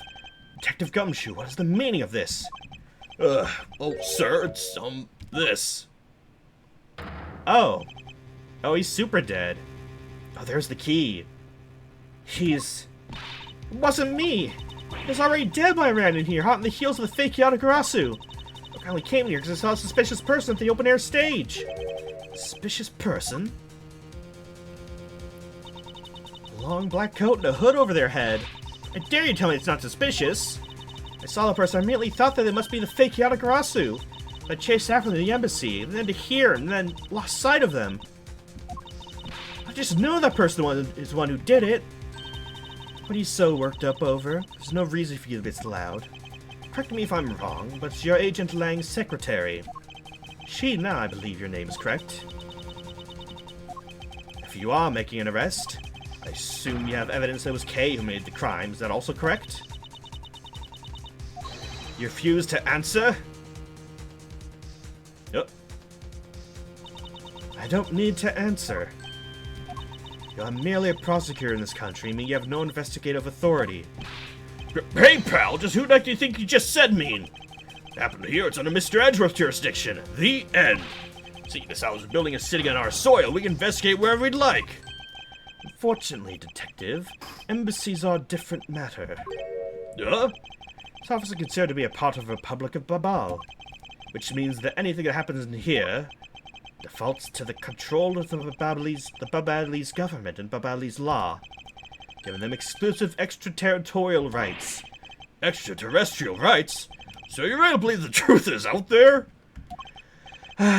Basically, our country's laws do not apply inside the embassy of another country. That's what was agreed to by respective governments. Our authority to investigate was effectively nullified the second we entered this place, since you could do little here in the situation. No way, sir. Please leave this matter in Interpol's hands and go home. Mr. Edgeworth. Hey, you're not Mr. Edgeworth! In that case, allow me to join your investigation. No. Miss Von Karma! Oh, who's this man? Hey! We're getting a lot of on Karma, and I like that. Ambassador Paleno, should appreciate you allowing me to join the investigation. It's really nothing.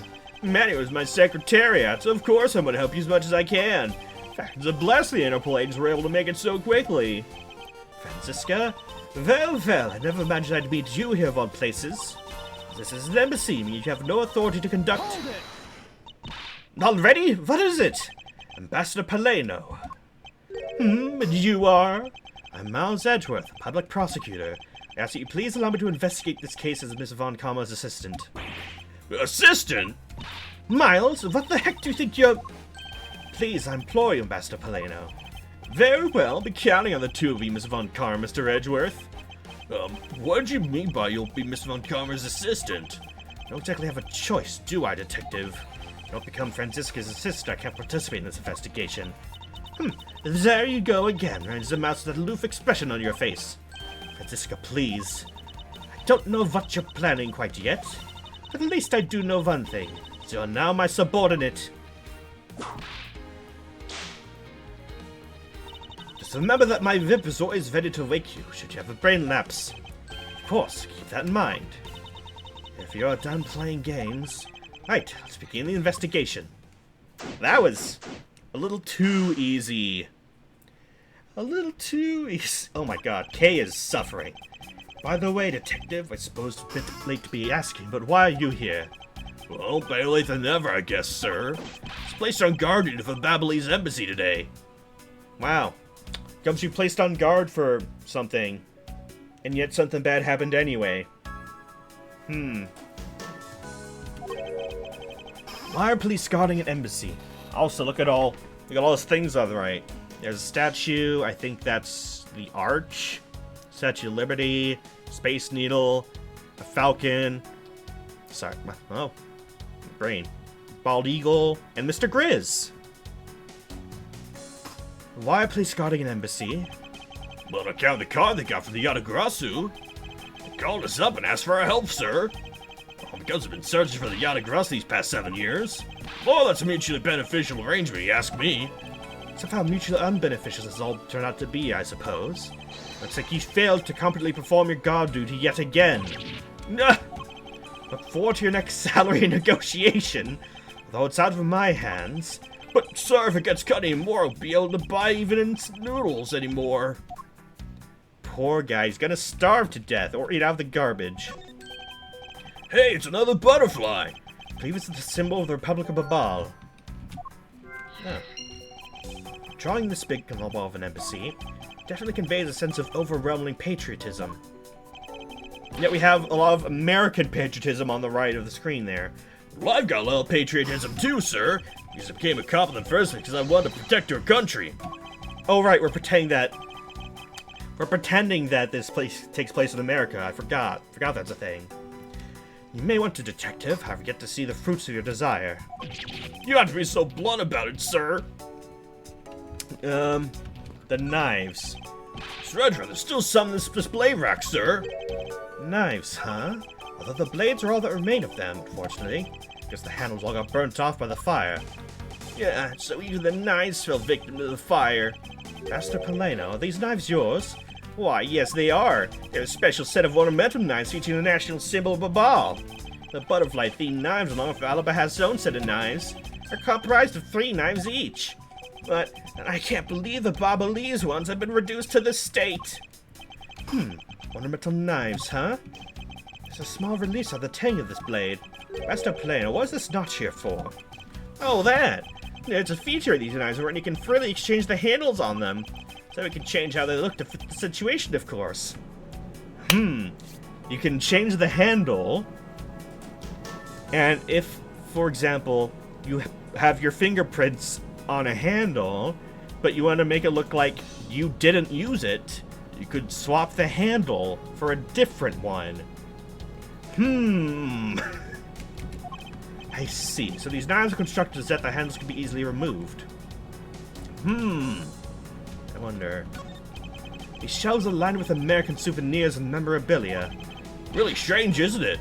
I mean, I thought this was the Babalese embassy. So, why are there so many American souvenirs, sir? Because we live in Japan.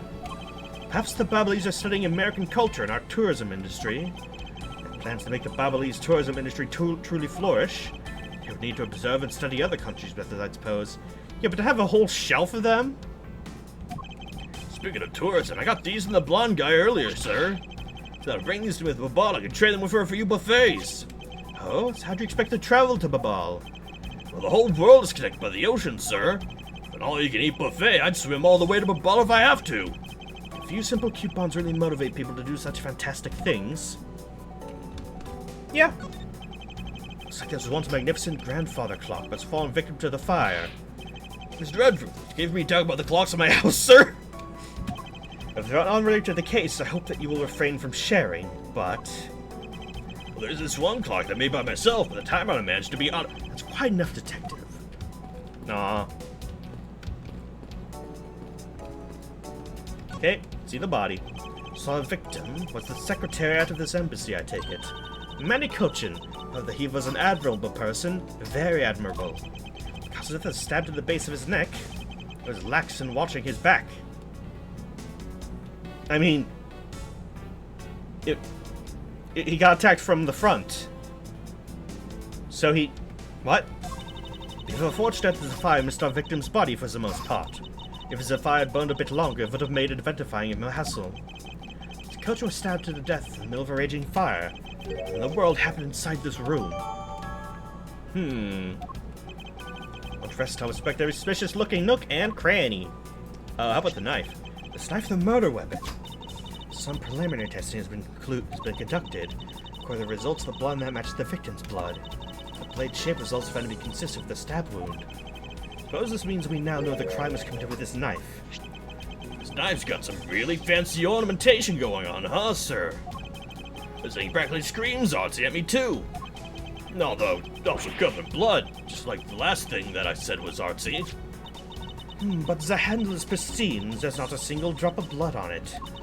Speak of the handle, it has a butterfly motif. It's very beautiful. Knife down, jot it down.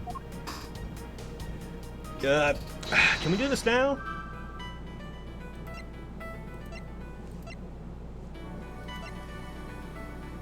Do these fit together right now? I'll wait. There's the key. Appears to be something in his pocket. This key can't be. Isn't this the Yatagarasu's key that was stolen 7 years ago? What? What's that? 7 years ago? Oh! You mean that case where it's framed, sir? Yes, it's a piece of evidence that stole the life of Kay's father 7 years ago. It was then stolen by Callisto Yu. What? Mr. Faraday was killed with his key, sir? I thought he was killed with a knife. Scruffy, at the very least try to remember the details of the crimes you're suspect in. Francisca, as you will recall, Detective Gumshoe was not present when Missy You made her escape. Plus, even among law enforcement, only a few knew of this key's existence. That the new rookie at the time would have been made privy to such knowledge. Oh, I feel like the victim right now I'll trample on, sir. Suppose I'll just have to fill you in now. The secret to this key is... it's this right here. You know it. It's gonna... Oh, there we go. Whoa, well that's amazing, sir. It's like some kind of magic trick. I knew it. This is the same exact piece of evidence that Miss Yu took with her. Remember this beautiful pattern in the blade? I remember this as well. It's a vine motif, is it not? No, it's not a vine motif. Oh, you meant vine. Looks like two interwoven vines crisscrossing down the blade. Fine, sir. Looks a bunch of stars, if you ask me. One of those six-sided stars, just like the police mark on our IDs. I really don't think you can call these stars. Said the detective's art seems senses underdeveloped would be an understatement. The real question is, why was the Babatlese Embassy's secretariat holding this? I don't know how Mr. Cochin came to possess this key. We do know this was stolen by the autographer from the Cadopian Embassy. So that's right. Mr. Faraday had written that fact down in his organizer. I believe this means that further research is required into the country of Cadopia. Why don't you ask Ambassador Paleno about what he knows? Supposedly he was a candidate to be the next Cadopian ambassador once long ago. He should be able to answer any specific questions you may have. Cool. He was stabbed. It's a knife wound. It's obvious what he was killed with, but I wonder if it's consistent with the wound. Indeed. It was. So it wasn't the key knife that killed him. This man, where do I know him from? We know him. We saw him 7 years ago. Okay. What's the safe? A small personal safe. This was Mr. Cochin's office, so perhaps he stored his most important documents in here. Of course it's locked, because we won't be able to open it without the key. Interesting. Wait. It'd be really funny if the autography key was the key to that for some dumb reason. There's some burnt objects down on the floor. Well, burnt things get burnt, they become burnt things, you know? No, because there's no way to prove the burnt thing started out as a burnt thing. Was it a burnt thing or was it not? I have no idea what's what anymore, sir. I suppose it's a bit hard for someone with a burnt-out light bulb to comprehend. Oh my god. I can't believe the Manny fell among thieves tonight. Well, how? I have no idea what my schedule for tonight is. Master Paleno, I believe your schedule tonight will consist of listening to reports from the police. That and only that. As to cooperate not only for your own sake, but for Mr. Cochin's as well. You're a rather strong man, aren't you? How fascinating! Here, I know isn't much. I'd like you to have these. More coupons. Sorry, but it would be against my principles to accept a bribe. Oh, no, these are simply coupons we distribute to promote Babal. Remember, we offer a large number of discounts and offers when you visit lovely Babal. Now I remember, the public ball is known for its feverish tourism industry. Manny, I was wondering if you might tell me a bit about the deceased, Manny Cochin. It was my secretary in the embassy secretariat, charged of running the whole place. He was an admiral, man. His death is a great loss to our country. He was in charge of everything. Counting, printing, taking care of our national treasures. So, did you say printing? Our country's primary source of revenue is our tourism industry. It's in order for us to print the necessary pamphlets, flyers, coupons, etc. We have a printing press here at our embassy. I see. Please excuse my forwardness, however. I should mention that I have the distinct impression I've met him before. Oh, yes. Since you are of the legal profession, I suppose you just might have. For all man who's involved in the KG-8 incident. The KG-8 incident? The defendant who was found innocent in that case was Manny. Yuppers! So your Mr. Cochin is the same man as the one in that case. In 10 years, Manny recovered personally from that case and dove enthusiastically in this job. He was the one who planned this event, but oversees embassy's renovations. Really is a shame. He has such a bright future ahead of him. But first, have you seen my badge? Oh, is that a prosecutor's badge? It's a very cool design. I know. We should start selling items like this as souvenirs in Babal. Tourists will absolutely go nuts over them. Please don't compare a proud symbol of my profession to a cheap souvenir. Okay. Renovations. What exactly do you mean by renovations? Can't have tourists and visitors to our embassy think we're a poor nation, can we? So renovating the embassy is something of an investment. Yeah, we may have a rather paltry budget, but we're trying our best to make do. However, I guess the only person who could have helped us do our best is now no longer with us.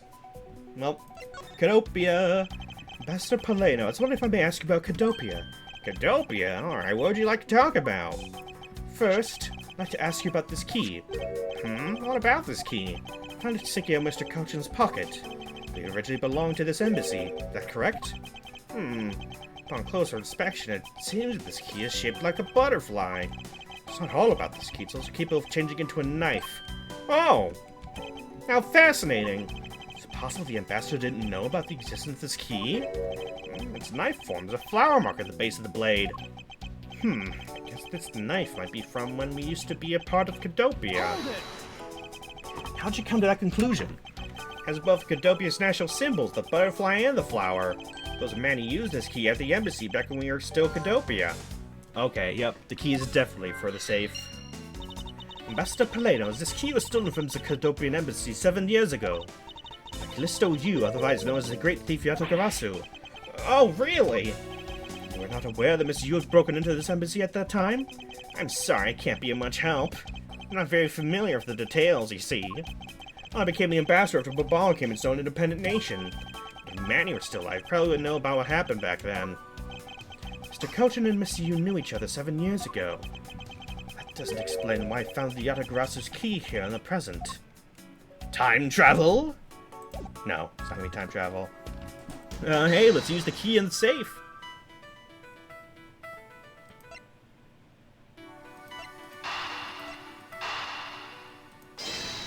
Let's try it.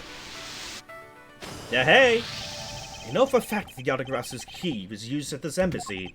Furthermore, I found it in the victim Mr. Cochin's pocket. Please me to think that perhaps it's the key to the personal safe in this office. Good thinking, sir. Let's go try it out. No, that's gonna let's do it? Okay. Appears I was correct. The key was left to us in the victim's pocket. It really turned out to be the key to the next piece of the truth. Which is, what have we here? Hey, there's nothing inside. Do you think the Yatagarasu made off with everything, sir? No, Detective, believe all we need is a closer look. Won't first have expected every nook and cranny. Up it up. What is this here? Looks like the ripped corner of a piece of paper, sir. I don't think it's ripped. It seems more to me like it's stuck in the safe. Hey, you're right. It won't budge an inch. I have my tongue on it. I don't think I've ever seen paper stuck in the inside of a safe before. Detective, I think you have it backwards. Not the paper that's strange. The safe. What do you mean? What I mean is that the secret to the safe here is that it has 2 compartments. You're just eyeballing, you can see that the inside is a bit too shallow. Furthermore, for the unnatural way the paper is stuck at the back of the safe, I'd say there's extra bit of space behind the back wall of the safe. In other words, the safe is a second compartment. What? I suppose that you are correct in asserting that the paper is stuck in an unnatural manner. If what you say is correct, and there's a second compartment, how do we go about opening the door to it then? It seems there's no other lock or keyhole in sight. Actually, there's one more spot of interest to me at the safe. Oh? Yes, I believe that spot's the keyhole for a mystery second lock. The safe and its locks. Alright then, since you're so sure of yourself, show me how to deduce your answer. Is it this or this? There's a hole here, sir. A little too oddly shaped for a latch hole. That's a funny shape for a latch hole, huh? Shaped kinda like a star, don't you think, sir? Detective, I would hardly call that shape a star. Must be some reason for this hole. There's gotta be some reason why this hole's shaped so weirdly, you know? Am I overthinking this? I don't think so.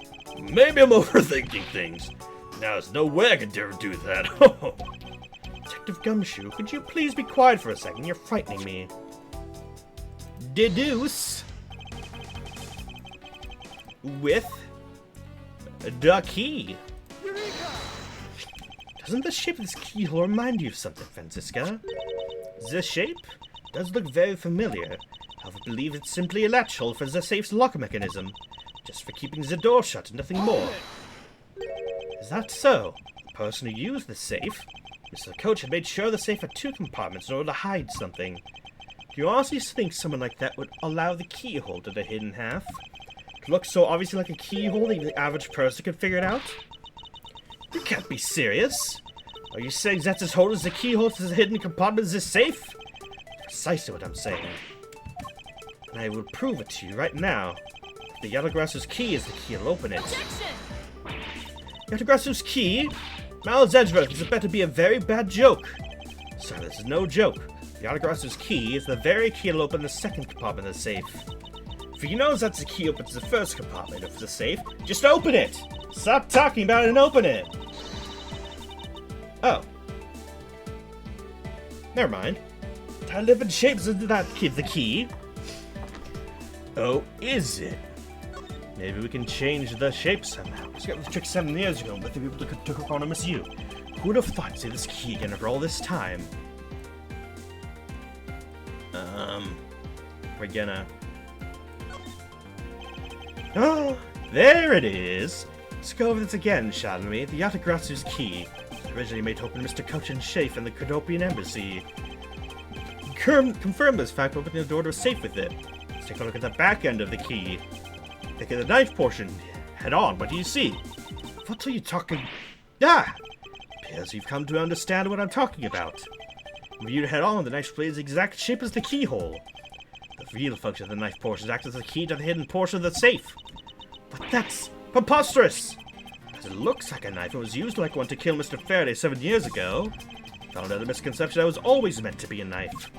For both the safe and its key to conceal such clever tricks, whatever's hidden inside the secret section must be of incredible importance.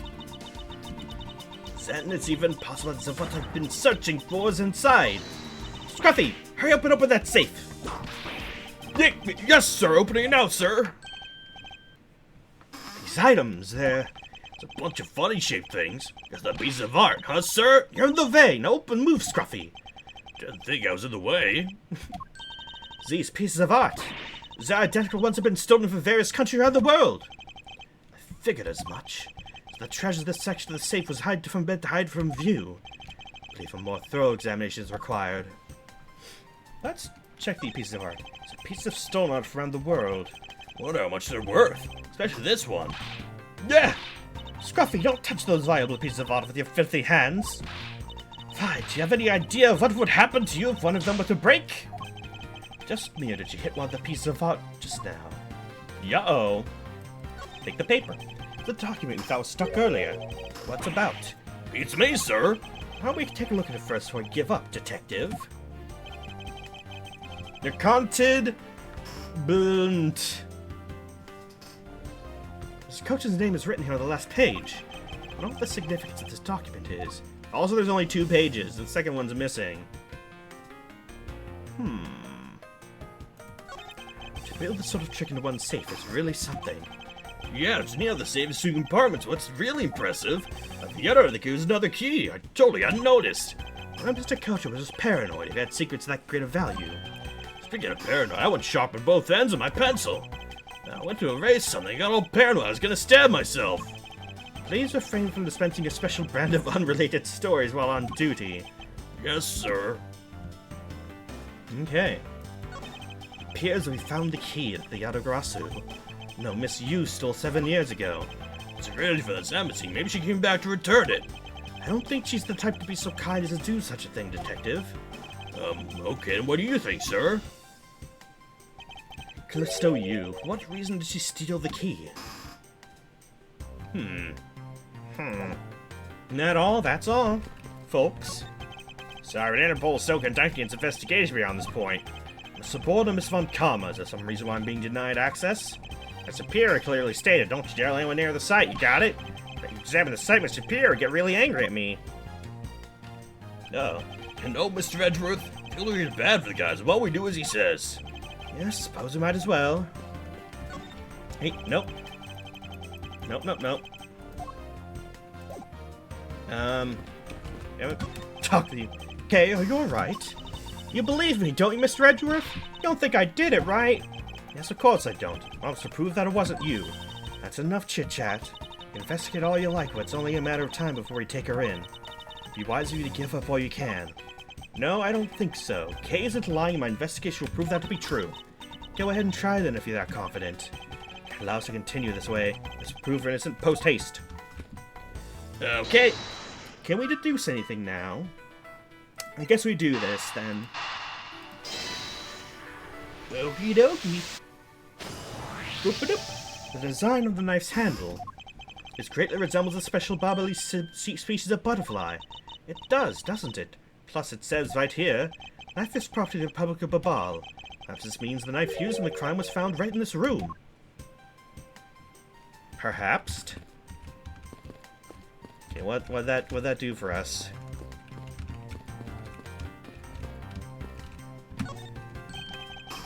Because it's National Treasure, can I ask you please not touch it? I'm afraid the only ones allowed to touch it are myself and the Secretariat.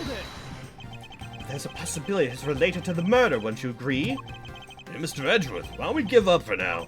And force them to let us investigate later when we find some solid proof. Suppose I don't have a choice here. Must be one of the Primadox statues Kay was talking about earlier.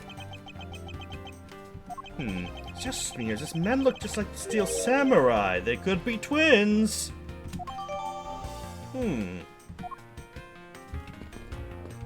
Alright. Franziska. Miles Edgeworth! What is it? Let me tell you something. You're currently my subordinate. If you wish to convince everyone else of that, you will speak to me with respect. What's with the giddy glint in her eyes? I don't think that will really be necessary, Franziska. Oh, really? Then it doesn't matter. It doesn't change the fact that you are still under me. I thought Franziska was flying around the world in pursuit of the smuggling case. Then why is she here at this embassy? That's a good question. The Moida. Investigating at the Alabastian embassy when I got rid of this mess. Ah, that's right. Yatagrasu was due to appear at that embassy as well. Yes, but the difference is that we didn't have a fire over there. Although there was an instance at the Alabastian embassy there as well. If Agent Lang in charge of that case came over to the Babalese embassy. Ah, so Agent Lang is here as well, huh? See, you've met? Well, he's in the Alabastian embassy acting as bodyguard for Ambassador Alba. However, he seems to have a different reason for being there. Oh, really? Tell me. So the suspect in the murders occurred in this office, that little girl I see. Is she perhaps trying to be Yatagarasu? Kay would never harm a soul, sir. Kay. You remember, do you not? The case we investigated together 7 years ago. That girl is the daughter of the victim in that case, Mr. Faraday. So she's that feisty little girl. She's been on the trail of the Yatagarasu, which is how she ended up here. Looking for the one who took her father's life. I see. Kay's trying so hard, but you know what? The Yatagarasu just keeps on tricking us all.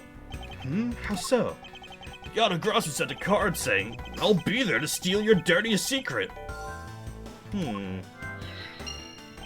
But all we've had is an arson and a murder. The lab boys are going in circles.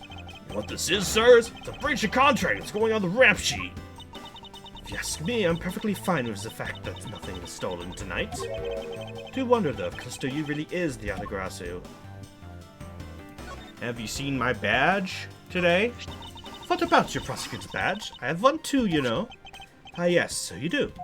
But seeing as I'm not currently a proper prosecutor, I thought I'd give presenting it a try. Is that any way for you to act towards your superior? As if threatening a whipping is the proper way of lecturing someone. Okay. So what do we deduce here? Is this also the reason Franziska's here? Perhaps? To steal your dirty secret. Is it possible that the dirty secret the Yatagarasu is out to steal is in this very room? Dirty secret? Franziska, you're in pursuit of some dirty, underhanded dealings yourself, are you not? So it tells me there's no coincidence. In that case, then, the person I'm looking for is here at the Babalese embassy, huh? The head of says smuggling operation. I think I just might need to ask Franziska about her smuggling case in more depth. Hey, by the way, let's ask about the smuggling ring. Franziska, when we last talked, you said that you were on the trail of a smuggling ring. So the reason you're here right now is related to that? Yes. After analyzing the intel we've gathered from various countries, this embassy rose to the top of our list of sites to investigate. And this is what tipped us off. Accounted Blint.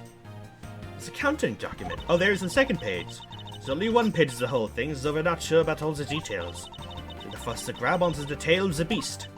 For you see, this type of paper was made only in the Principality of Cadopia, which means that some of the countries of Alabasta and Babal is ahead. The Von pouring the strings behind the entire smuggling ring. That's Franziska for you. She's amazing. Assuming the case of all she has. Ah. Hey, no, we don't have the other. Like, we have this, and we have the papers in here. Now that we have this as evidence, we can look at this again. Deduce that goes with these. Take a good look at these documents, Franziska. It says that there are 3 pages in total, yet there are only 2 here. Correct. And take a look at the smuggling activity document in your possession. Now, is it not possible your page was taken for the set of 3? Well, it certainly looks that way. Putting our multi-part puzzle together, we seem to have arrived at an answer. Seems that you've now found what you're looking for. Yes, and with this has become crystal clear. That Mr. Cochin himself was responsible for the mass smuggling of Babalese ink. Babalese ink? Babalese ink is a special product of the Republic of Babal. Due to a special reason, only a limited volume is exported. That reason is? That's classified. It's on need-to-know basis, and you don't need to know. It seems that the head of the smuggling is our victim, Mr. Manny Cochin. His base was an embassy, as it was hard for both our country and his to interfere. In the ideal conditions under which to run a smuggling operation. But it's so frustrating. Not as a person I was to rain judgment down upon with my whip of justice. Even if he is dead, we still have responsibility to look into his misdeeds. You expect me to whip a dead man? I'm not interested. Franziska, you must know, the Manny Coach was a suspect in the KG-8 incident. Of course I know. Putting the head of the smuggling ring. There's a matter of what really happened in that case that needs to be resolved. We did it! We did it! Good job, you did it! Are you done investigating? You realize now, don't you? This girl is the only one it could be. Think's important. I figure it is. That's the whole smuggling thing. It's gotta be important. Come along quietly, Yatagarasu. Care Faraday. You're under arrest for the murder of Manny Cochin. Mr. Edgeworth! Please, you have to believe me. I didn't do it. I chased the fake Yatagarasu in here. And he was already... You have the right to remain silent. Anything you say can and will be used against you. I'd like to help reduce the number of stake and arrests Interpol makes. What's that supposed to mean? I believe I told you that Kay Faraday is not the culprit of this crime. Very well. Suppose I have no choice. I'll show you just how foolish your claims are. Boy. As you remember, Interpol just makes arrests. They don't care. Minus K. Even your police confirmed that Yatagarasu infiltrated the Babalese embassy tonight. Utilizing the confusion caused by the fire, the Yatagarasu snuck into this embassy. Furthermore, the scroll claims to be the Yatagarasu. Most importantly, other than her, there's no one else in here with the body. Okay, Kay. Your reason for suspecting Kay is because you think she's the Yatagarasu. Exactly, but it isn't just me. She calls herself the Yatagarasu. Kay! I told you gotta stop doing that in public.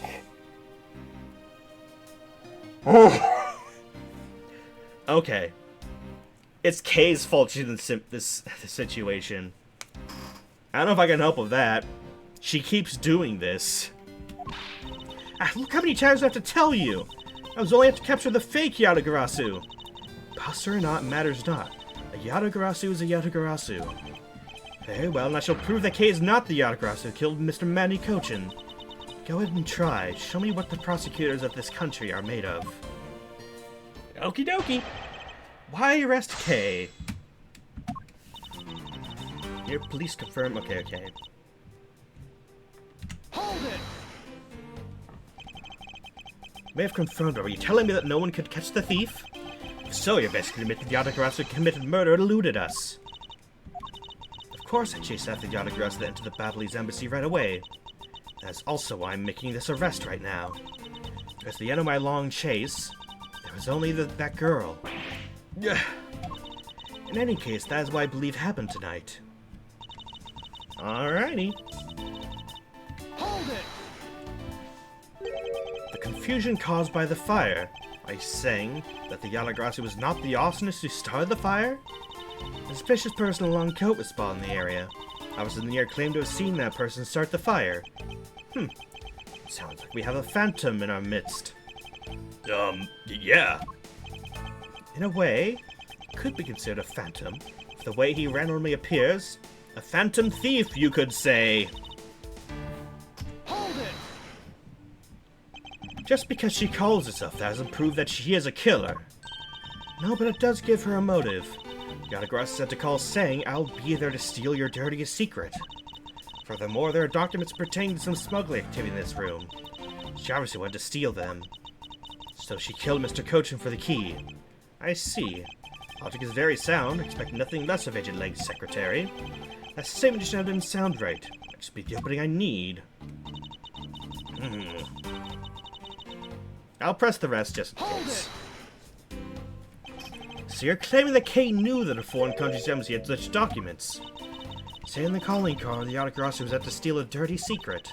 Which means that the goal tonight was to steal those smuggling activity documents. You have it all wrong! It was the fake that said that card!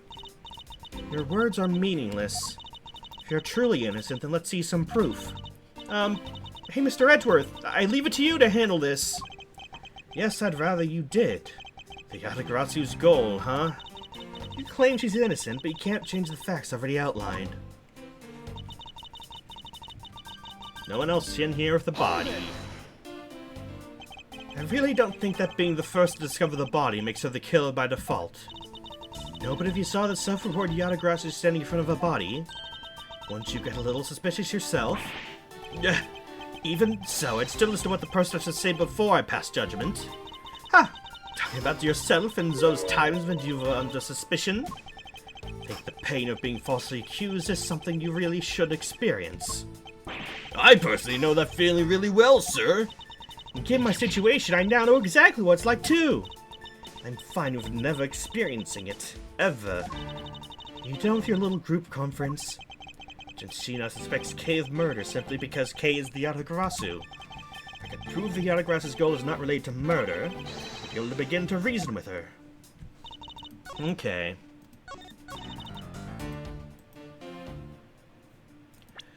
Okay.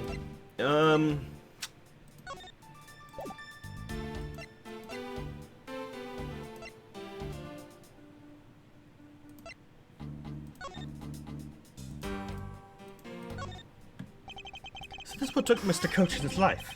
Some of his blood is still on the blade. Well, I've been a detective for 7 years already. Seen a lot of weapons in my days. The knives that we used to kill are always the hardest for me to bear. Yes, like guns is the one weapon you're likely to find the victim's blood on it.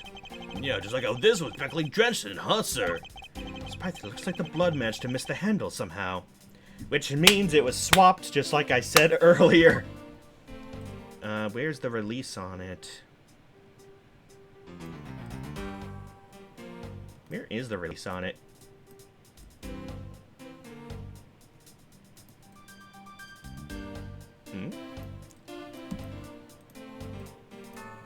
Oh, is it here? There's a lot of skill detailing this handle. It appears the handle on this knife is removable. Guess they'll be able to change them whenever they feel like it. Sounds like fun, sir. Think people will remove the handle just for fun, detective? Are we not going to remove it right now? Guess we aren't. Okay.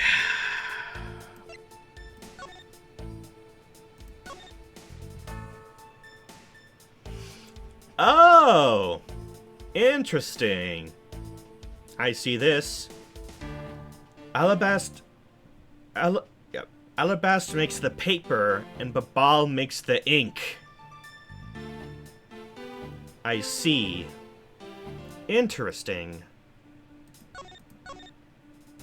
Alright. Well, that is important to know. Mm-hmm.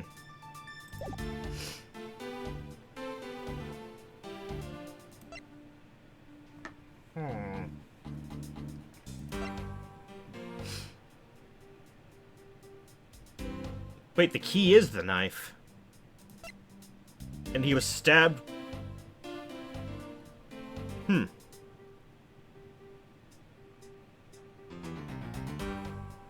That does make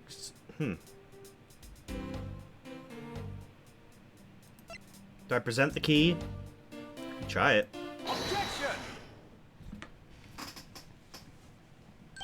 Agent Sheena, I regret to inform you there's a flaw in your logic. Oh? If you claim that she is the killer, the Yatagarasu, so that securing the smuggling documents is not the motive behind the murder. The key to the safe in this room was found on Mr. Kochan's body.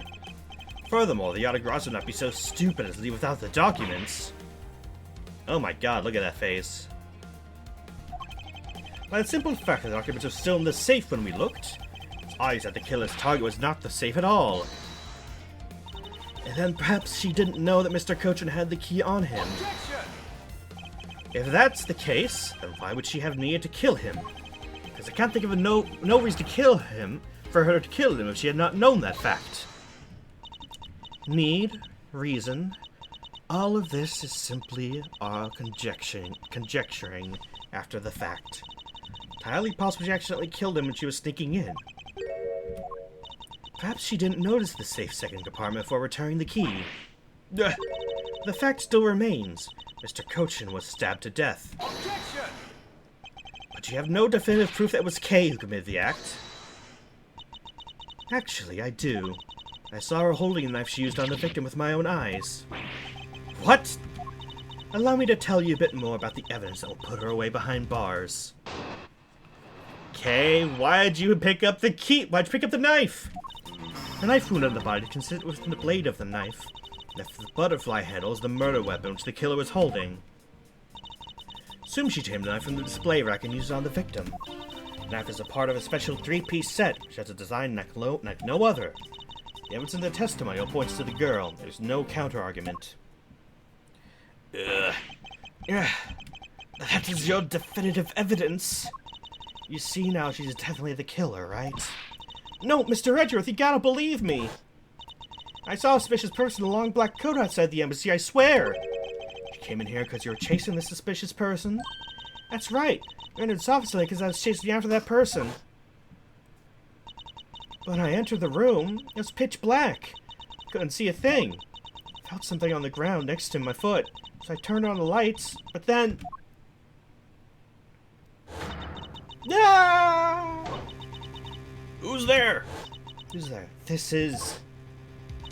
I came to this room upon hearing the girl's scream. When I saw her holding the knife, I immediately restrained her. The object Kay felt by her feet on the floor was the murder weapon. I had the knife analyzed right away, but we failed to find anyone's prints on it. A suspicious person in a black coat, he came in this room before me. You continue to insist there was such a person, but if there was, where'd they go? I don't know, but I know they came in here. That sounds like the desperate excuse of a suspected killer, not trustworthy testimony. You understand, don't you? We can't trust this girl's words, Mr. Edgeworth. She has a point. If Kay's words are the truth, I must show that they are with some solid evidence. Mr. Edgeworth, I really didn't... Kay, don't worry. If you didn't do it, then there must exist a way for me to prove that. Still not giving up, I see.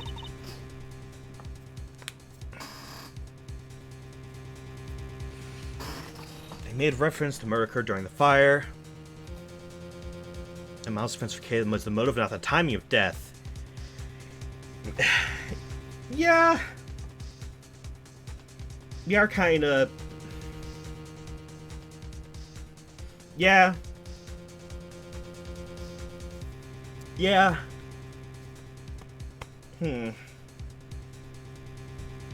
Maybe Miles hasn't put that together yet. Like, we have the evidence that he wasn't badly burnt by the fire, but that he was in it. But that Kay doesn't have all the ash on her. I guess we haven't put that together yet in the game. Still not giving up, I see. In that case, try to counter my argument if you can. Don't worry, I can and I will. And again, if you remember, Agent Lang and his crew don't care about motive. Except when they do. Knife in the body, yep. Hold it! Does this mean that you already have the results back? I've confirmed the shape of the Babalese knife's blade matches the wound. Please don't confuse the efficiency of Interpol's forensics team with your own. Won't if you don't underestimate our police force. So we're clear, I hardly say your logic is sound, which you will see in a bit. If you can prove me wrong, please, by all means, go ahead. That's been my intention all along. Now let's return to your testimony. Hold it! You mean to say that you saw Kay holding the murder weapon with your own eyes? I was also on the search for the Yatagarasu. Heard the girl's scream coming from this room, I rushed over straight away. When I arrived, saw the girl standing there motionless with a knife in her hands. But I already told you, I only came in here because I was also after Yatagarasu. The suspicious person I saw came into this room. When I entered, it was pitch dark. I felt something by my foot in the floor, so I turned on the lights, and then... You found out there was the murder weapon at your feet. How many times do I have to tell you? We can't trust the words of a suspect. The only thing you'll accept is evidence, is it? That's the only acceptable way to counter an agent of Interpol on the scene of a crime. Mr. Edgeworth, do you have some kind of evidence that can prove me innocent? I think I do, because there's one piece of evidence I find to be a bit interesting. I need to carefully examine that piece of evidence again. Sure. Something to examine again? I sure will. Not the knife, apparently. Is it this knife? We don't really need to. I'll try it again, though, just in case. This Yatagrasu's key was originally made to open the safe. The Babalese Embassy's Secretariat's office. Also, the blade looks like a simple knife at first glance. Viewed head-on, it's actually the same shape as the second keyhole in the safe. The key was stolen by the Yatagrasu 7 years ago from the Godopian Embassy. Suggesting this was made while Godopia still exists as a country. Okay.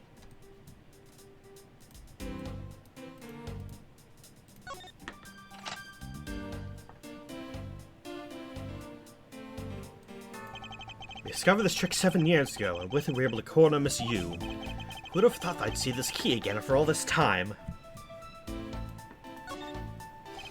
It's not that far-fetched to think the end of this key was meant to be a butterfly. Keymaker must have been a true patriot and fashioned this after the national symbol. Okay. Anything else? Okay. Not much else to look at this then. What other piece of evidence do you need to look over again? Can't do that. Can't do anything of that. Can't do anything of that. Also notice the key doesn't have any ash on it. So it's like clearly put there afterwards. Is it this? Is it this?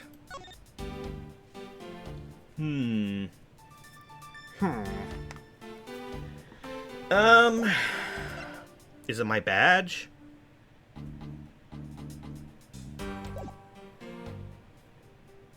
Hold it! I ask that you please refrain from speculation. It's a sound hypothesis derived from the evidence. There is no room for debate. Ah!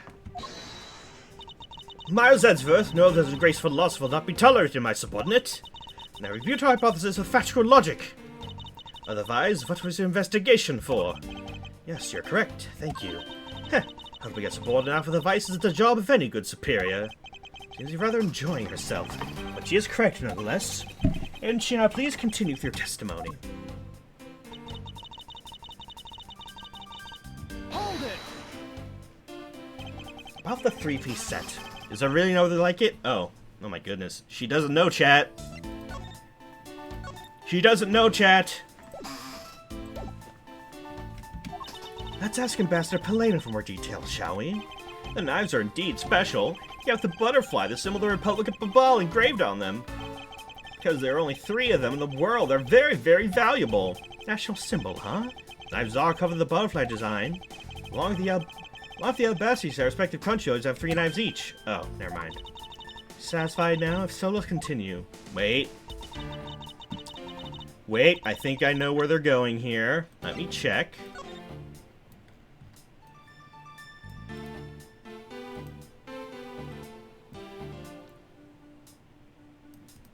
Wait.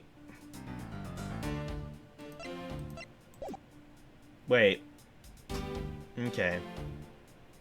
I thought it was gonna be like the knife has a different thing on it, but no, it's just the handle. And apparently the game's not gonna let us take the handle off. For some reason. That's frustrating. They won't let us take the thing off. Guess we technically don't have a reason to yet, so... Okay.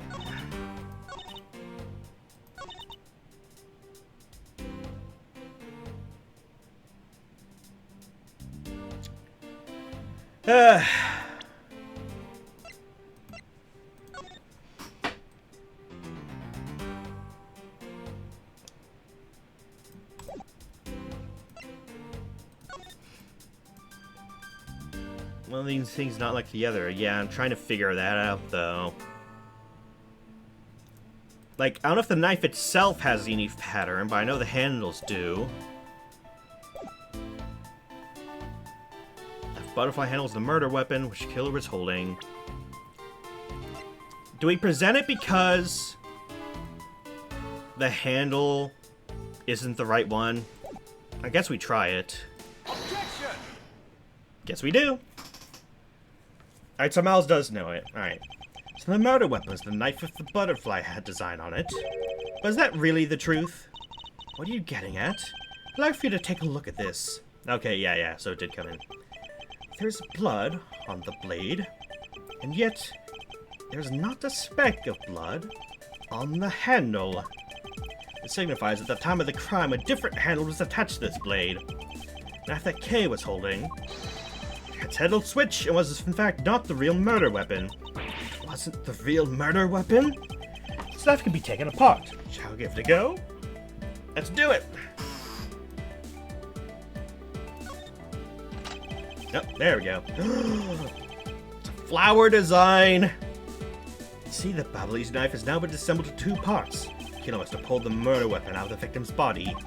Proceed to swap the knife's original handle with this butterfly one. This all to create the illusion that Mr. Cochin was killed with a butterfly-themed knife. Yeah! Oh. This should clear up any and all suspicion surrounding Kay. Your argument isn't airtight yet. How so? It's possible that the girl herself is the one who switched the handles. Hold it! Don't be ridiculous. For what purpose would she do such a thing? I don't care to know how a criminal thinks. The way they view the world is beyond the comprehension of a normal person like myself. Therefore, I wouldn't put anything past them, no matter how odd it may seem. Heh. The truth is right there in front of you. This knife will show you just the way. Come to see that Kay is not and could not have been Mr. Cochin's killer. Is it the flower symbol here? What is this mark on here? It's the mark of a flower. Assume you know what this means. No, not really. Butterflies rest on flowers all the time to drink their sweet nectar. And so they do. However, would this butterfly really drink the nectar of this flower? The answer is clearly not a chance! Now to prove the relationship between the butterfly and the flower, this! It's gonna be the embassy guide right here. Take that! You can't be serious! Appears that you've made the connection. The flower on the blade is designed after a certain country's national symbol. That's right, the King of Alabahast. In other words, this blade is from one of Alabahast's ornamental knives. This part of the knife handle has Babal's natural symbol of the butterfly on it. Therefore, is undeniably Babalese in origin. We both know you can't kill someone with just a knife handle. Incidentally, when exactly did the murder occur again, Agent Sheena? After the fire had broken out. That's right. Came to the Babalese embassy after the fire had taken place. Furthermore, she had not been to the Alabastian side of the building before then. Top of that, not a single person passed between the 2 countries during the fire. which means that Kay could not have transported an Alabastrian object over here. Which makes it impossible to have been the true killer. We done did it. Whoop, way to go, Mr. Edgeworth, sir. What a great victory.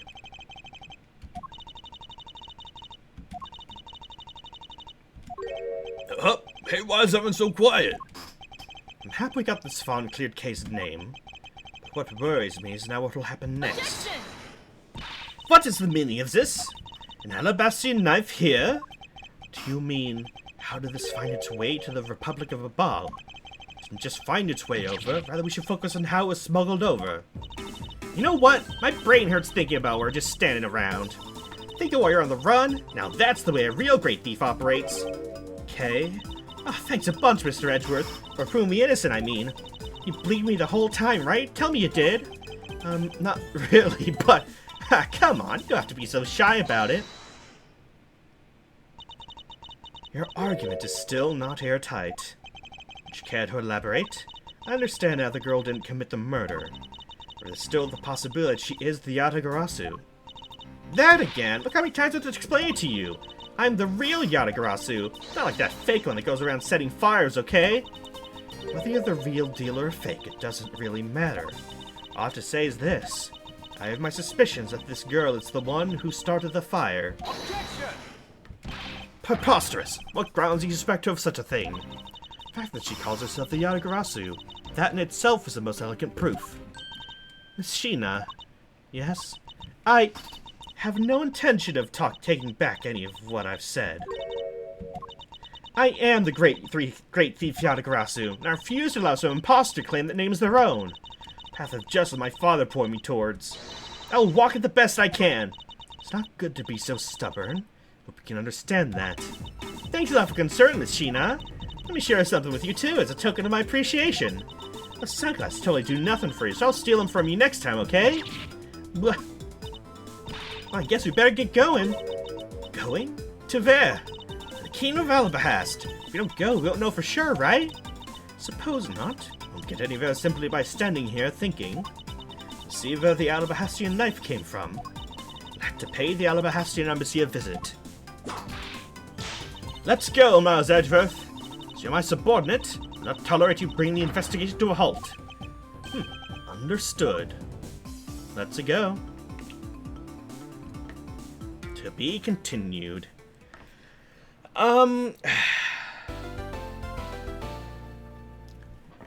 I might stop here. I wonder how long the rest of this is gonna be. Because again, if I do the it's close to the end so I'll keep playing thing, it might turn to another Ace Attorney Chronicles situation where I go for 9 hours straight because it's almost at the end. I don't think it'll be that long, but like we haven't made a lot of progress. But since the middle, it says it's the middle, so therefore we might be able to beat it next time in one go. I'll save again because I'm paranoid about saving. So I think we will end for today, and hopefully next stream we'll be able to finish it. Alright. So I think I'll do it. Yeah. Also, it's 11:30, and, I don't like streaming super late. Because I like getting sleep. Alright. I think that will be it. Nope. Yep. Gonna end off for the day. Thank you all for watching, everyone. It means a lot. Oh, yes, there we go. Thanks again for everyone watching, and thank you to my friends from earlier for showing up and insisting with the funny voices. Ace Attorney is always a really fun time. I love this series a lot. And, first game is almost over. And as I mentioned, if you just can't wait to see the second game, my friend Fox was streaming it with, again, my other friends, streaming through that, so you can watch that if you want. Otherwise, you can wait for me to finish it, which will be next time, so stay tuned for then. Again, if you haven't already, be sure to follow me here on Twitter, on Twitch, and YouTube, all that stuff. And I'll see you guys then.